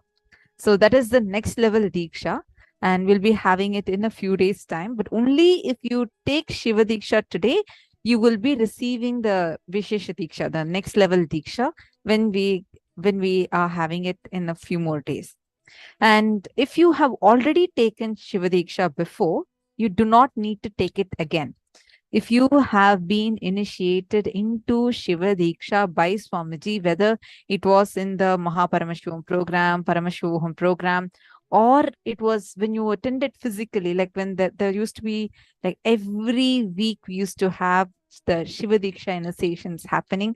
Thousands have attended the Shiva Diksha program and gotten initiated into Shiva Diksha. Even if you have done one day Kalpataru and gotten the initiation and you received your Kantamala, then you do not need to apply for it again.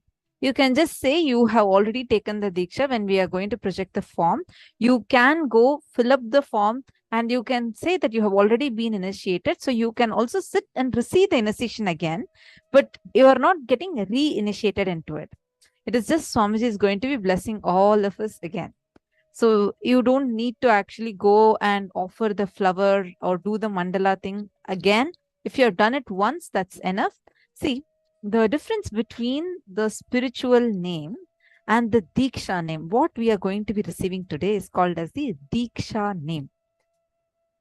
So the Deeksha name will be, like, for example, as we had explained earlier, when you are offering a flower on one of these faces of Paramashiva, see, the most important thing is you have to make sure that you are having your laptop or your tab, everything flat so that the flower should fall on it. It should not just hit and come or anything like that.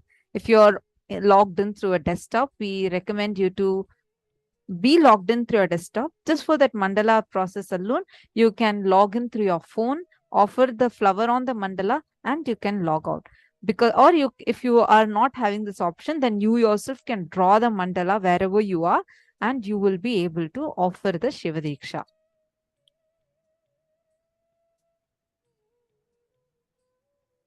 Yes. So now let us understand about this little more, and then we are going to be showing you all the form that you can sign up for this. All the participants, every one of you, to take all the, please internalize each of this so that you can understand the importance of the Diksha that you will be receiving, and you can receive it to the fullest benefit. Please understand, always Swamiji will tell that everything that you receive, you should know the exact procedure of how exactly it is done as per the Agamas.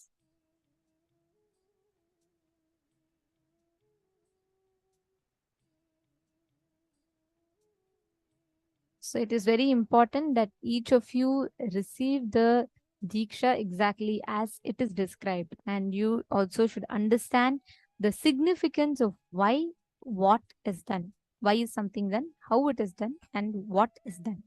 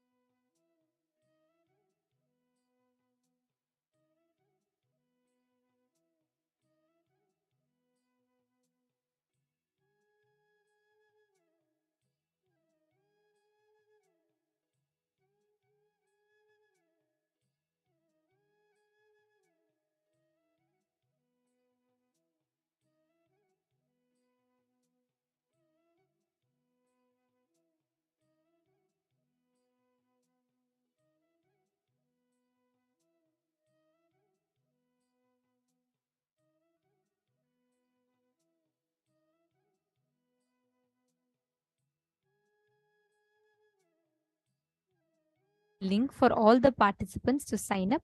Every one of you that want to receive the Shiva Diksha can head to tinyurl.com/Shiva Diksha and please sign up for receiving the Shiva Diksha initiation in that.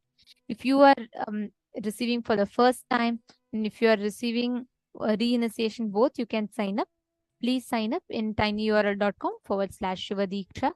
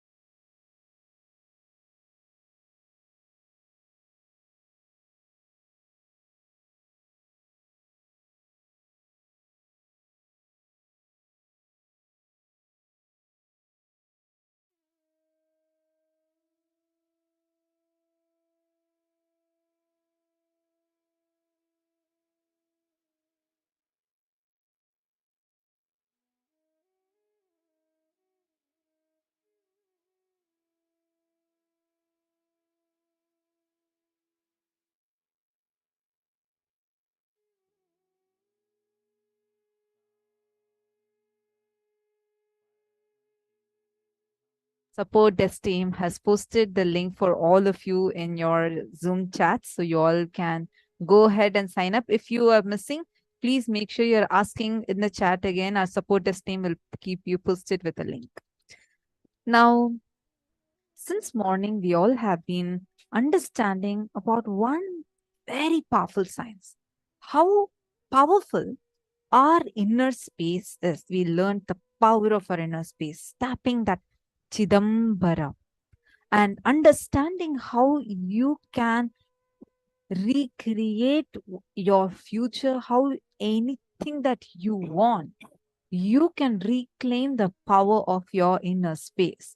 Then we have understood about the software that we operate from and how we are having the software that all of us are carrying in us, and how we are relating with life through that software. This by upgrading that software, which can be done through the Shiva Deeksha, the very experience, the quality of your life that you are experiencing will transform phenomenally. Now, what is the science of manifesting the reality that we want? We had a very intense workshop, the Kalpataru workshop. Step by step, we understood about the science of manifesting our reality. Now, the next session that we are entering into is actually a really interesting one. We are going to be understanding how we can manifest.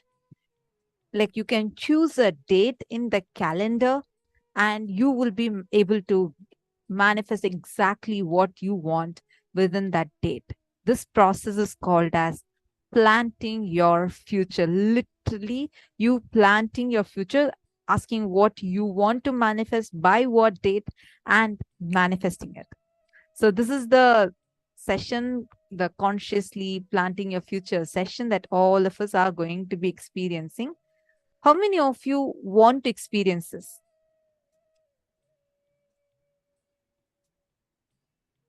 How many of you here want to manifest? You all are excited for saying that, look, I really want these things and I'm going to get it. I want to learn the science. How many of you are here like that? Ma Bhavna Paramar immediately jumped up and said, yes. Ma Lucy,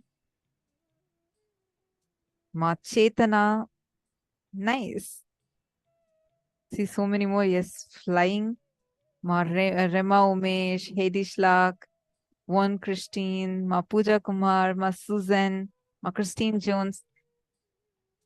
Nityanandam, nice to see so many of you here. Ma Vamadevananda, Ma Prema Tavasi, great. Ma Nitya Naresha. Wonderful. I see still more and more of you are responding. Manitha, you're saying, I want to learn. Yes, exactly. That's what we are going to be doing in this session. Swamiji is actually going to be taking us all through a very, very, very powerful session right now. A very short one, but extremely powerful. And Swamiji is going to teach us this very science to us. Yashodan Kulkarni, and I see someone named JW on the YouTube. I urge all the viewers on Facebook and YouTube immediately start joining the Zoom, because the powerful initiation that we are going to be entering into today, actually Swamiji is going to give not one, not two, but multiple initiations where you're going to, one, get Shiva Deeksha, where you will have that software upgrade and have that powerful energy of Paramashiva landing in you. And second, we are going to be blessed and initiated into the power manifestation.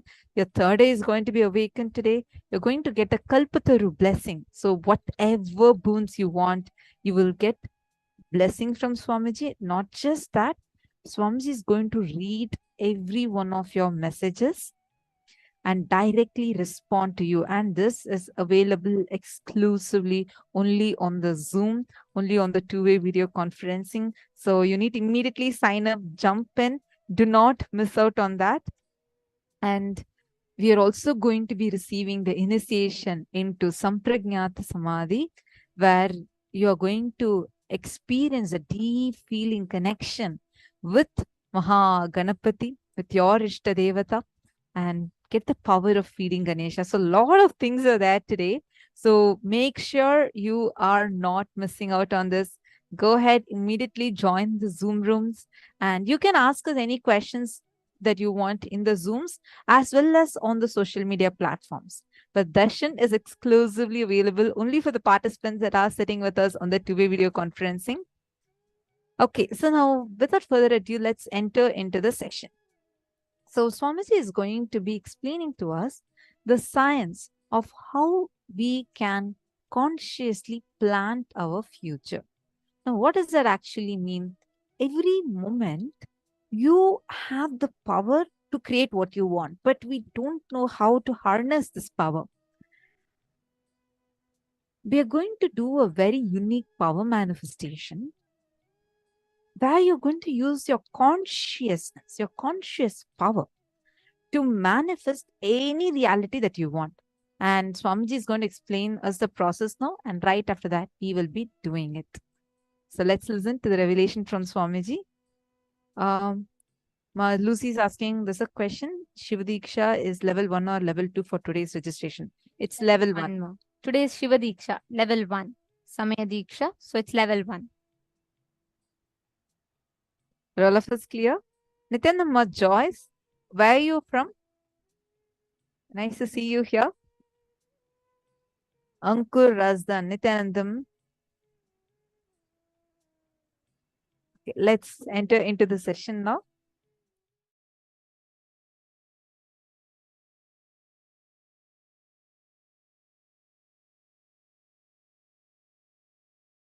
Keep the coconut on that exact spot where you wrote in the calendar and move the coconut without touching, just by your will. I tell you, the will power, oneness with which you move the coconut will make that sankalpa into Satya Sankalpa. Understand? Today, it's a unique power manifestation for planning and planting the future. Get printed calendar, monthly calendar, 12 sheet of this whole month. Take the calendar, fill at least 10 things you want to manifest throughout this year. Now take few minutes. If needed, run and get the calendar and one coconut. If you don't have coconut, if you have Atmalinga, that's also enough. Atmalinga will move faster than the coconut. Atmalinga may look heavy, but that's alive, living being. Understand? If you don't have coconut, don't worry, get your Atmalinga. Unprinted calendar. What you want to manifest. Planning and planting your future.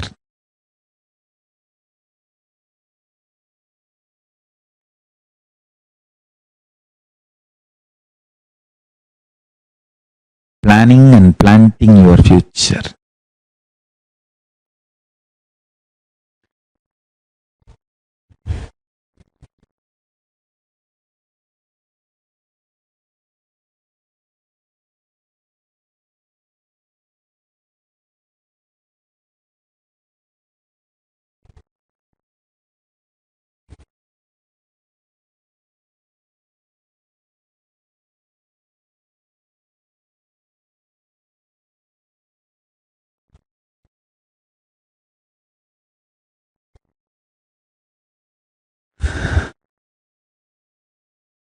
I'll give you a few minutes.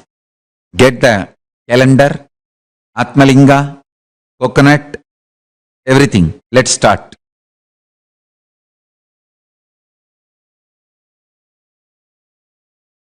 If you want, you can even have diary. On that you can write and keep the Atmalinga and do the power manifestation. Understand? Today I am going to help you to plant your future.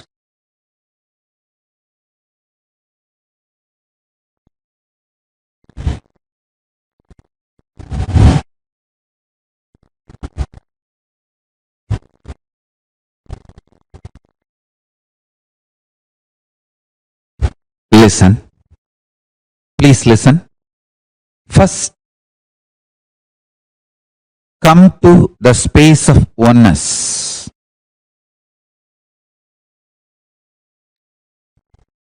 Pen down at least 11 things you want to manifest, minimum.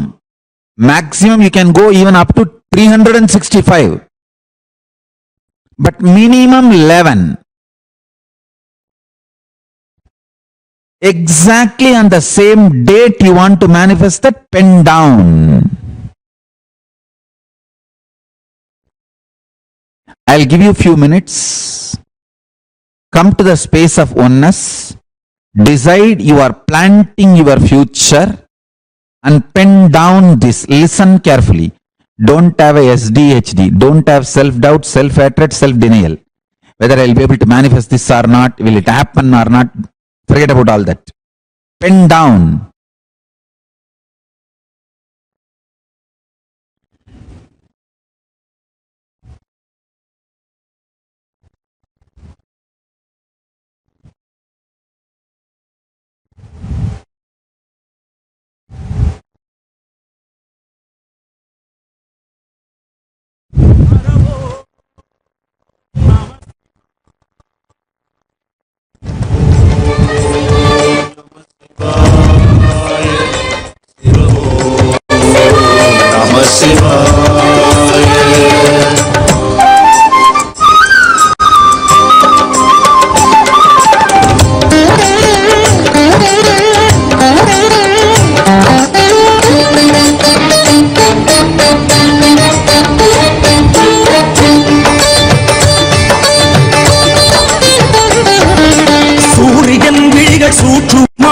பரிமள செவிகள் அணிவது மின்னியங்கள் படைப்பில் வேதமயம் பார்வை சிவயோகம் நடையில் கம்பீரம் ராஜ Narasimham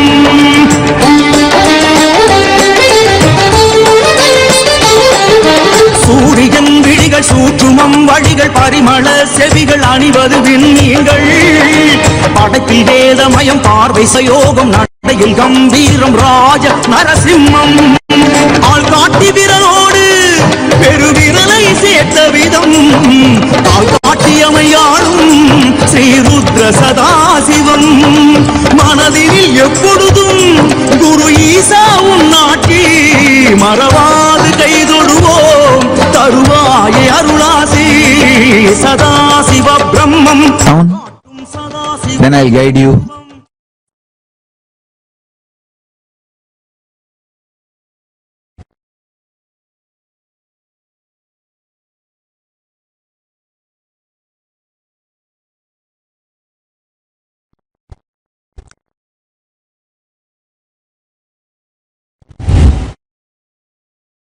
Listen.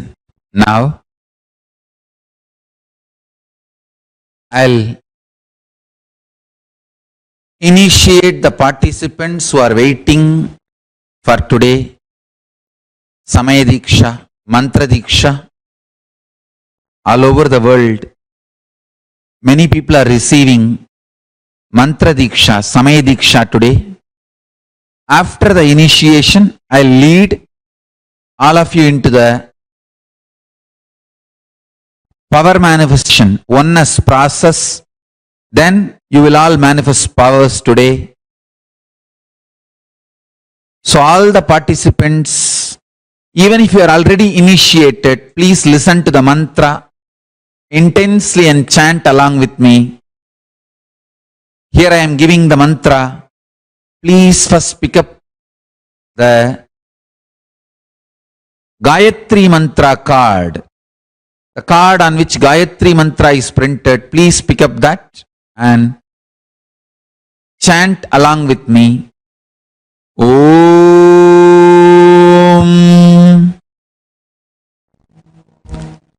Bhur Bhuvaha Suvaha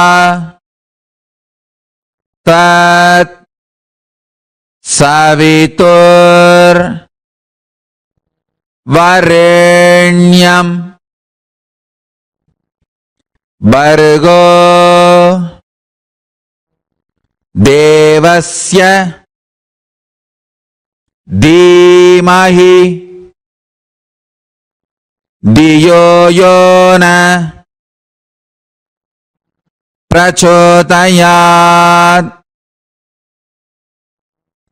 Om Bhur Bhuvaha Suvaha Tat Savitur Varenyam Bhargo Devasya Dhimahi Dhiyo Yona Prachodayat. Listen once more. Om Bhur Bhuvaswaha Tat Savitur Varenyam Bhargo Devasya Dhimahi Dhiyo Yona Prachodayat. Next is Samaya Deeksha, Siva Deeksha mantra. Listen to this intensely. This is the password to connect with Paramashiva, Sri Kailasa. So listen to this mantra. Om Ham Haum Shivaya Namaha.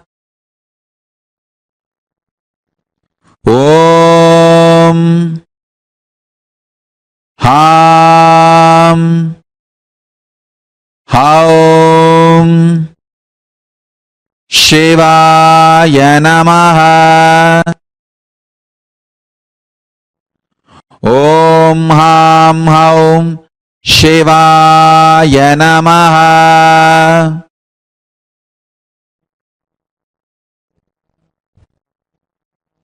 Yes, now I'll give you the Mahavagya. Om Nithyananda Paramashivoham.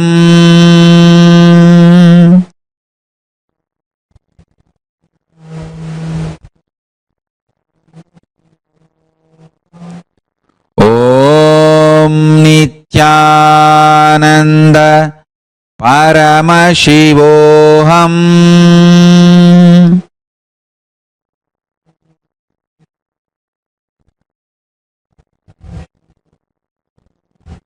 Om Nithyananda Paramashivoham.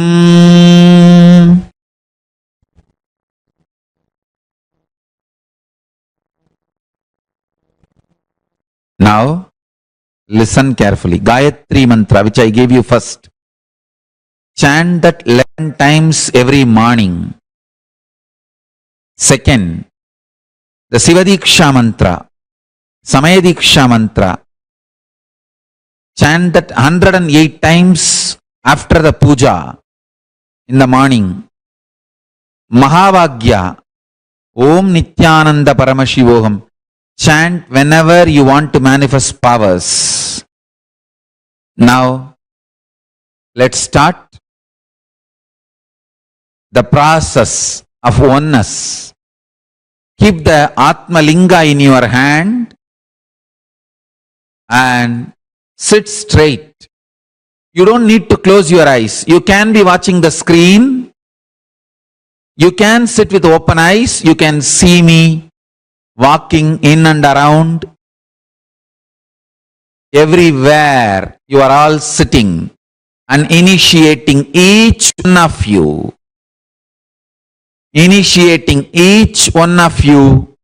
individually. You can see me physically. I'll be there in every center, every adinam, every ashram to initiate all of you. Don't keep your eyes closed. Keep your eyes open. Sit straight. Keep the Atmalinga in your hand and sit straight. Let's start the oneness process.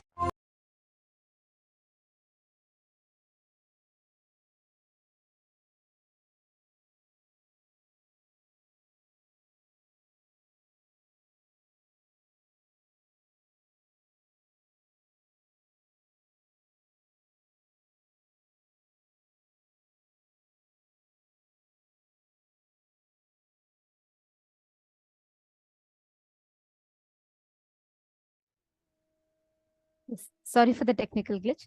This exact technique that Swamiji revealed to all of us, when we manifest it right now, like all of us can experience that breakthrough. Can I request every one of you to please bring a calendar? This is a very, very powerful process where you are going to consciously plant your future. Can I request every one of you here, please bring a calendar, and you all can place it in a way that it's visible in the camera.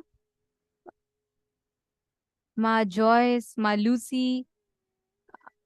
Yes, please place it in a way it's visible in the camera. Ma Veronique, Ma Jin Wong, Ma April McKay, Nithyananda Ma Melvi, Ma Chinmaya, Ma Karen, Ma Xin Yuan, Ma Tiligavati. I request every one of you to bring a calendar, place it in such a way that it's in front of the camera. Now we are going to be doing the exact process that Swamiji revealed to consciously create our future, to consciously manifest our future the way we want. And the way we are going to do it is very simple. We're all going to be now writing any date. You can pick up any date that you want in the calendar. For example, you can say, okay, by August 16th, 2023, I want to manifest 20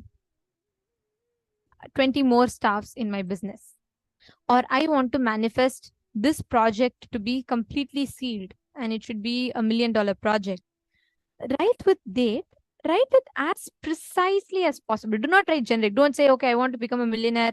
No. Write something that you visualize, that you can precisely see.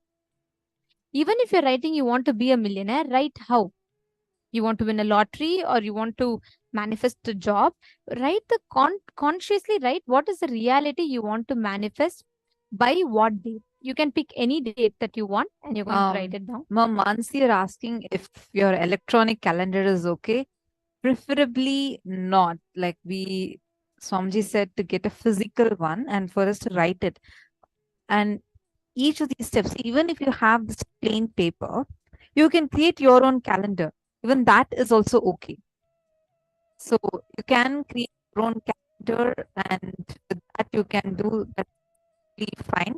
But like it should be a physical one, and on that you should be like writing the exact thing you want to manifest by that certain date and what exactly you want to manifest. You can be in detail, and on that you should be keeping the Atmalinga or the coconut and moving it. So preferably not on the electronic, because electronic one, it's a different level of power. To manifest it electronically, like on the silicon device, the power itself is completely different for it. So we recommend you to use the physical one, even if you have a sheet of paper, have that, and on that you can write down the dates. One, you're all going to be having a calendar in front of you. Step number 2, you are going to be picking any date that you want, and you're going to be deciding what you want to manifest by that date. And you're going to be writing down. Most important part in step number 2 is that you have to be as detailed as possible when you write down. Do not just write down like randomly. Write it down in very detailed way. Like for example, even if you're saying you want to manifest wealth, what is the way that you're visualizing through which you want to manifest wealth, or you want to manifest you want to manifest a relationship. Write everything down as detailed as possible. That is step number 2. Step number 3, you're all going to be writing consciously. So you're going to be consciously visualizing you manifesting that reality. And step number 4, any obstacles that there is, consciously keep dropping it in your inner space. Right? So for example, the moment you place your coconut in front of you in the calendar, you're writing, you have put down the obstacles clearly, whatever you have, whatever you're stuck with. And now you need to consciously visualize and create your reality. So as you are writing down whatever obstacles are coming, pen them down, put them down clearly. After that, you will see automatically as you drop each of that and complete with those obstacles, the coconut will start rolling. And Swamiji, like Swamiji said, the Atmalinga will be even more easier. Have the Atmalinga kept in front of you, and you can consciously decide, declare, and just move the Atmalinga. You will see automatically that the Atmalinga will start moving on the calendar. The moment your Atmalinga starts moving, that means you have started manifesting. So I request everyone to please do it. Please put the calendar. Ma Chingho was talking about her cat. Ma Chingho, actually, you can get your cat also to sit in the initiation. You're saying your cat is also sitting and typing messages on your laptop. You can get your cat for the initiation. And I think your cat is also too excited and wants to have the initiation. Swamiji actually says, Ma, in Kailasa, we, like Swamiji says, everyone is Paramashiva, right? Because every single being is Paramashiva, embodiment of pure consciousness. So every single being is worshipped. Every single being has the equal right. That's why in Kailasa, Swamiji initiates, whether it's a small plant or an animal, everyone, Swamiji initiates everyone. And of course, like Swamiji says, it's not there in Kailasa, there is no discrimination, not just between human beings, but between any living beings. So you can get your cat also for the initiation.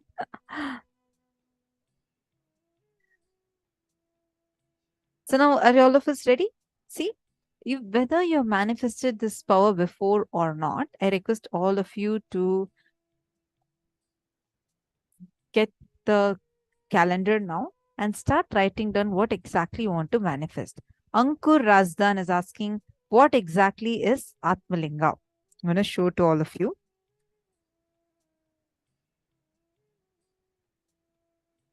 So you all can see this is the Atmalinga. The Atmalinga is, I hope you are able to see in the camera.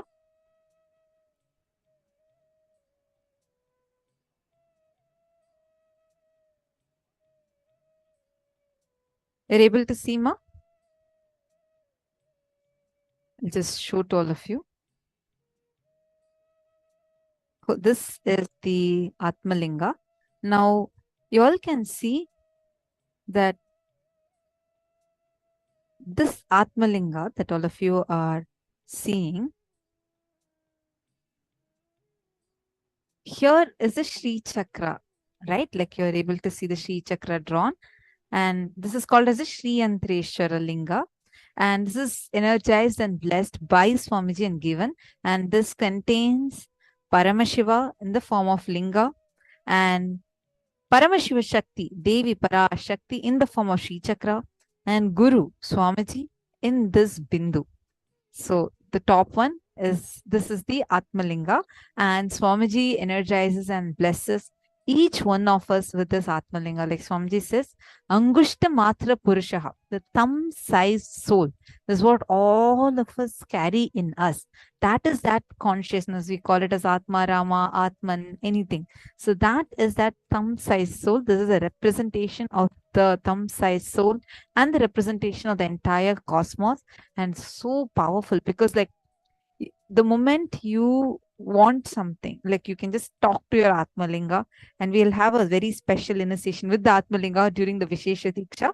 And Atmalinga is literally like you having a pocket version of Paramashiva with yourself. It is where one form where Guru, Linga, and Guru, Devi, Paramashiva Shakti, and Paramashiva, all of them are in one form. So you worshipping Atmalinga once is equivalent to worshipping Devi Parashakti and Paramashiva as Linga and Guru as the Bindu in that. So Atmalinga is a very, very powerful tool, ma. Right now, you all can manifest. If you don't have Atmalinga, don't worry. You can just keep a coconut and And manifest. if you don't have a coconut, yes, you can use a fruit. Thing is, the fruit takes like many times people feel like the fruit takes a lot more time to manifest with it. That's all. Otherwise, you can manifest with any object. And coconut is easier, and Atmalinga is the easiest. So you can just keep your Atmalinga or the coconut on the calendar, and you could move it. And if you have not received the initiation before, don't worry. Today, while the darshan is happening, Swamiji will be initiating us and awakening our third eye.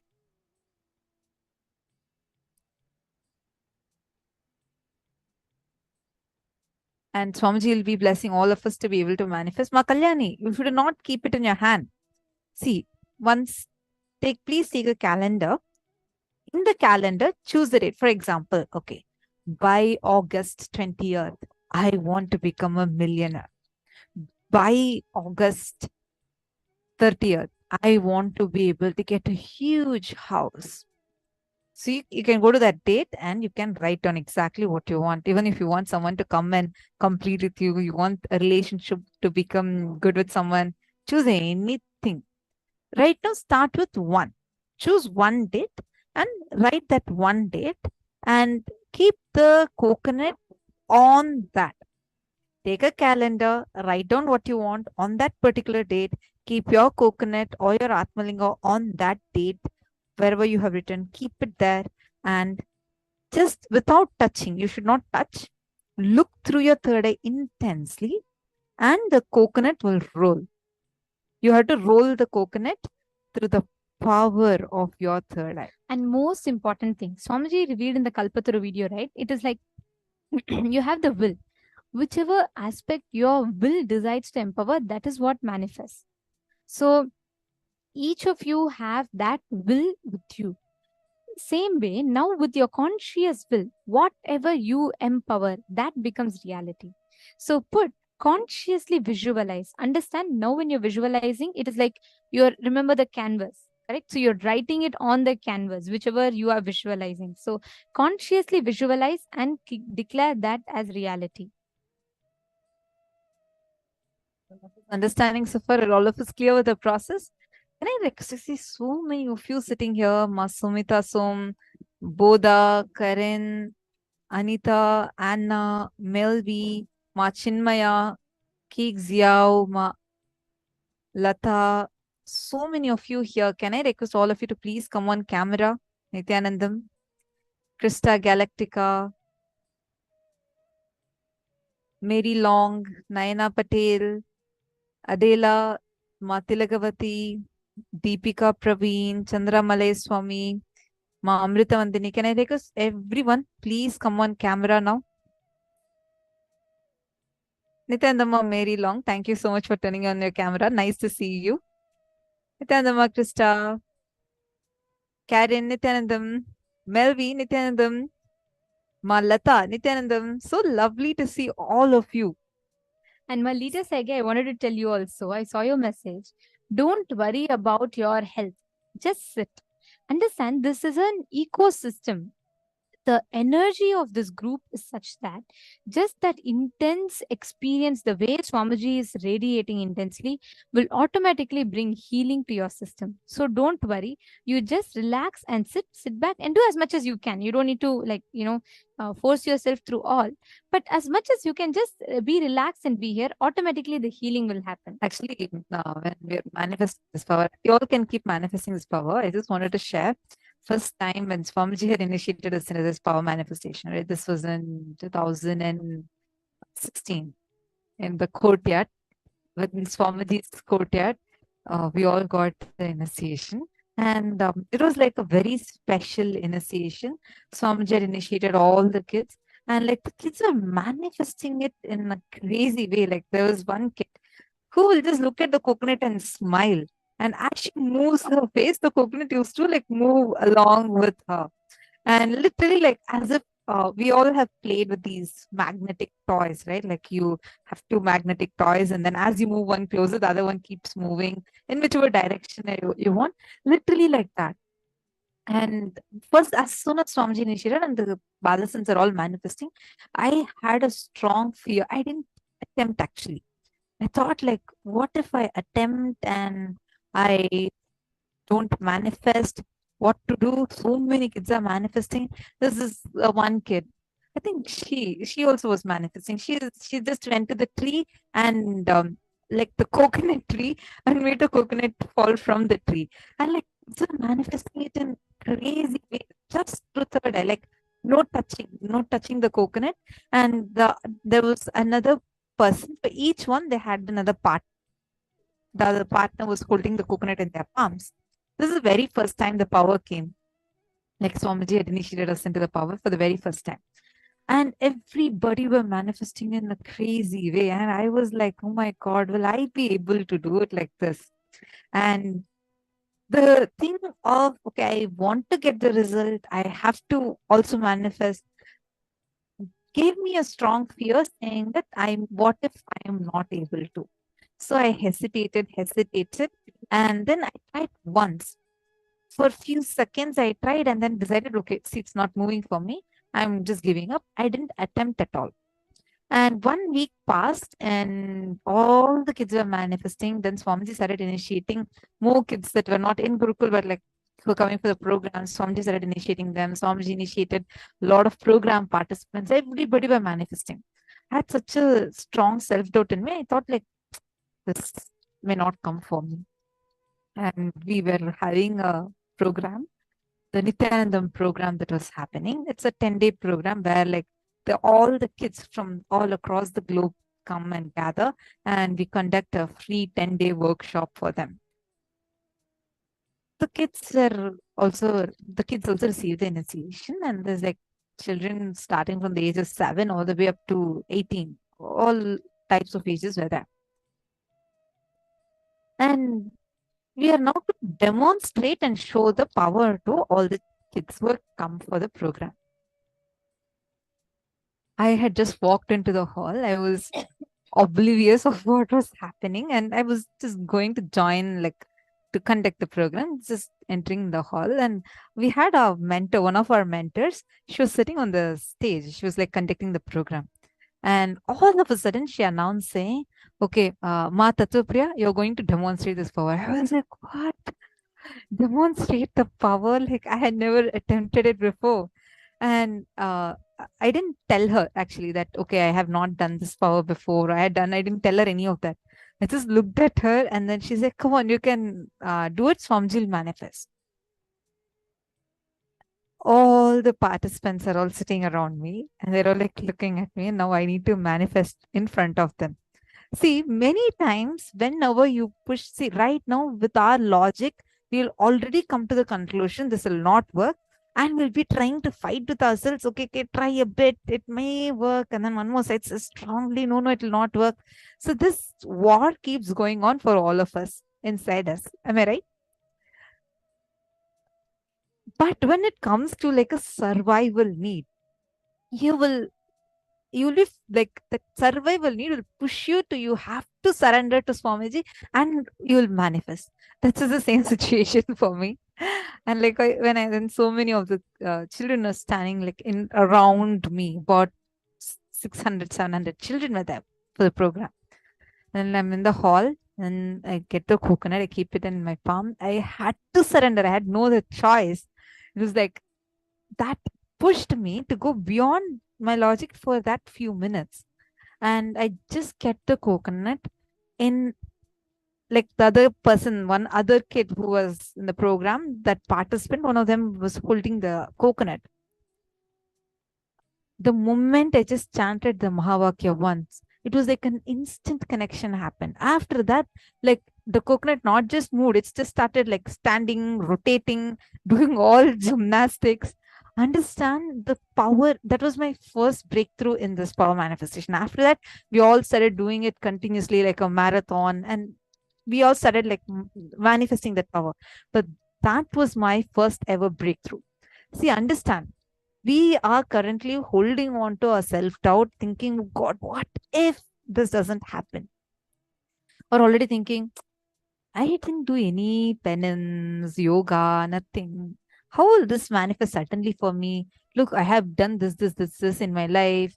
All that karma is sitting on my head. How am I going to be manifesting? We all have like this hundreds of statements running in our head, which will stop us from even attempting to manifest. Am I right? How many of you have experienced like this? Can you all raise your hands, wave your hands? I see so many of you waving now. Understand, just right now, if possible, go live on Facebook or at least sit and record. Record yourself doing this manifestation. If you have not yet been initiated by Swamiji, don't worry. Swamiji will be initiating us today. Very during the shortly, darshan. you'll be listening to it.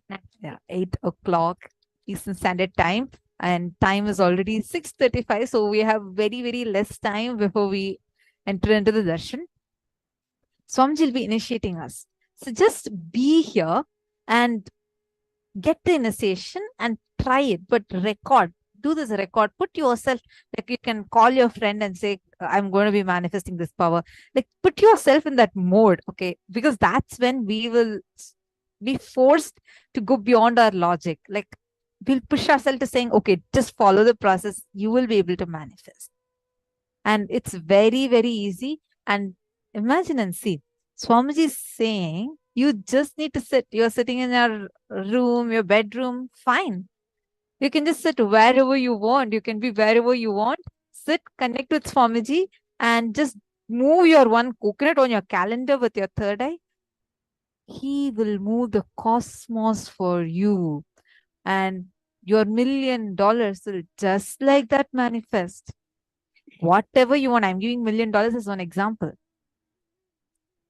You have a 20-year fight with your best friend who was your best friend 20 years before, and now you're not even able to talk to her, you're not able to even relate with her, but you want your friendship to be reunited back again. And you're writing that as a boon. I'm giving you an example. You don't even need to pick your phone, call her right now. All you need to do is just sit right now, do the power manifestation, write it on your calendar, move the coconut or your Atmalinga through your third eye, see what starts happening. Suddenly, that person would call you after 20 years and talk to you and complete with you. Suddenly, you'll see your friendship gets back even much stronger than before. This is the power. How many of you want to do this?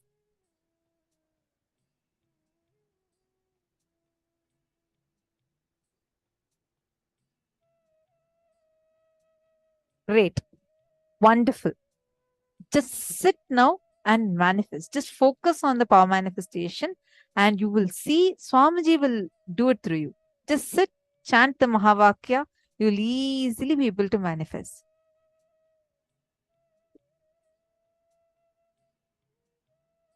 Actually, when you all just sit with the declaration, the power of your will, when your will integrates with the cosmic will, which is powerful with Swamiji's will, it will just immediately have an impact in the matter in front of you. Ma Chetana, when you sit with the declaration, it is, see, your will is like 100 watts. Imagine that connecting with Swamiji's will, which is like 10,000 volts, I should say. And when that connects, the matter in front of you is just nothing. See, when you start moving that matter, your consciousness in you, the inner space in you will know, hey, if I can move a coconut in front of me, why not the loan that I'm stuck with for so long? If I can move the loan that I'm stuck with for so long, why not the relationship that I want to have a breakthrough in? In every facet of your life, you will be able to start having that experience, that breakthrough. Shraddha Rupa. Actually, is Arunachala your kid also with you? If sleeping, don't worry, don't need to disturb. But whenever you're doing your power manifestation and all, just have your kid with you on your lap and just manifest. You'll see so beautifully. The kid will also start manifesting powers more and more. And it will also help you entangle. It will be like a very beautiful virtuous circle. Okay, great. So now, please sit and continue the manifestation. I request everyone. We're going to be playing Mahavakya. Ma Susan, I see you have placed a big coconut on the calendar. See, if you want, you can actually remove your specs whenever you're power manifesting. Your third eye does not need specs. So you can remove your specs. Through all three eyes, intensely look at the coconut. Now, you kept the coconut on the calendar, right? Let's say this is the calendar. You've written the thing you want to manifest. You're going to keep the coconut here. Through all your three eyes, look at that coconut intensely. And just with your will, with your strong will, just move it. You will actually see the coconut will respond to you and move as per what you command. Even little bit, if it just rolls out, that's enough. All your obstacles will roll out. Just try it. Right now, sit, chant Mahavakya. You'll actually play the Mahavakya. Just do it. Ma Vaidegi Bala Subramanyam, wonderful. I see you have kept the Atmalinga. Intensely look at your Atmalinga. You'll actually feel that connection starting to happen. And just move it. Like feel with that will, just move. You'll be able to move it. Yeah, you don't need to touch it, just move it. You'll definitely be able to do it now. Come on.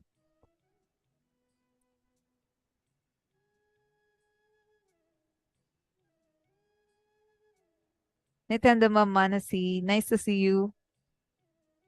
Are you also doing the power manifestation?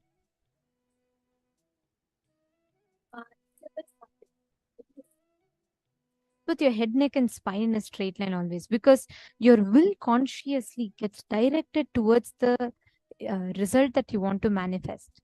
So whenever you're sitting straight, you're bringing that awareness to your system. So my Isabel should sit straight.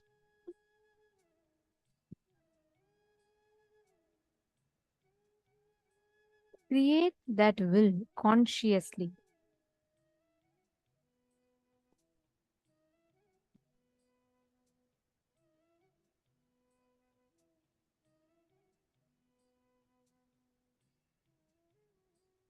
Veronique Saikumar, do you have Atmalingama?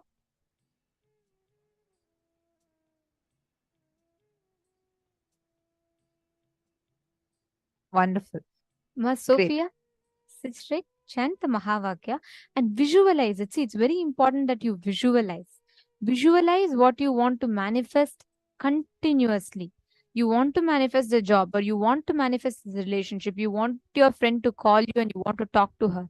Anything you want, just visualize as if that has already happened and do the process. Paramashivoham. Om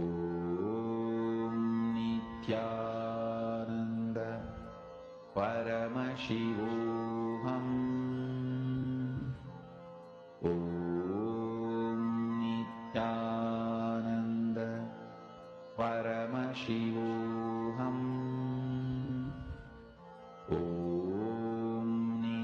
All the viewers that are watching us on YouTube and Facebook, if you all also need any help, feel free to post it in the comment section and we will be able to support you, help you to manifest it.